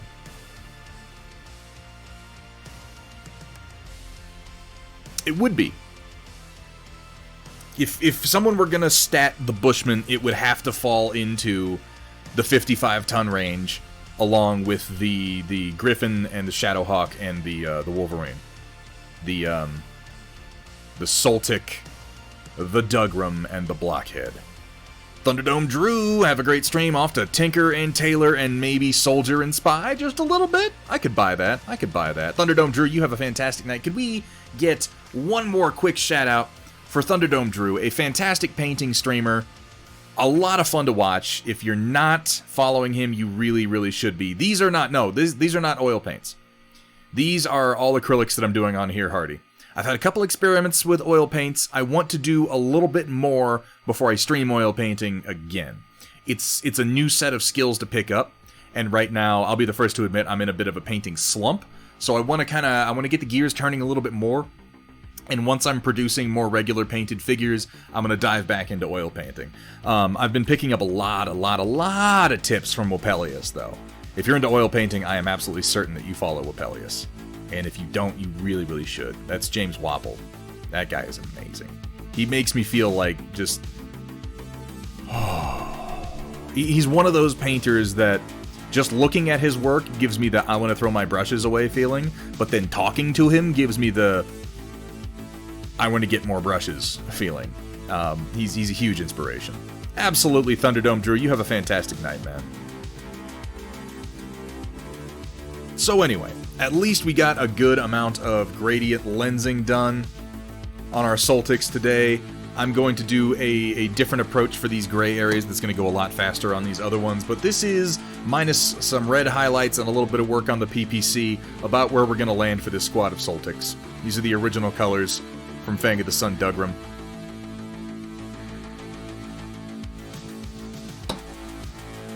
And yeah, some more gray highlights on there. Thank you, Datron.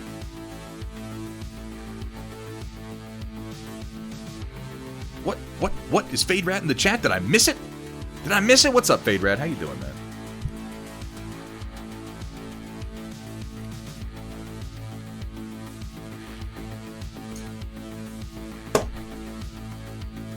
You know, that's the way of the online hive mind, though, Hardy. If there are problems, we're going to amplify them, because what we like more than playing games is complaining about games. It's easier, you know? It provides us a way to pretend that we're not bad at playing them, which, of course, we are. As long as you're having fun, you're doing it right. And you know, I always have a blast on the stream. I really do. Like I said, I need to get some more extracurricular painting done. Here we have the Orion that I'm painting for Kursala, which I'm hoping to have done here in the near future. And I want to get that based along with this Thug that we're doing for Sentient Pickle. And then we can get rolling on a Thunder Skunk. I'm still hoping to have... I am planning on having redemptions opened up at the end of the month, which means that when I come back from break, there's going to be a couple of redemption paint jobs getting done. Quick, fast, and in a hurry. I really think the lensing came out pretty good on this Orion. It's such a good-looking sculpt that you've done, Kursala. Right? He took the MWO sculpt and he made some very subtle modifications to it that I think really... And he's stepping on an elemental. I need to put the detailing on the elemental, but he's stomping him into the dirt there. It's a really, really good-looking sculpt, isn't it? How do you normally hate Orions? Orions are like the coolest mechs. Hey, Fade Rat, it's good to see you, man.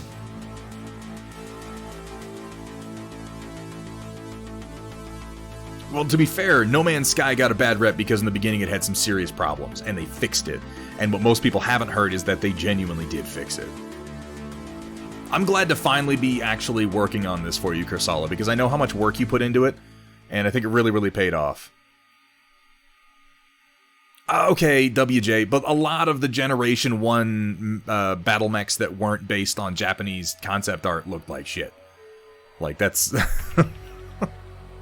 And even then, like, oh, what am I arguing about? What am I even arguing about? I'll just acknowledge that the Orion looked goofy as hell, and I liked it because it looked goofy. I liked it in spite of it, more than anything else.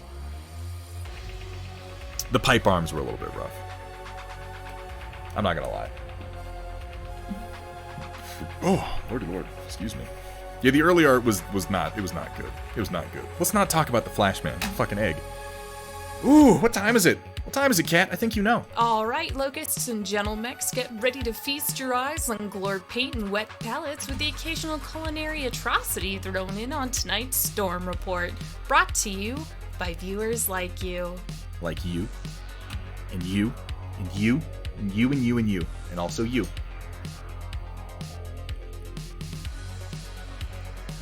No culinary atrocity from you. Well, you know... I guess every rule has an exception, right? Let's get dug in and see what we got. Oh, first up, we have a meme from Chaotic Harmony. How kind of him. How very, very thoughtful of him. Isn't it, Potion Seller? Cat is a fucking champion. We're going to be enhancing that. We're going to be enhancing everything about the Storm Report. And you know what? I don't want to tease. I don't want to tease. I try not to tease... because I like to just do. I like to just present. But changes are coming. And I think you're gonna like them. A little extra production value. A little bang for your buck. You know what I mean? Yeah. We got a guy. We got a guy. When Roland posts a Jello abomination. You're such a weed, Chaotic. Oh my god. Though, that does pretty much, weirdly, the Jello abominations haven't been the worst ones. They have not been the worst ones. The worst ones were the damn gummy worm taco and the pint of Funyun juice. These were the worst things he ever made us look at. Oh, wait, no, that was Samare. Oh, I'm sorry. No, you're right. That was Samare. I'm so sorry about that. I just, you know what? In my head, I just associate bad things with Roll. I'm so sorry. I'm so sorry. No, you don't deserve that, Roland. That was not you. That was, yeah. No, that was a bad time. Cat of Harmony called a weeb by Thunderhead Studio. I mean, it's true, isn't it? It's only slander if it's not true. The only time you ever posted something like that, and it haunts my dreams. Jesus. Yeah, the Funyun juice was worse. You know what? Let's just move on with the Storm Report. Here we have from Wolfenspawn some Metalcore collectibles, Cobra, and Marathon Medium Tank. Almost making me feel like I should paint my own stuff for Metalcore collectibles. Oh god, why is there so much plastic? Why is there so much plastic? It is awesome to see these in a non-studio paint scheme. That green is, woo! Look at that. Look at that green. I love this amber color that you've put next to this hot, real vivid green. This looks nice, Wolfenspawn. Damn. Like, and yellow and green are complementary, so that works really, really well. Taco Shell Brown. What the? No, Cat. Somebody get Cat a job at Reaper naming paints, okay? Because apparently we need Taco Shell Brown in there. What kind of taco shell? What kind of tacos are you eating, Cat? Jesus.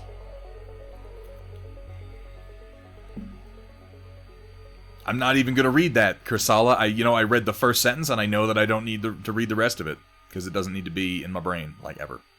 Some things can't be unseen, so you don't look at them in the first place. Really, really fantastic work, Wolfenspawn. That is absolutely excellent. There we have a follow from Potion Seller. Potion Seller, welcome to the stream. Welcome to the Storm Chasers. I hope you're having fun. I know I am. Oh, and then we got Seal 6 Operator. What do I do if I've used all my sayings for followers? If I just spent both of them on Potion Seller. Now I gotta come up with another words in my mouth. I gotta be like, Seal 6 Operator, welcome to the Storm Land with the lightning bolts. Don't strike the same place twice. Can that be a new one? Can I be like, don't strike the same place twice? No, that's not gonna work. I have to repeat it exactly. Damn it, Potion Seller. Alright, fine. Welcome to the stream. Welcome to the Storm Chasers. I hope you're having fun. I know I am. Oh, what are we at? What are we at? What is our follower count, guys? We're past 750. I know why you're asking, Data Nerd. We're past 750. We gotta get on that. I have to get on that. I feel very certain that you're ready to rock. Let's have a look. 759 followers. Ah, jeez, you guys are making this so hard on me. Making it so hard. Okay, everybody stop following me. No, I shouldn't. I shouldn't even joke about that. It's someone might listen to me, and then I'd have to cry myself to sleep.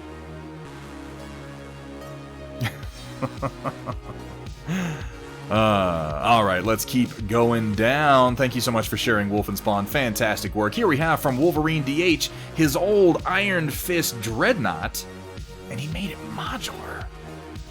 Ooh. We got that big old assault cannon and claw. I love these classic What are these called now? What is the name of this style? Like, I know that they named it at a certain part. It's like the Casta... No, this looks like Imperial. Yeah, it's Imperial Fist, not Iron Fist. Did I say? Yeah, he said Iron Fist. No, this is Imperial Fist. No, it has another name. It's like the Casta something. But yeah, it's the boxy Dreadnought. I always love these with their stumpy little legs. I don't know if you guys ever saw the animation intro for the original Dawn of War 1. Now, Castigator's something else. It's Casta something, but it's not Castigator. Castigator is a... That's a pattern of Imperial Knight. That's the one that has the reverse jointed legs. Not Castellan, no, that's a robot. It's Casta something, though. Castaferum. Ion Raptor, that's it, that sounds right. Castaferum. Casta Bonita. Famously, these dreadnoughts are used to cliff dive while you are enjoying some tacos. Thank you, Cat. I really appreciate you offering that to a Seal 6 operator. Thank you so much for that subscription, man. That means a lot. That's awesome. I really appreciate that, man. The subs, man, they make it so easy to keep going with the stream when other things in life crop up. You know, every streamer, I think everybody who streams could sympathize with the notion that even if you enjoy streaming, even if it comes very naturally to you, you have moments when you're like, oh god, do I want to keep doing this? Is this really like, you just have those bad days? And the subs, really, they're incredibly validating, and sometimes they give me that little oomph that I need to just be like, fuck it, man, I just gotta turn on the camera. And once I'm here, I always have a good time. I always do. Thank you so much. Thank you so much, operator. Checking my codex. I think it's Castaferum. Castaspell. Castorate. No, we answered it. We answered it. No, Ironclad is something else, Justicar. Ironclad are the ones that have the... Aren't those the Black Templar ones that have the bajillion bolters on one arm?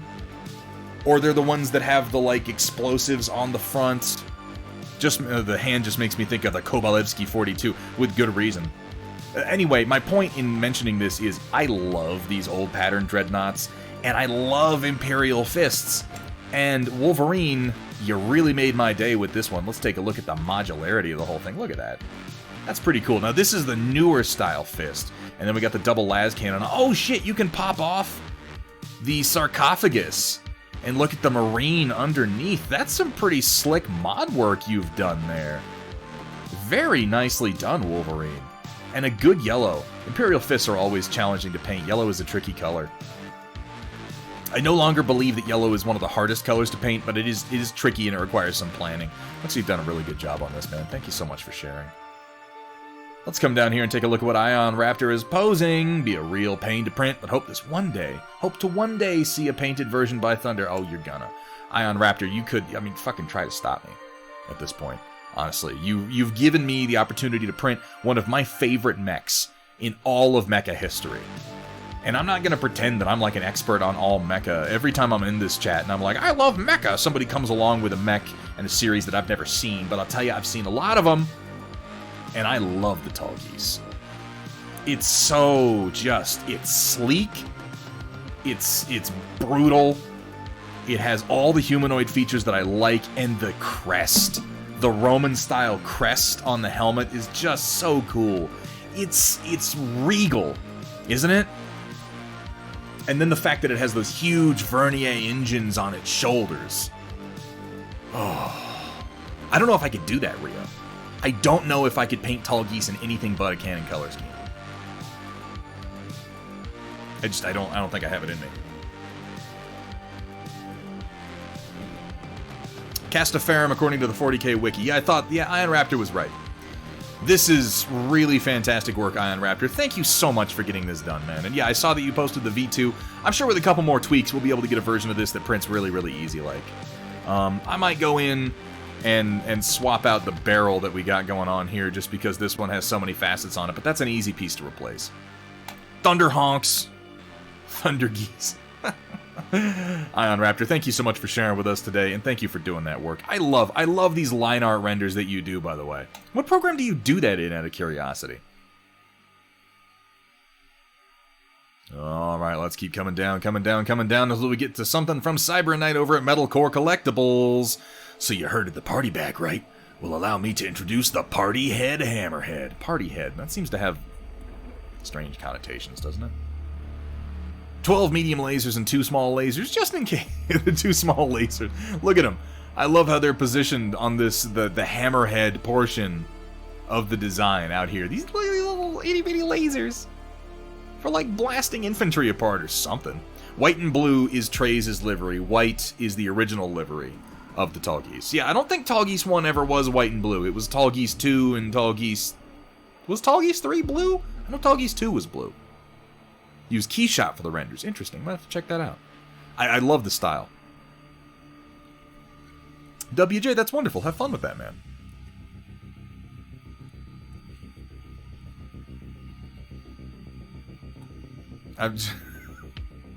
I'm not even gonna, you know what, Roland, let's just, yeah, I'm gonna leave that one alone. Look at all those damn lasers, though. Oh yeah, there's 1, 2, 3, 4 on each side, and then there's 2 more on either side of the cockpit. This is ridiculous. I want to see a render of this thing firing. Just a wall of laser energy. That's so cool. It's a neat design. It's catapult-like, but it still has some unique features to it that really just... I love the Operation Lancaster designs, I really do. Yeah, Tall Geese 2 was blue and white. Tall Geese 3? I can't remember if Tall Geese 3 was blue or not. Tall Geese 3 was the one that was in Endless Waltz, right? And now I can't remember if it had blue parts on it. An Elemental Hunt. Yeah, no, holy shit, right? This would rip them apart. A whole bunch of 5 damage shots. People would scream about hardpoint inflation. New to Twitch, otherwise I'd post something myself. Don't know how. Seal 6 operator, so it's closed for tonight. We close off the Storm Report every time it starts, but if you'd ever like to participate, it's real easy. All you have to do is join the Thunderhead Studio Discord, go into the channel in there, marked hashtag the Storm Report, and post up to 2 pictures, or if it's Tuesday, we usually do Taco Tuesday. Welcome everyone. Get a third. To Thunderhead Studios, where the only rule is... Please don't show me your genitals. Have fun, be safe, and above all... Don't show them to me. Don't do it. Don't do it.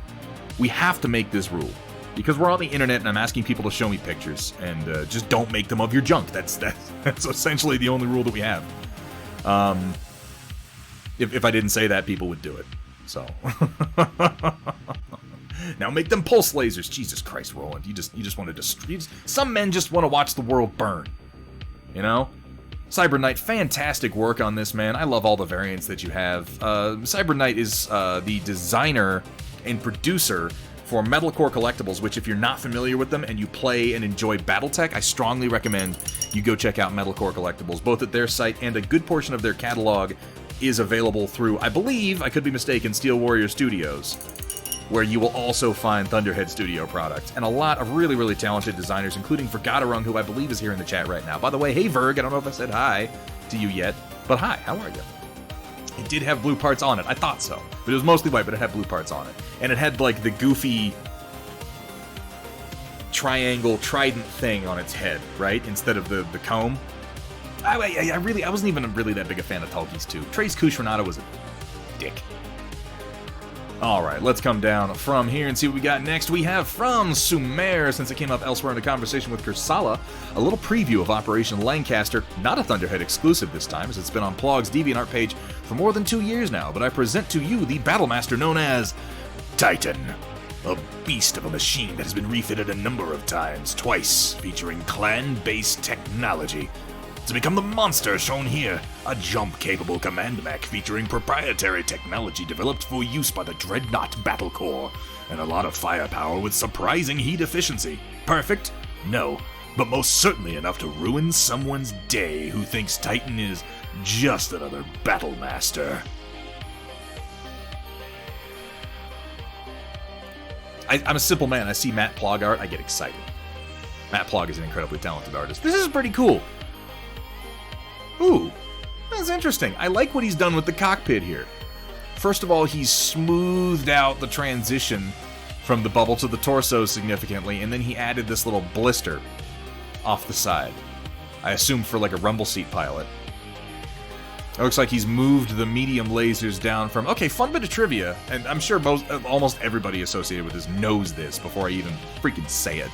But slightly fun bit of trivia, maybe? Maybe. The medium lasers on the Battlemaster that normally sit here right next to the cockpit were in Dougram not lasers at all. In fact, we never see them used in Dougram. They don't do anything at all. I believe in the technical readouts that they did later, they were stated to be smoke launchers. Like they would shoot smoke grenades, you know, to cover advances and such. But we literally never see them used in the anime, in Fang of the Sun Dugrum.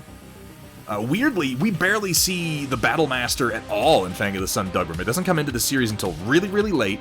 It's used in cold weather environments, and they put a soft suit over it that covers up most of the details on the mech itself. So it looks like you're fighting, you know, like a high school janitor.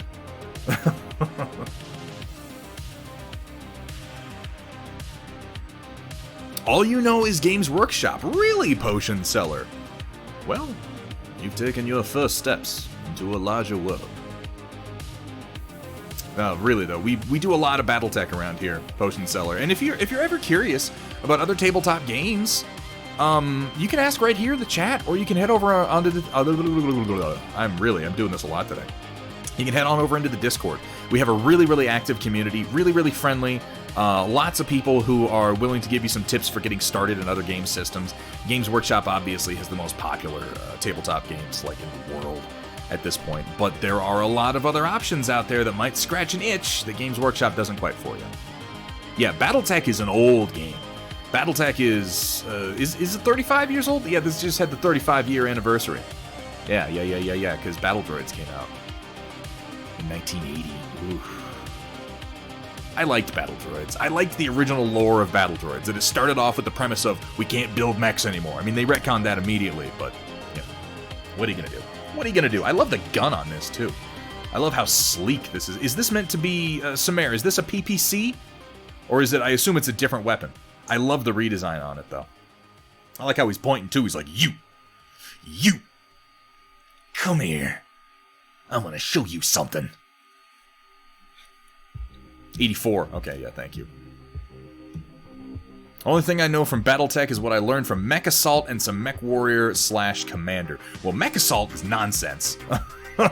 Mech Assault got retconned into something. I was just talking about this with Samare the other day. It was retconned into an in-universe... Not like the cartoon was retconned into an in-universe piece of propaganda. Mech Assault was retconned into an in-universe show? Something? I should be able to remember, considering you said this to me like yesterday, Samare. In-universe holo series. Yes, thank you. Yeah, it's very arcadey, but as I was saying to Samare the other day, it was also really, really accessible because it was on Xbox. So I think it was a lot of people's first experience with Battletech. It's a little goofier than Battletech usually is. Battletech tends towards being kind of gritty. Kind of ironically gritty, because it's also very silly on top of being gritty. Battletech is whatever you want it to be. Battletech is an a la carte game system. You can take the pieces you like, leave the pieces that you don't, and come out with a game that you want to play that can be completely different from other people's version of Battletech, and I appreciate that.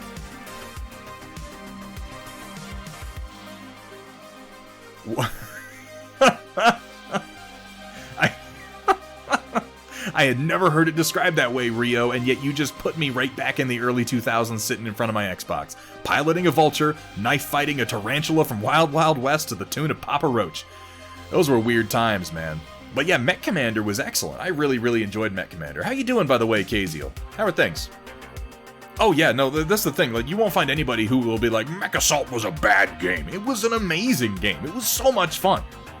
We've got Papa Bear. Papa Bear in the Discord right now is pulling some of the mech assets from Mech Assault for things like the Ragnarok from the first game and updating them to be printable models. So if you enjoyed Mech Assault and you want to take a look at some of his work, I strongly recommend you jump into the Discord and take a look at Papa Bear's channel. It was a mediocre game and I loved it. Yeah, that's exactly it. Like, it was just accessible and it was fun. And it didn't have to be any more than that. Really, really cool looking stuff though, Samir. Thank you so much for sharing. I love all things Big Robot. Could never get into Gundam. The mecha is cool. The anime, meh. Heresy. I will say something. I will say something about that seal operator, briefly. Gundam is a big, big tent. I don't know what Gundam you've seen, but if you saw one version of Gundam and thought, this is silly, I almost guarantee you there's another version and another timeline of Gundam that will appeal to you more.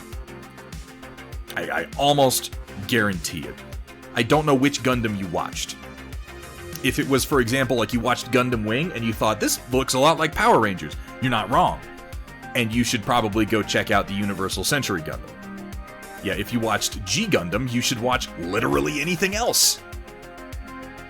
Iron-Blooded Orphans. I was about to mention that, Avash. Yeah, like almost anybody would like Iron-Blooded Orphans. Iron-Blooded Orphans is kind of dark and gritty and brutal.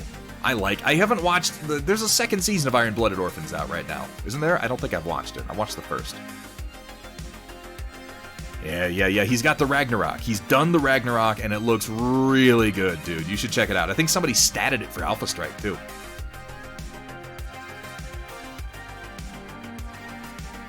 Yeah, that kind of covers, like, the Trinity, doesn't it, Justicar? 50 total episodes. Yeah, I've got some to dig into. Is Evangelion count waiting to be shouted? Evangelion. What was the Gundam with karate in it? Oh, you watched G Gundam? KZO, you watched G Gundam? You poor, poor man. Shining Finger? Oh my god. No, dude. No. That's not Gundam. That's not Gundam. I mean, it is Gundam, but it has nothing to do with literally any other Gundam series. G Gundam is crazy nonsense. Oh, you watched all the Gundams. Okay, alright, fair enough.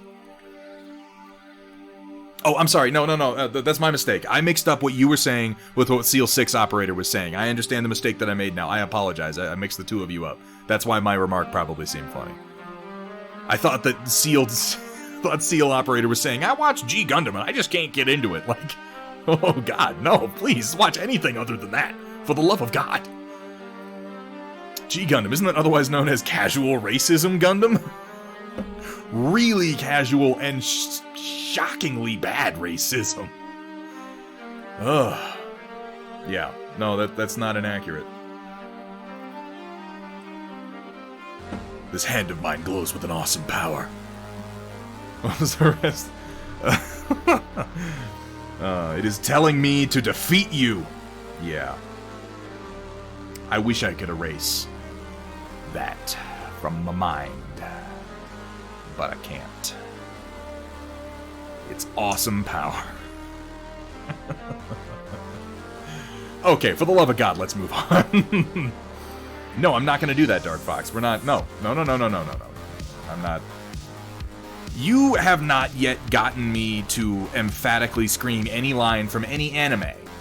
And, I don't know if it's ever going to happen, but it's not going to happen today. That's just, no, we're not doing that. I will make one single remark on Evangelion for anybody who hasn't watched it, for anybody who's like, I'm kind of into mecha, and someone goes, you should watch Evangelion. I need you to know that Evangelion was written by a man who hated mecha. He did not like the tropes or the themes of basically any mecha show, and so he wrote a mecha show that is essentially a hate letter to mecha. It's a way of taking you by the scalp and rubbing your nose in all the stupidity of mecha and saying, oh, don't you like it? Don't you like it? Like, it is really brutal that way. And simultaneously, he was experiencing severe depression and literally, as he wrote the series, talking himself out of killing himself. So if you watch Evangelion with the knowledge in mind that, first of all, it is meant to be ironic, and also it is literally a man writing himself through one of the worst depressive and confused periods of his life, I think it actually makes a lot more sense. Particularly the extreme psychosexual confusion towards the end of the series. I still have not gotten into... I can never figure out how to pronounce Pat Labor. Because it's patrol labor, so I want to be like Pat Labor, but that seems weird. It's not strictly gibberish, Potion. I would argue with the notion that the end of Evangelion is gibberish. It's obtuse. It's obtuse. It's very obtuse. I don't think it's gibberish. At the same time, if you watch it and you go, what the fuck is this shit? I don't blame you. I do not blame you. Oh, Gunbuster. I've only been able to find Gunbuster on High Dive. That's the only streaming service I've been able to find Gunbuster on. I thought that I had made that up when I was a kid until I found it again. That's some good shit. What you call weird is the correct pronunciation. Yeah, Pat Labor. It seems odd to me because it's patrol labor, and I want to be like Pat Labor, but whatever. I have not dug through Pat Labor yet. I have it available. I'm still digging my way through the subsequent series of Votoms right now. Much to my chagrin, High Dive does not have Mellow Link for Votoms. It has a bunch of the other Votom series that does not have Mellow Link, and Mellow Link is the one that I want to watch. I know, Samara, I owe you IGPX. I know. Well, let me get done with Votoms so that I can put it to bed. I'm most of the way through it. Like, I watched the primary series, and I got started on the Pales and Files, I think it's called. I really want to watch Mellow Link, but it's not on High Dive, and that makes me sad. Alright, let's keep going. Here we have from Rio Hassenpfeffer. Might be useful. We had Rudy's here. In case of slow-moving line, break glass. Oh, I see. I can take a hint. I can take a hint, Rio. Sheesh. Here we have from Hardy. Starting to work on my Space Marines, finally. Paints I needed came in yesterday. Oh, excellent. What chapter are we doing, Hardy? I think you probably already told me. I apologize if I don't remember. We're green, we're going kind of dark, maybe Dark Angels? That's the easiest choice based on that. You get so much more posability out of these new kits, it's kind of crazy. Looks like you're using some of the old parts on these Primaris Marines too. I'm spying like a Mark 6 Corvus shoulder over here. We got some of the shields from, I want to say, the old Terminator kits. Right here. There's a name for this kind of shield. What's it called? There's a name for it.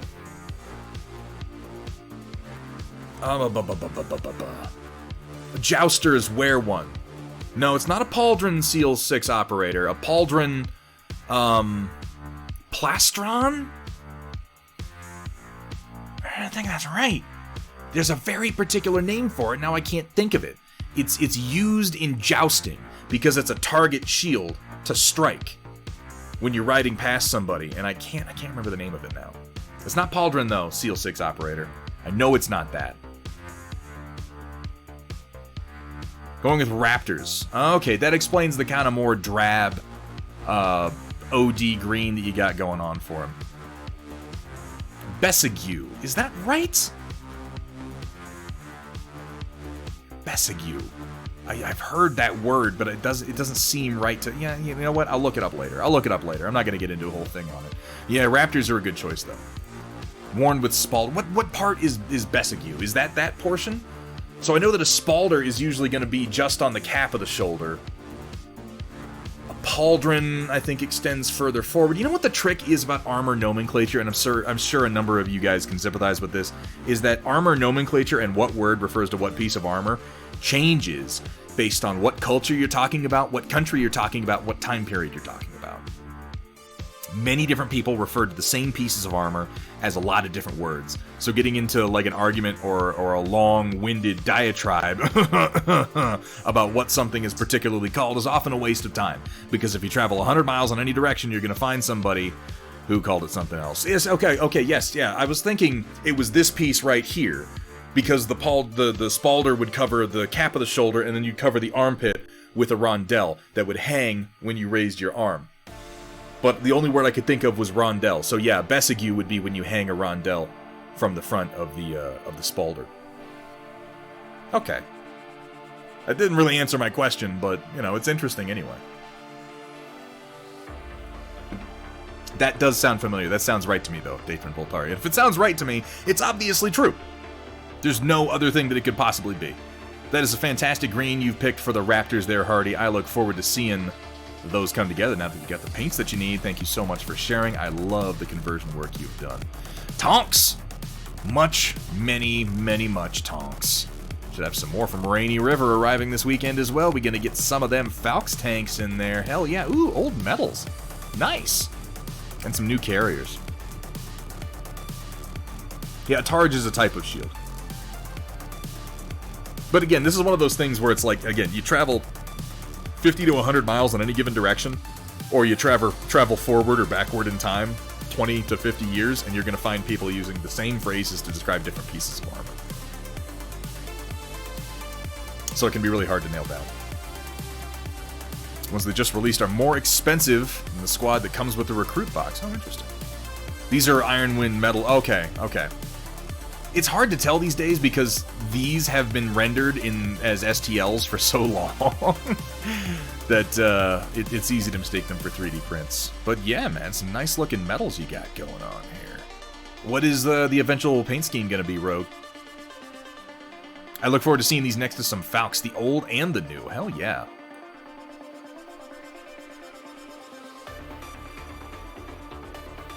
I know weird shit, but I'm always open to the possibility of being wrong. That is an important thing to be open to. An important thing, Datron. We must all be open to the possibility that we're wrong, because we probably are most of the time. Thank you so much for sharing, Rogue. Let's take a look at what we got from Steiner Minis. Ooh, I told you guys when we looked at this mini last time, he was far from done. And holy shit, was I right. Look at this. Look at this. Steiner has really he's been letting his imagination run wild with these minis, and it's running someplace pretty fun, I gotta say. Really well done, blood effects. Steiner, what are you using for a, I priced out the whole 160 model army and one person blocked me. What are you using as what would the word be? As a guide, as a substrate for the blood effects? I haven't seen you doing the blood effects. Is it just a string? What is it? Is it a wire? Hair. I shouldn't have asked. I'm a little grossed out, being honest. Hair with super glue. That's kind of gross. I'm not gonna lie. You could just use really fine wire, dude. But hey, you know, what is it? If it's stupid but works, it isn't stupid.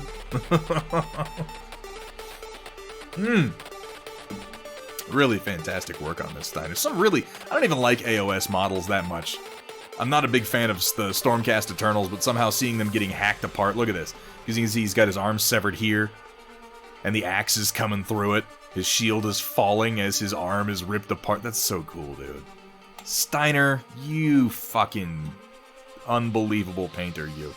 Such soft reds, too. You usually get much more vivid reds on Cornate figures, but he's really kind of matched the blue against the red here wonderfully. And really great work on the gold armor as well. Hair is free, he's not wrong. This is absolutely fantastic work. It's a diorama that happens to fit onto a single mini base. And I love the goat legs on this Corn Warrior as well. So the thinness works better than wire. Didn't have any fishing line, but it has to be tiny and stuff, etc. Tiny and stuff, etc. He's almost done. I know that feeling. Love the sort of crackling lightning you've got going on in the green blade here too, man. You get much smoother transitions than I do. I need to watch some more Steiner miniatures painting myself. By the way, guys, if you are not following Steiner Miniatures and you're in this chat right now, if you like what you see right here, do yourself a favor. Pop on over to Steiner Miniatures and give that man a follow, because he does some truly fantastic work. As you can see. Steiner, thank you so much for sharing with us, man. Here we have from Rodan, a cave troll that he finished last night. Now, are these details on the mini physically, or did you hand paint these in? Because they look... I haven't done the Cave Troll mod. No, okay, they're on the mini. They're on the mini. You've just given them this really, really stark highlight. Okay. Yeah. I like the transition we have from the teal into the sort of fleshy color on the shin. The sort of pooch belly we got going on. Nice work on the lip, too, making it more livid. Yeah, they're on there. Okay. I wasn't sure, because I haven't painted the Cave Troll. I've only painted the Mordor Trolls. And he's got that big crazy spear that he uses in that scene. Really nicely done. I like the basing work, too. Really kind of... I like the dull metal that you've got on the trident/spear that he's wielding. Love the cheeks and the transition up to the top of the head and the lividity of the lip there. Really nice work, Rodan. I'm glad we got somebody posting some Lord of the Rings in there. Because before long, I'm going to have to make y'all watch me paint, Amber. Fucking fantastic work, Rodan. Thank you so much for sharing. Here we have from Avash. Avash. We got some tanks. We got some ravens. We got some choppers. And we got, what, a rifleman over here? Very nice. Some stuff that you printed and primed. Nice looking prints. What printer are you using, Avash? Do you have like an Elegoo? The army with the small stick is a mortar arm because I lost. Oh, okay. Yeah, I thought that was a little familiar looking. It looks like the drummer arm. That must have been what you used. They're good looking tanks. I'd also be curious to know where the files came from for those.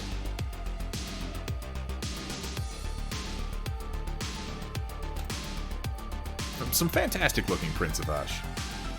Thank you so much for sharing. And here we have Chryssala getting the details painted on the Warhammer 2. It looks even meaner now. It does. The little bits of red and blue in there kind of help it all stand out. They're able to really kind of get away with sort of more muted paint schemes on this because of all the details and the panel lines on it, which again, I was not confident were actually going to print as they looked on the model, but they came out pretty good. It really did. Posted your Dugrams that you printed today to the Facebook page. Thank you so much, Seal Operator. If you're on Discord, I strongly encourage you to join the Discord, and you can put them into Showcase or Work in Progress, depending on what status they are. We have a lot of... Honestly, the Discord is the most accurate... They're not most accurate. Most active community page that we have for Thunderhead Studio.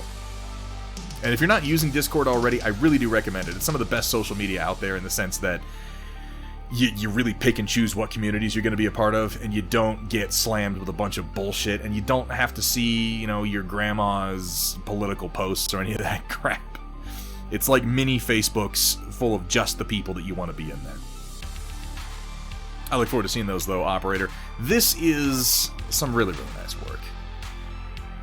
What are we going to end up going with for these weapons? I can't remember if you said they wound up being PPCs or laser. Well, it's the Warhammer 2. So what would it have? Would it have large pulse? I feel like it would have large pulse, right? I can't remember now.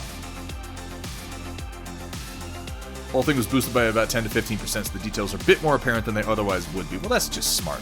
That's just smart. Well, that's awesome, Seal Operator. Welcome to... Okay, HPPCs. Welcome to Discord. I think you'll find it a pretty damn cool platform. ERPPCs. Alright, I gotcha. And, yeah, join up the Thunderhead Studio Discord, man. You're going to find a lot of like-minded people and a lot of good information.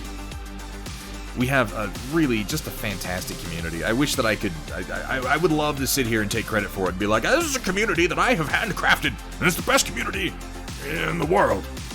I've been incredibly lucky to draw some very, very talented artists and some very, very good people and some good friends into the community, and they keep it incredibly active. You're going to find a lot of good information in there. Here we have from Project Dark Fox. Months ago, Commissar Elusive sent me a pair of models of my Lavender Fox character. Ah, yes. In return, after my health problems were addressed, I finished this piece for him, which was originally a commission from way back in April. It's absolutely safe for work, just spoiled it because ponies. I'm glad you said that because some of those models were not. Oh, I got to watch Dark Fox work on this one on commission the other day. And I confess, I don't understand the whole My Little Pony thing, like at all. Obviously it's a thing. People got really into it. I don't have a problem with it. I don't get it. But even not getting it, this is pretty cute. The outline of Ketchup on the wall is a nice touch. Really nicely done, Project Dark Fox. And guys, if you're not following Project Dark Fox, check out his work on the Thunderhead Studio Discord. He's got his own channel on there. Project Dark Fox also did the concept art for our Thunderhead Studio Borealis dropship for Battletech. Really, really talented. Great guy. Fantastic mod. Give him a follow and check out his channel on the Discord. That's pretty adorable. I would argue that hooves are not like an ideal tool for squirting ketchup at all, and this issue could have been avoided. with a little bit more planning. But somehow I don't think that's the point. Nice work, Dark Fox, and thank you so much for sharing, man. Here we have from Ion Raptor. Since talk of cosplay came up, let's combine cosplay and Battletech. I didn't realize this was you, Ion Raptor. I've seen this. Gen Con costume from 2014 won the sci-fi category and was just a hair's breadth away from Best in Show. I haven't made another one since, but I could find a couple others willing to fill out a lance. I'd be certainly willing to do it again. That's my second photo. Until next time. I've seen this. I did not realize this was you, Ion Raptor. I have looked at this costume a few times and thought the construction was very, very clever. The way that it moves with your legs and everything. That's pretty hot. And the little figure you have up front is the pilot. That's a fantastic touch. It really is. I enjoy cosplay. I haven't done it in a couple of years now, but man, when I was into it, I was into it. I don't know if you guys have seen. If you're in the Discord, you've probably seen most of them. I did Arrow. I did the Green Arrow from Arrow. That one was a lot of fun. I did Judge Lex from Dread. That one was a blast. I still have my Jason Voorhees. I have my Jason Voorhees from Freddy vs. Jason, and it is very particularly from Freddy vs. Jason because I made it so I could go meet Ken Kersinger, who played Jason in Freddy vs. Jason. That man is 6'5". He's huge. Even with my lifts in, I was only his height. I had 3-inch lifts, and I towered over everybody, and he was taller than that as Jason. I got to hang out with Robert Englund, though, which was pretty cool. My wife dressed up as Freddy, I dressed up as Jason, and Robert Englund, being the ham that he is, completely, it was weird because there was, a line, because it was a Freddy vs. Jason thing, there was a line to get photos with Ken Kersinger, and a line to get, or rather, autographs from Ken Kersinger, and a line to get autographs from Robert Englund. And it was like, there was no line for Ken and a huge line for Robert. Maybe it's not totally fair, but it makes perfect sense, given what a storied career Robert Englund really has. And he stopped that whole line. He made 50 people just wait while he booked it away from his table, came over to us, and took pictures with us. And it was one of the coolest experiences. But all this really is just to wrap up that I do love cosplay. And I gotta tell you, Ion Raptor, I'm not opposed to that idea. I'm not opposed to that idea at all. That could be a fun time. I don't know. We'd have to talk about that. And obviously, cons will have to get back off the ground. But that's some tentative interest from me. That could be a lot of fun. Really, really fantastic work. Yeah, I'm more into Jason than Freddy. My wife's more into Freddy than Jason. We're opposed on a lot of these things. It's like with Pacific Rim. My wife is into Pacific Rim for the kaiju. I'm into Pacific Rim for the Jaegers. Different strokes. I'd love to do cosplay, I just have no idea what to do or how I would even start. Getting started is certainly the hard part, KZL. There has to be something that you want to do. There has to be just something that fires up your imagination, something you want to be for a day. And I'll tell you, I have a lot of fun with bad guys. Cosplaying as Jason Voorhees means that I get to take a lot of pictures where I'm strangling and stabbing people. It means that I get to... I realize, before I say this might sound weird, but I don't mean it in a weird way. I get to just, be an asshole and put my hands on people in a hostile way, and they're completely into it. I'm not saying that, I want to strangle people. I'm just saying it's way more fun for me than doing, my heroic pose for the 30th time today. Instead, I get to be yeah, come take a picture with me. Okay, I'm strangling you to death. Or when I was Judge Lex, all my pictures were always me either shooting or arresting someone. They'd be I want to take a picture. I'm that's great. Get your ass up against the wall, and I twist their arm up behind their back, and they just love it. Or I'm get the fuck on the ground, and I point a gun at the back of their head, and they're just whoa, going along with it. It's a blast. Always love dressing up as the bad guys. Always love it. I had fun as the Green Arrow, but yeah, the poses were nowhere near as fun with the Green Arrow as they were with Lex or with Jason. I want to build elemental battle armor and shout clan. Hey, you can do it, Dark Fox. I think my wife is into Pacific Rim for Charlie Hunnam. That's understandable. Hunnam he's a real piece of meat, that one. Just find someone or something you like, find as many reference pictures as you can, and be prepared to be in it for the long haul. Costume took over a year to do. It takes a lot of work, and you gotta be willing to accept a lot of advice. Because I'll tell you, there are a lot of people who have been doing cosplay for a long time, and when they give you advice, it's usually coming from a place of experience. And decide what you want to do. Decide what level you want to hit before you start also, KZL, because there's a big difference between I want to dress up as a character, and I want to do a perfectly screen-accurate version of this character. And it's trickier doing things from, like, animated, cartoon, CGI sources, obviously, because those things don't have to exist in reality. It can simultaneously be easier and more complex to do real-world costumes, because you can fall down the rabbit hole of, why don't I just make it screen-accurate? And let me tell you, man, screen accuracy is a fucking trap. And whatever you do, There's don't. something about Canopian catgirls that give me that warm, fuzzy feeling. Maybe it's just my allergies. Well, no, that's not nice to say. There might be members here, and I don't want to alienate them. Watch out for the 501st if you're going to get into Star Wars cosplay. That's all I'm going to say. Watch out for the 501st. They might try to convince you that you need to spend a lot more money and a lot more time than you actually have to on a costume, just so you can, like, stand with them in a picture or something. And if that's what you want to do, then absolutely by all means go for it. I'm just saying, no, you don't have to join the 501st just because you're doing Star Wars. A lot of people think that it's like a private club, and if you're going to do Star Wars, you got to join the 501st. You don't have to do it. God bless those guys. God bless the 501st. God bless the guys at the Dented Helmet. I have some really, really good friends there. They can get a little anal. You know? A little anal. To the point where they turn you off doing the costuming. Yeah, no, they're all in. They're weirdly all in. They can get a little intense about it. Yeah, no, it's not. It's not unique, Rio. I'm not a big 501st. I don't want to say that I'm not trying to say anything bad about them. I'm just saying, you know what it's like? It's a bit like the Marine Corps, and I'm sure that they would love to be compared to the Marine Corps. But there are, like, lots of incentives and reasons to join the different, branches of service. And then there's the Marines, where it's like, they're not necessarily going to give you anything nicer than the other services. You just kind of have to really want to be one of them, and you got to really want it. It's the same thing with the 501st. You gotta want to be in it, and you have to be willing to put up with a lot of bullshit and a surprising amount of politics, and that is really what keeps me away from it. Let's take a look at this work from Rodan. D&D spider using as a Mirkwood. Ooh, that's a sword spider. Ooh. Nice coloring on it, though. I love the use of the bright color on the face and the blue back here on the abdomen. Makes it look dangerous, makes it look venomous.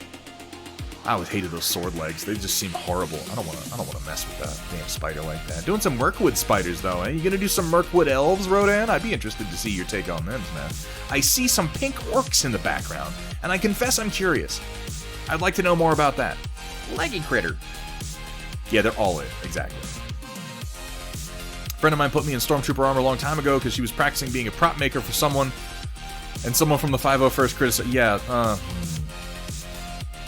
there are really good people in the 501st. And I don't even think that people from the 501st would disagree with me when I say that there are also some fucking shitheels in the 501st. I maybe have had some bad experiences in that I have encountered more of the shitheels than the great folk, but I know some of the great folk too. Just be aware. You don't have to join. They sometimes have a way of making things that should be fun not so fun. Exactly, Samara. It's a mixed bag. But in that mixture is some poo-poo flavored M&Ms, and I don't particularly like those, so. Yes, please do, Rodan. I would love to see what the fuck it is you're doing back here, man. Because it's very tantalizing. I don't mean to look past the submission that you made, but I am. Great work on the spider, though. I love the basing, this little bit of extra depth that you've given it, probably with some cork, I'm estimating, to support the body. Nicely done. Well disguised. Great paint job, man. Thank you for sharing, Rodan. Coming down. And here we have from Donsvergo. Oh, yeah, there's that. oh my god. With all the extra features and everything. Look at him. Look at this magnificent bastard. With this insane crest and the feathery wings. I always loved how the Doberman cannon and the shield attach to his shoulder pieces like that. So that he can use his arms and then they can rotate down. And he can protect himself and fire with them. How do you feel about the Mandalorian Mercs?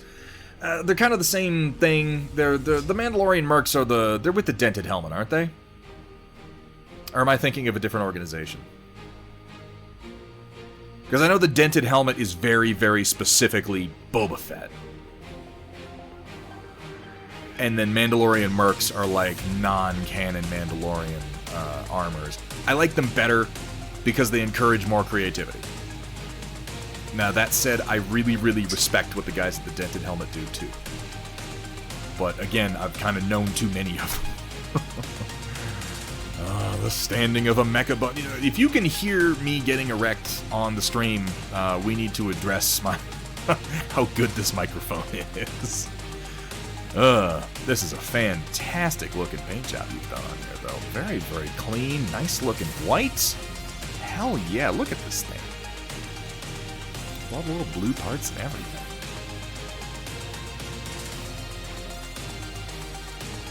Very, very nice, Dogs Virgo, and thank you for sharing that. But really, the Tall Geese just has such a good look, and what I've always loved about it is that you can see the Leo in its head here. Maybe a little less so on this one because it has the extreme crest, but you know, you take this piece and you remove it, and what's left behind is the Leo's little blank face. Very, very nicely done. Decals, clear coat, weathering, and polishing is missing. Never really did pics of the finished one. So do you not have it anymore, Don? Because I'd love to see the finished version if you got it. But if not, you have my sympathies, man. That's happened to a lot of projects. Yeah, I was going to say, it's the Tall Geese, and then you got like the Wing Zero wings from Endless Waltz put on there. It's intense looking. What is the crest from? Because I feel like the crest actually split off into a fork when he expanded it. That's extreme, man. But yeah, I would love to see the final. But if you don't have it, I understand. Thank you for sharing with us what you have. And you made the lance. Wait, he's got an extra lance. Did I miss it? I'm not seeing the lance. Oh, is that what's over here? Doesn't really show up very well in the picture. Either way, really, really great work, Don, and thank you so much for sharing with us. Here we have from Kursala. Decided to do a test print of some weapons I previously modeled, and I got to thinking, this is how the IWM mod pack should have been. Right? Holy shit, man. I don't... okay, I'm not going to go off on a thing about this. I just want to say... The Iron Wind Metals weapon expansion packs are some of the most confusing and frustrating products I have ever seen from them.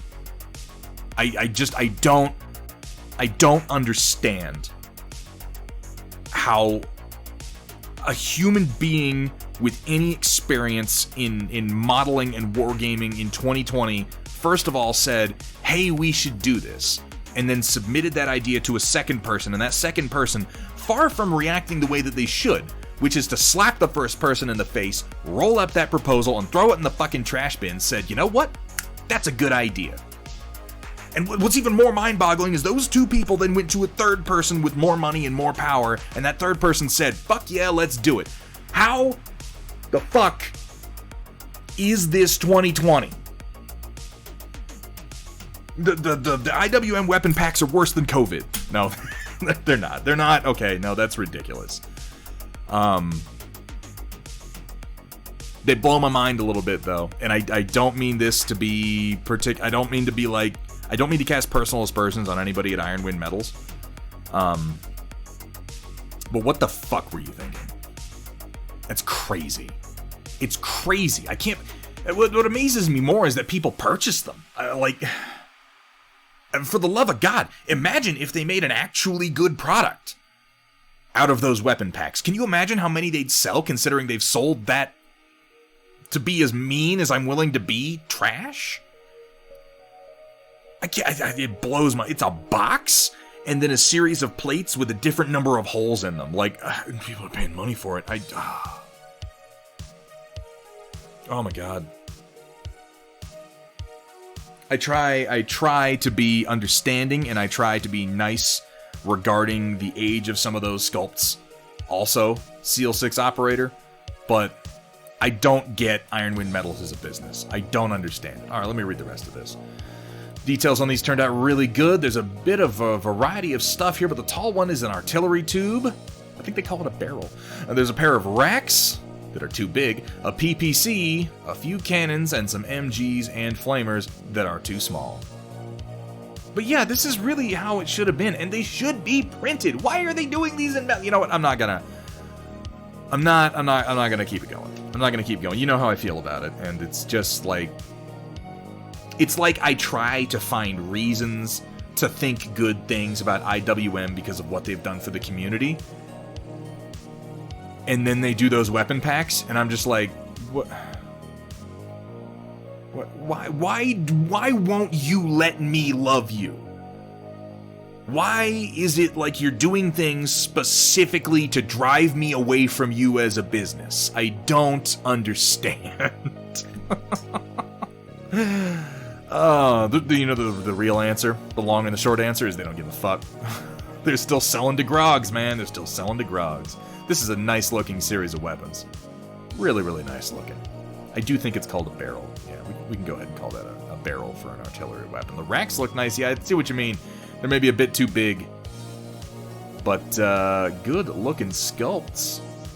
You know what, Kursala? Make a few more of these. Put them on Thingiverse. Fucking put them out of business, baby. Put them out of business. Because 3D printing, ladies and gentlemen, Locust and Gentlemex, is the time that is coming after this time.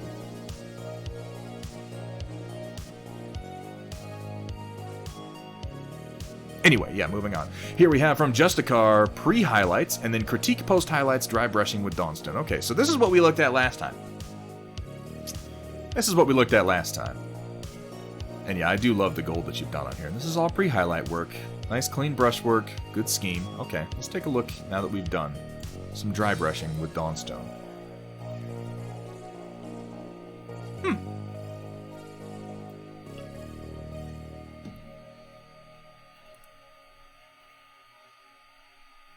It definitely helps.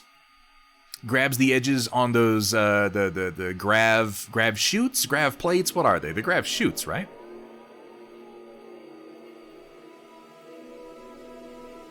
Helps pick out the details on the boots more. I feel like you could go heavier. Now, it looks like what you're getting is a lot of the distribution of the dry brushing over some of the flatter areas. You're definitely picking up some of the... You know what it is? It's because this is Dawnstone. I've used Dawnstone. Dawnstone is... It's a dark gray, but it's a warm gray. And I think...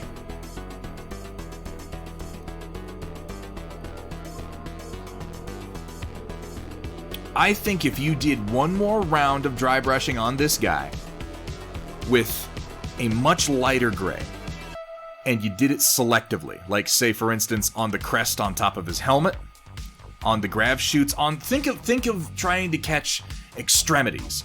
Think of trying to catch, rather than the whole plate here on the back of his calf, just this part, just the tip, chat. Think about trying to catch just this part and not the rest of his foot. Give it that last little bit of highlight in a much, much brighter gray, because you can afford to go brighter. I know it's tempting to leave it darker, because the contrast looks much sharper when it's up in your face, but you're going to get a much better tabletop effect if you're just a little bit bolder. A little bit bolder. Yeah, grav shoots. I thought that's what they were. And I'll tell you a trick that'll, I think, work decently for this. If you were to take a much lighter gray and do that dry brushing I'm talking about selectively on the extremities and on some of the harder edges, and don't be afraid to go pretty heavy with it, and then give the whole thing a black wash to kind of bring it back together and take out some of that chalkiness, and really, really let it settle in some of the crevices, like down in here, because it'll push these highlights even more. Yeah, the Dawnstone did a good job of grabbing these too. It's definitely a step in the right direction, Justicar. it's definitely a step in the right direction. I think you can push it more. Yeah, Nuln Oil. If you're using GW products, Nuln Oil is the one you're going to want to go with. Nuln Oil is a great product. It really is. I wish that I could name a specific paint that I would use to dry brush it with. I'm not familiar with all the dry brush compounds from Games Workshop, but you're just looking for something... Like, I remember some of the names, but you're looking for a brighter gray than Dawnstone. Don't be afraid to go almost white. Your highlights can really afford to be highly contrasting. But if you're going that high, I'd definitely be selective about where I'm doing it. Like I said, try to pick out the extremities, edges of the grab chutes, top of the helmet, bottoms of the feet, over here, maybe the hands, while leaving the arms alone for the most part. But I think, yeah, if you do that and then you even it out with some Nuln Oil, and don't be afraid to come back to it if you do something you don't like either. With dry brushing and washing, you can kind of keep doing it over and over and over until you get something you really like. Yeah, using GW paints. Yeah. So Nuln Oil is what you're going to go with. But it's a huge step in the right direction, Justicar. Also, when you're taking pictures of minis, I believe we have stickied or pinned in the Showcase channel on the Discord a brief guide to taking pictures. Yeah, Administratum Gray, I think is what I'm thinking of, Rogue. Administratum Gray would be a good point to go to. Take a look at the guide that we have stickied, or rather pinned, in Showcase on how to take pictures of minis, because you want more light on the front of the miniature than you've got, just because it will make critiquing easier. Because there are definitely some details that have fallen into real-life shadows here that are hard for me to pick out and critique. But the parts that I can see, I feel like you want to push it harder, and then you want to wash it. That's how I would, if you put this mini in front of me and said, do something easy to improve it, I would give it a real bright dry brush of gray, and then I would black wash it. See, there you go. That's one of the good things about using Citadel paints is they have that app and they have those graduations. So yeah, Administratum. I was going to say, because I think Administratum is kind of warm. I know Dawnstone is kind of warm. What about the fronts of the legs and such? Would you recommend doing what he's already done on the upper body? Yeah, I would think so. Go ahead and hit the, eventually you're going to learn the parts of the armor on the Space Marine that you really want to pull out. The tops of the kneecaps and then the tips of the toes are almost always a good one. You can afford, you want to get like the top of the belt buckle, ignore the crotch for the most part, but yeah, get the top of the belt buckle, the tops of the knees, and the tips of the toes, and you're going to create some real nice focal points for the legs. Work in a basement, one of the brightest areas in the space. I'm just going to say what I always say to you, Justicar, and it is that painting, or rather taking pictures of miniatures is as difficult, if not more difficult, than painting them in the first place. It really, really is. And Rogue makes a good point. If you're curious, or if you're wondering where should I do my highlights, even this picture is almost a good guide. Look at this picture with the shadows on it. Look at where the light is catching it, because you can see it's the top of the knee pad, it's the top of the belt buckle, it's the gorget around the neck, it's the upper part of the fingers, it's the crest on the helm, it's the tips of the grab chute. Look at where the light is hitting it. The tips of the toes, highlight those. Make those your targets for highlighting, because that's where the light's going to fall naturally.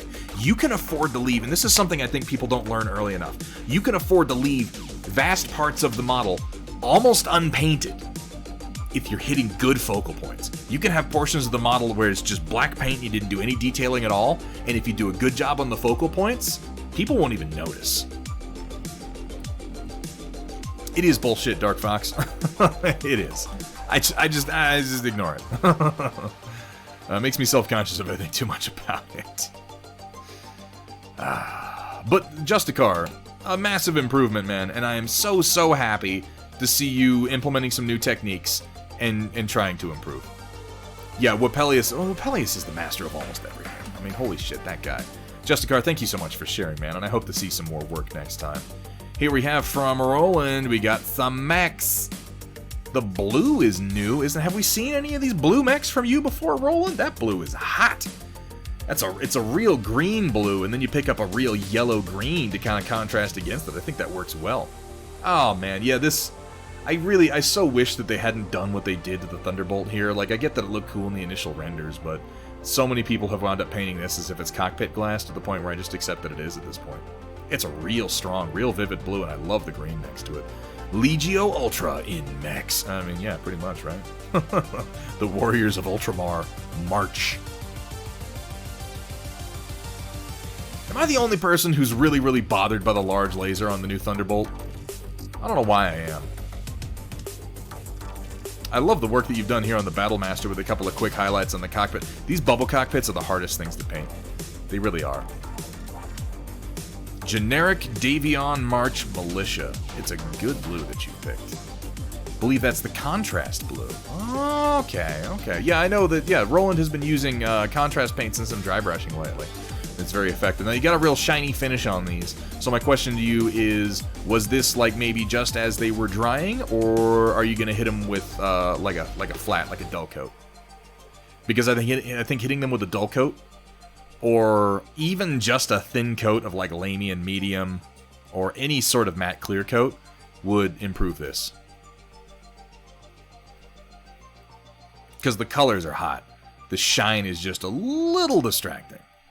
Tester's dull coat for the win. And that's an easy step to do, Roland. But man, you've picked some fucking awesome colors for these two. And I like the silver being used as the accent color against the blue. And then just the singular focal point of green on each one. Now. Wait, you think what's too big?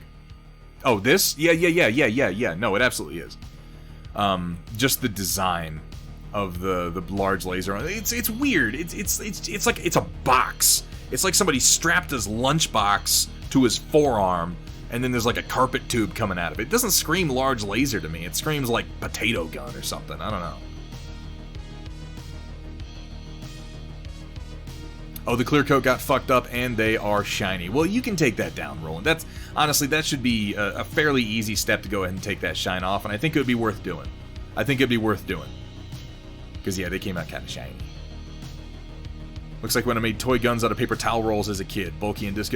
Honestly, of all the, like, this is like, you know, this is really nitpicking here, considering where we came from model-wise and how good all the new models are. But I think the Thunderbolt is probably the most unfortunate of the new sculpts. Roland, thank you for sharing that with us. And then we got some Caretons that you're working on. Oh man, that sort of warm gold yellow against the red is nice. That's real nice. And yeah, it looks like these guys got the same clear coat. It is cool in Dougram. You know what I like about it in Dougram is when the Thunderbolt runs and they like, their arms are so long. They got like these gorilla arms on them. And they only showed them do it like one time, but they hang their arms forward like an ape. And they lean their shoulders in, and then they just run. Jump, jump, jump, jump, jump, jump, jump. They look fucking creepy. Yeah, gorilla or ape-like. I thought that was so cool. And when I managed to get my my Iron Foot, yeah, Iron Foot, that's them. My Iron Foot sculpt done. I want to do a running pose of them where they're just hanging their arms forward like apes while they run. It's like the reverse Naruto run. It's crazy.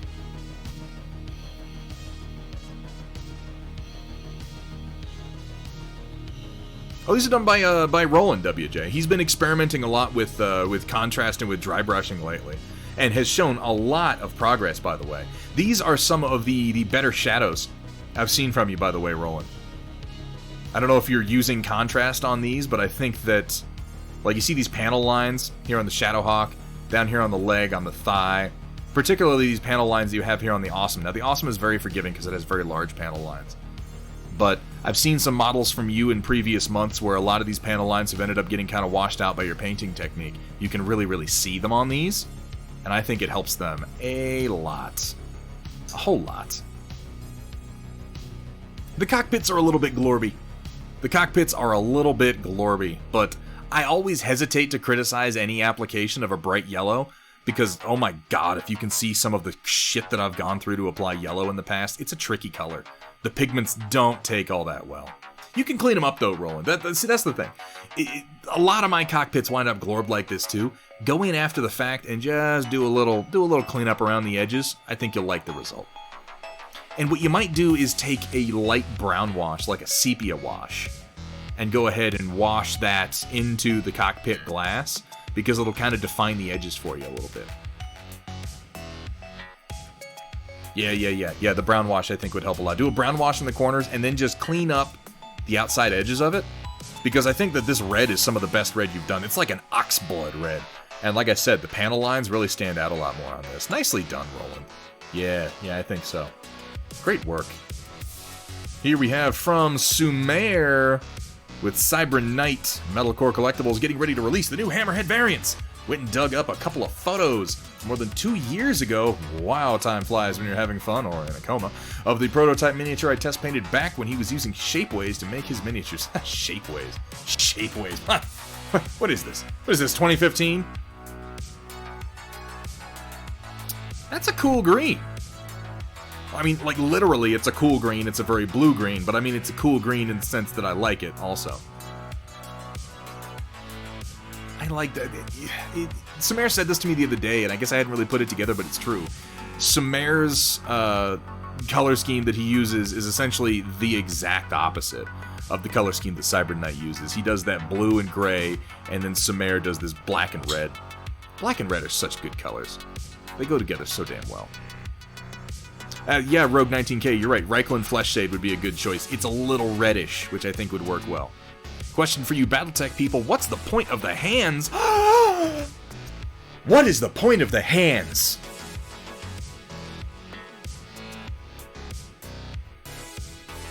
What is the point of the hands?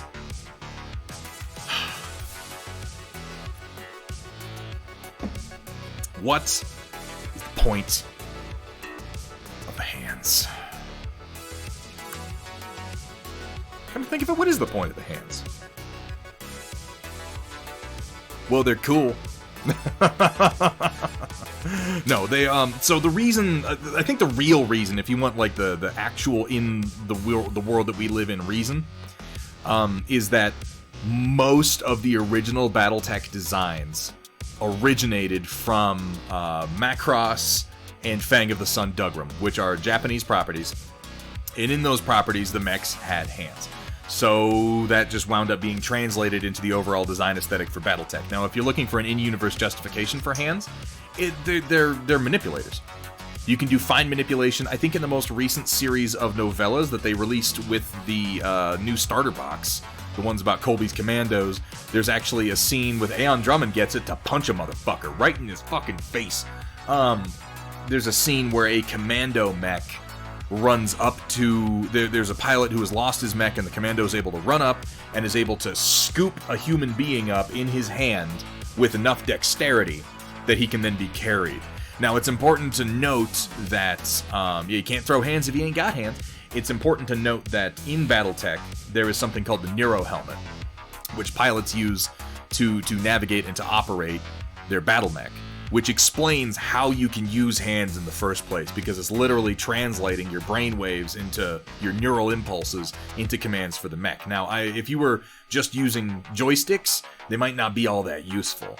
But because you can think to yourself, I want to ball up my fist and throw a punch, they're a lot more useful. One of the things that I also kind of headcanon for myself in Battletech is that most of the mechs with hands were designed prior to the succession wars that really led to the apocalyptic downfall of the Battletech universe.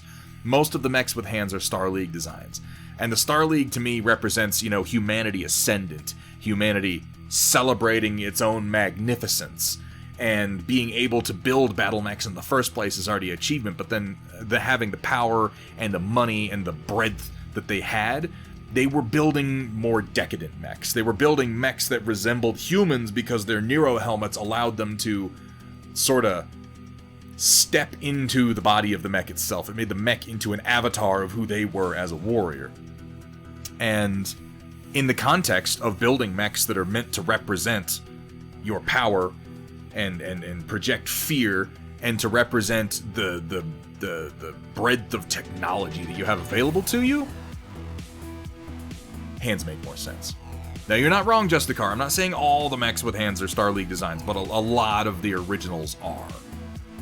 And I always saw clan mechs as being more practical. They use more reverse jointed legs and weapon arms, They're much more, I don't want to say aggressive. It's not like Inner Sphere mechs aren't aggressive, but they're more direct, They're more like stompy weapons platforms, whereas Inner Sphere mechs are more like Well, an avatar.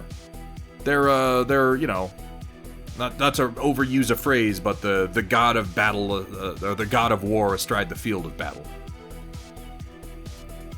At the end of the day, if you want the simplest answer, they're fucking cool.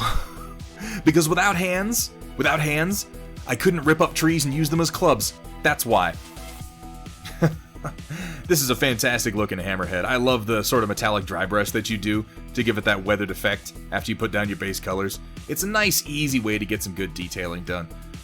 Cool red. I always love this paint scheme. I always do. Very nice. Thank you for sharing, Samara. And it looks like Cybern Knight has a slot open and wanted to get a hammerhead in also. One good hammerhead deserves a second and a third. This is also one of my old Shapeways prints. Yeah, see, you can see the diametrically opposed paint scheme. We got red and black, and then we got this nice light gray and blue, both with green cockpits, interestingly. And then standing on top, is he stomping a tank turret? You just have too many extra parts lying around, Cybern. Duelists versus warfighters. Yeah, rogue. Yeah. You make a good point. I hope that was helpful, KZO. But the true answer, if you really follow it back, is that, yeah, they borrowed mech designs, and those mechs had hands, so they get hands.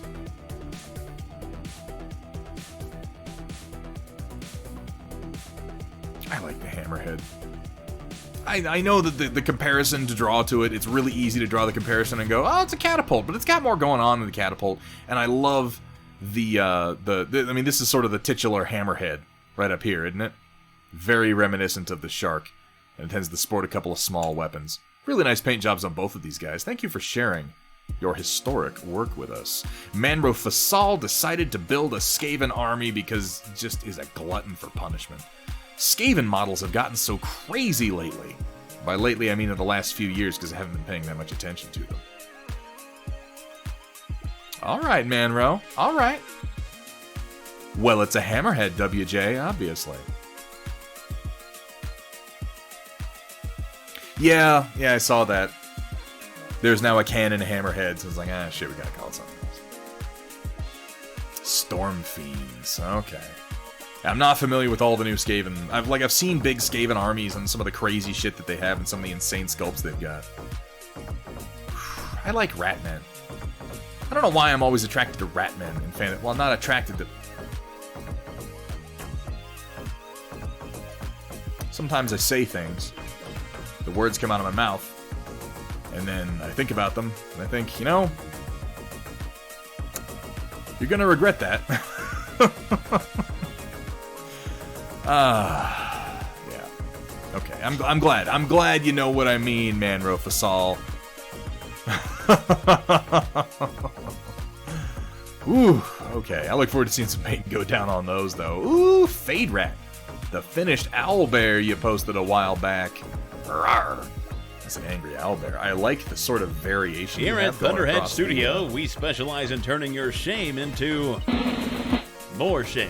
A whole lot more. A whole lot more. I love the color variation you have going across some of the feathers here and then down across the belly. Are you looking for any critique on this one, Fade Rat? There's something about Canopian cat girls that give me that warm, fuzzy feeling. Maybe it's just my allergies. I look at this and one thing jumps out at me. I want to wash the shit out of this model. I want to take some Army Painter strong tone for the top and soft tone for the bottom. I want to put a couple of drops of flow improver in it, and I want to wash the shit out of this model. Because the colors are so well applied, and if you get the depth, particularly here, along the thigh, and then underneath this arm, here, along the edge of the neck, and then the texture of all these feathers. If you get a wash down in there, it's gonna look good. It's gonna look, and it's such a simple step. Because your instincts are absolutely correct on a number of these colors and on the color placement. And a wash, yeah. One coat of wash, then a dry brush of the same brown. Okay. So I would wash it again. And if you're going to do a dry brush on it, do it very lightly. Now, when you're doing a dry brush, a way that you can test if you're doing it right is take it and wipe all the paint off like the technique says, and then do it on the back of your hand. Well, you'll see me wiping paint on the back of my hand while I paint a lot. Use that area of your bare skin and pull the dry brush across it. If you see streaks, you've got too much paint. If you color the texture of your skin,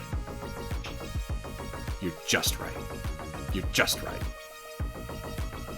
And be selective about where you do it. You can dry brush different colors across the same surface. You can do heavier dry brushes and then lighter. You can just dry brush the top. This is a fantastic model to experiment with washing and dry brushing on because it has as much texture as it does. I would just say that remember you're trying to get different shading from, like, this should all be much brighter than anything down here, and this should all be much brighter than anything down here. I'm talking just in tone, not necessarily in wait, tone, that's not the right word. In scale, not so much in hue, if that makes sense. Or glove, you can use a glove too. Yeah. But this is a fantastic model to practice that on. And I think that if you played around a little bit more with washes, and they did some real light dry brushing, yeah, and don't necessarily even use the same base tone. You don't have to just dry brush it with the same brown that you put down the first time. You can come in with much lighter, like if you did a much lighter tone and you dry brush specifically like the tips of the feathers. A little bit here, a little bit here, a little bit down here. That can really help give the feathers, and then, you know, leave your shadows here real deep to kind of separate the feathers from the fur. I think you'd like the results, if you feel like doing it. And yeah, maybe the painting pupils, like, I'm always hesitant to be like, try painting the pupils again, because it's a pain in the ass. But larger pupils like an owl, because they got big old pupils on them. Those are the changes that I would make if you put this mini in front of me. I hope that was helpful, Fade Rat. Because like I said, you got the right instincts on so many of these colors, and I love what you've done with the beak and the lips here for that matter, and the tongue. The mouth looks pretty cool. This is another one, though, where if you got a little bit of a darker wash between the teeth and up along the gums, I think you would really like the results. I don't know what you're talking about, Cat. Thank you, Fade Rat, so much for sharing, and I hope that was helpful. Here we have from Kevin Kitsune, put some static grass magnets and a clear coat on everything. Now I'm painting the mouths. That green. That green. Particularly when it's contrasted against the grass. That's hot. That's a hot. And this is a good example, Fade Rat. You see how dark the wash is in these recesses. This is a similar sort of model because it has so much texture on it. But you can see the texture much more easily.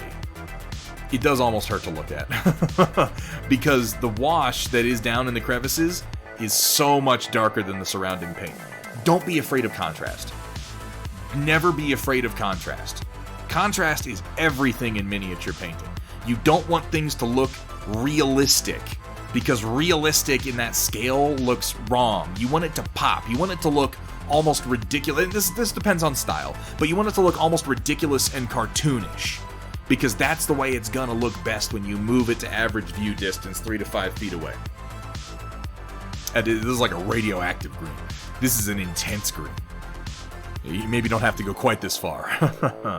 Can you mix paint with a wash to darken it up, or would that ruin the wash? So the pigmentation in paint tends to be different. I'm not saying that you can't do it.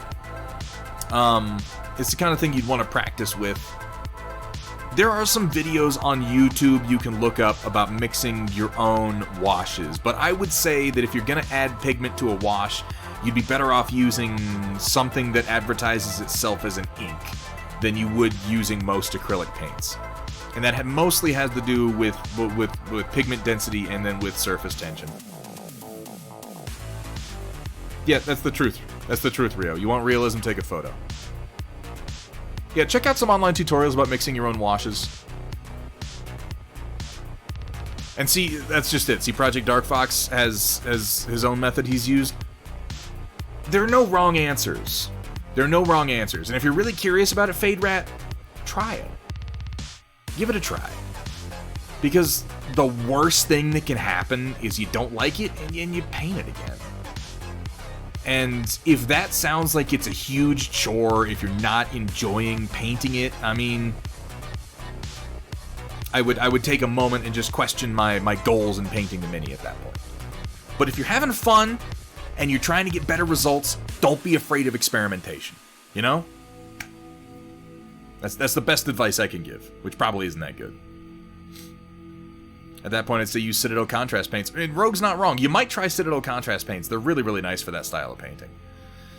It's like all big-eyed while searching the dark forest for prey and it sees the poor adventurer, the people's narrow, focusing on them and lets out a roar to let them know they're screwed. They're gonna be eaten by a fucking owl. That sounds awful. I don't want to be eaten by an owl. Dare to suck. I like you, Seal Operator. You're smart. Gonna have to mess with my camera because it isn't that vibrant. It registered the green very well, Kevin Kitsune. I will say, it does look like it is a little bit painful to look at. Use water to make glazes and washes out of my paint. Mine's a sort of design for that. Yeah, it depends on the paint you're using, too. There's so many variables involved and so many products that are made that it's hard to just say, yes, you can totally do that. That's why I say experiment. Because the same method that works with one paint might not work for another. And that's why I say veer towards things that have really high pigment density. Reaper high definition is probably good for that. Almost anything that advertises itself as an acrylic artist ink would probably be a good pick for making your own wash, in my opinion. Yeah, check your exposure, baby. It's a trap! Wait, we got stuff. Oh, we closed, and Cat's just letting people know that shit is, in fact, quite serious. But that's going to bring us to the end of the Storm Report, and in turn, button, do what I told you to do. The button doesn't work. The button doesn't work. Stream Deck. Okay. All right, Stream Deck, fine. I'll click it myself, since you're not going to be helpful to me right now. Oh, my God.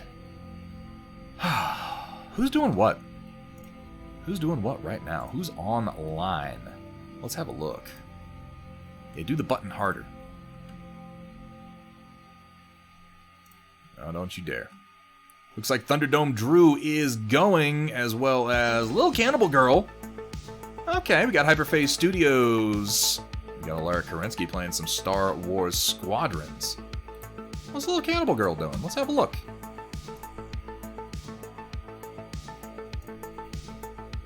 Ooh, sculpting some dragon eggs. Interesting. Interesting.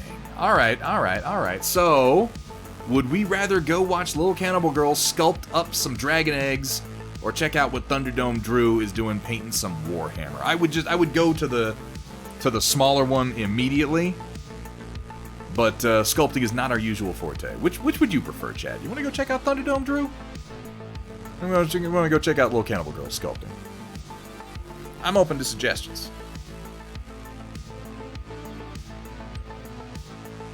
Why don't we give her a raid?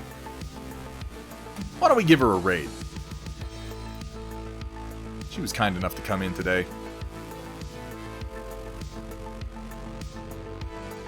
How do I raid people again? Where's the button? None of my buttons are doing what they're supposed to do.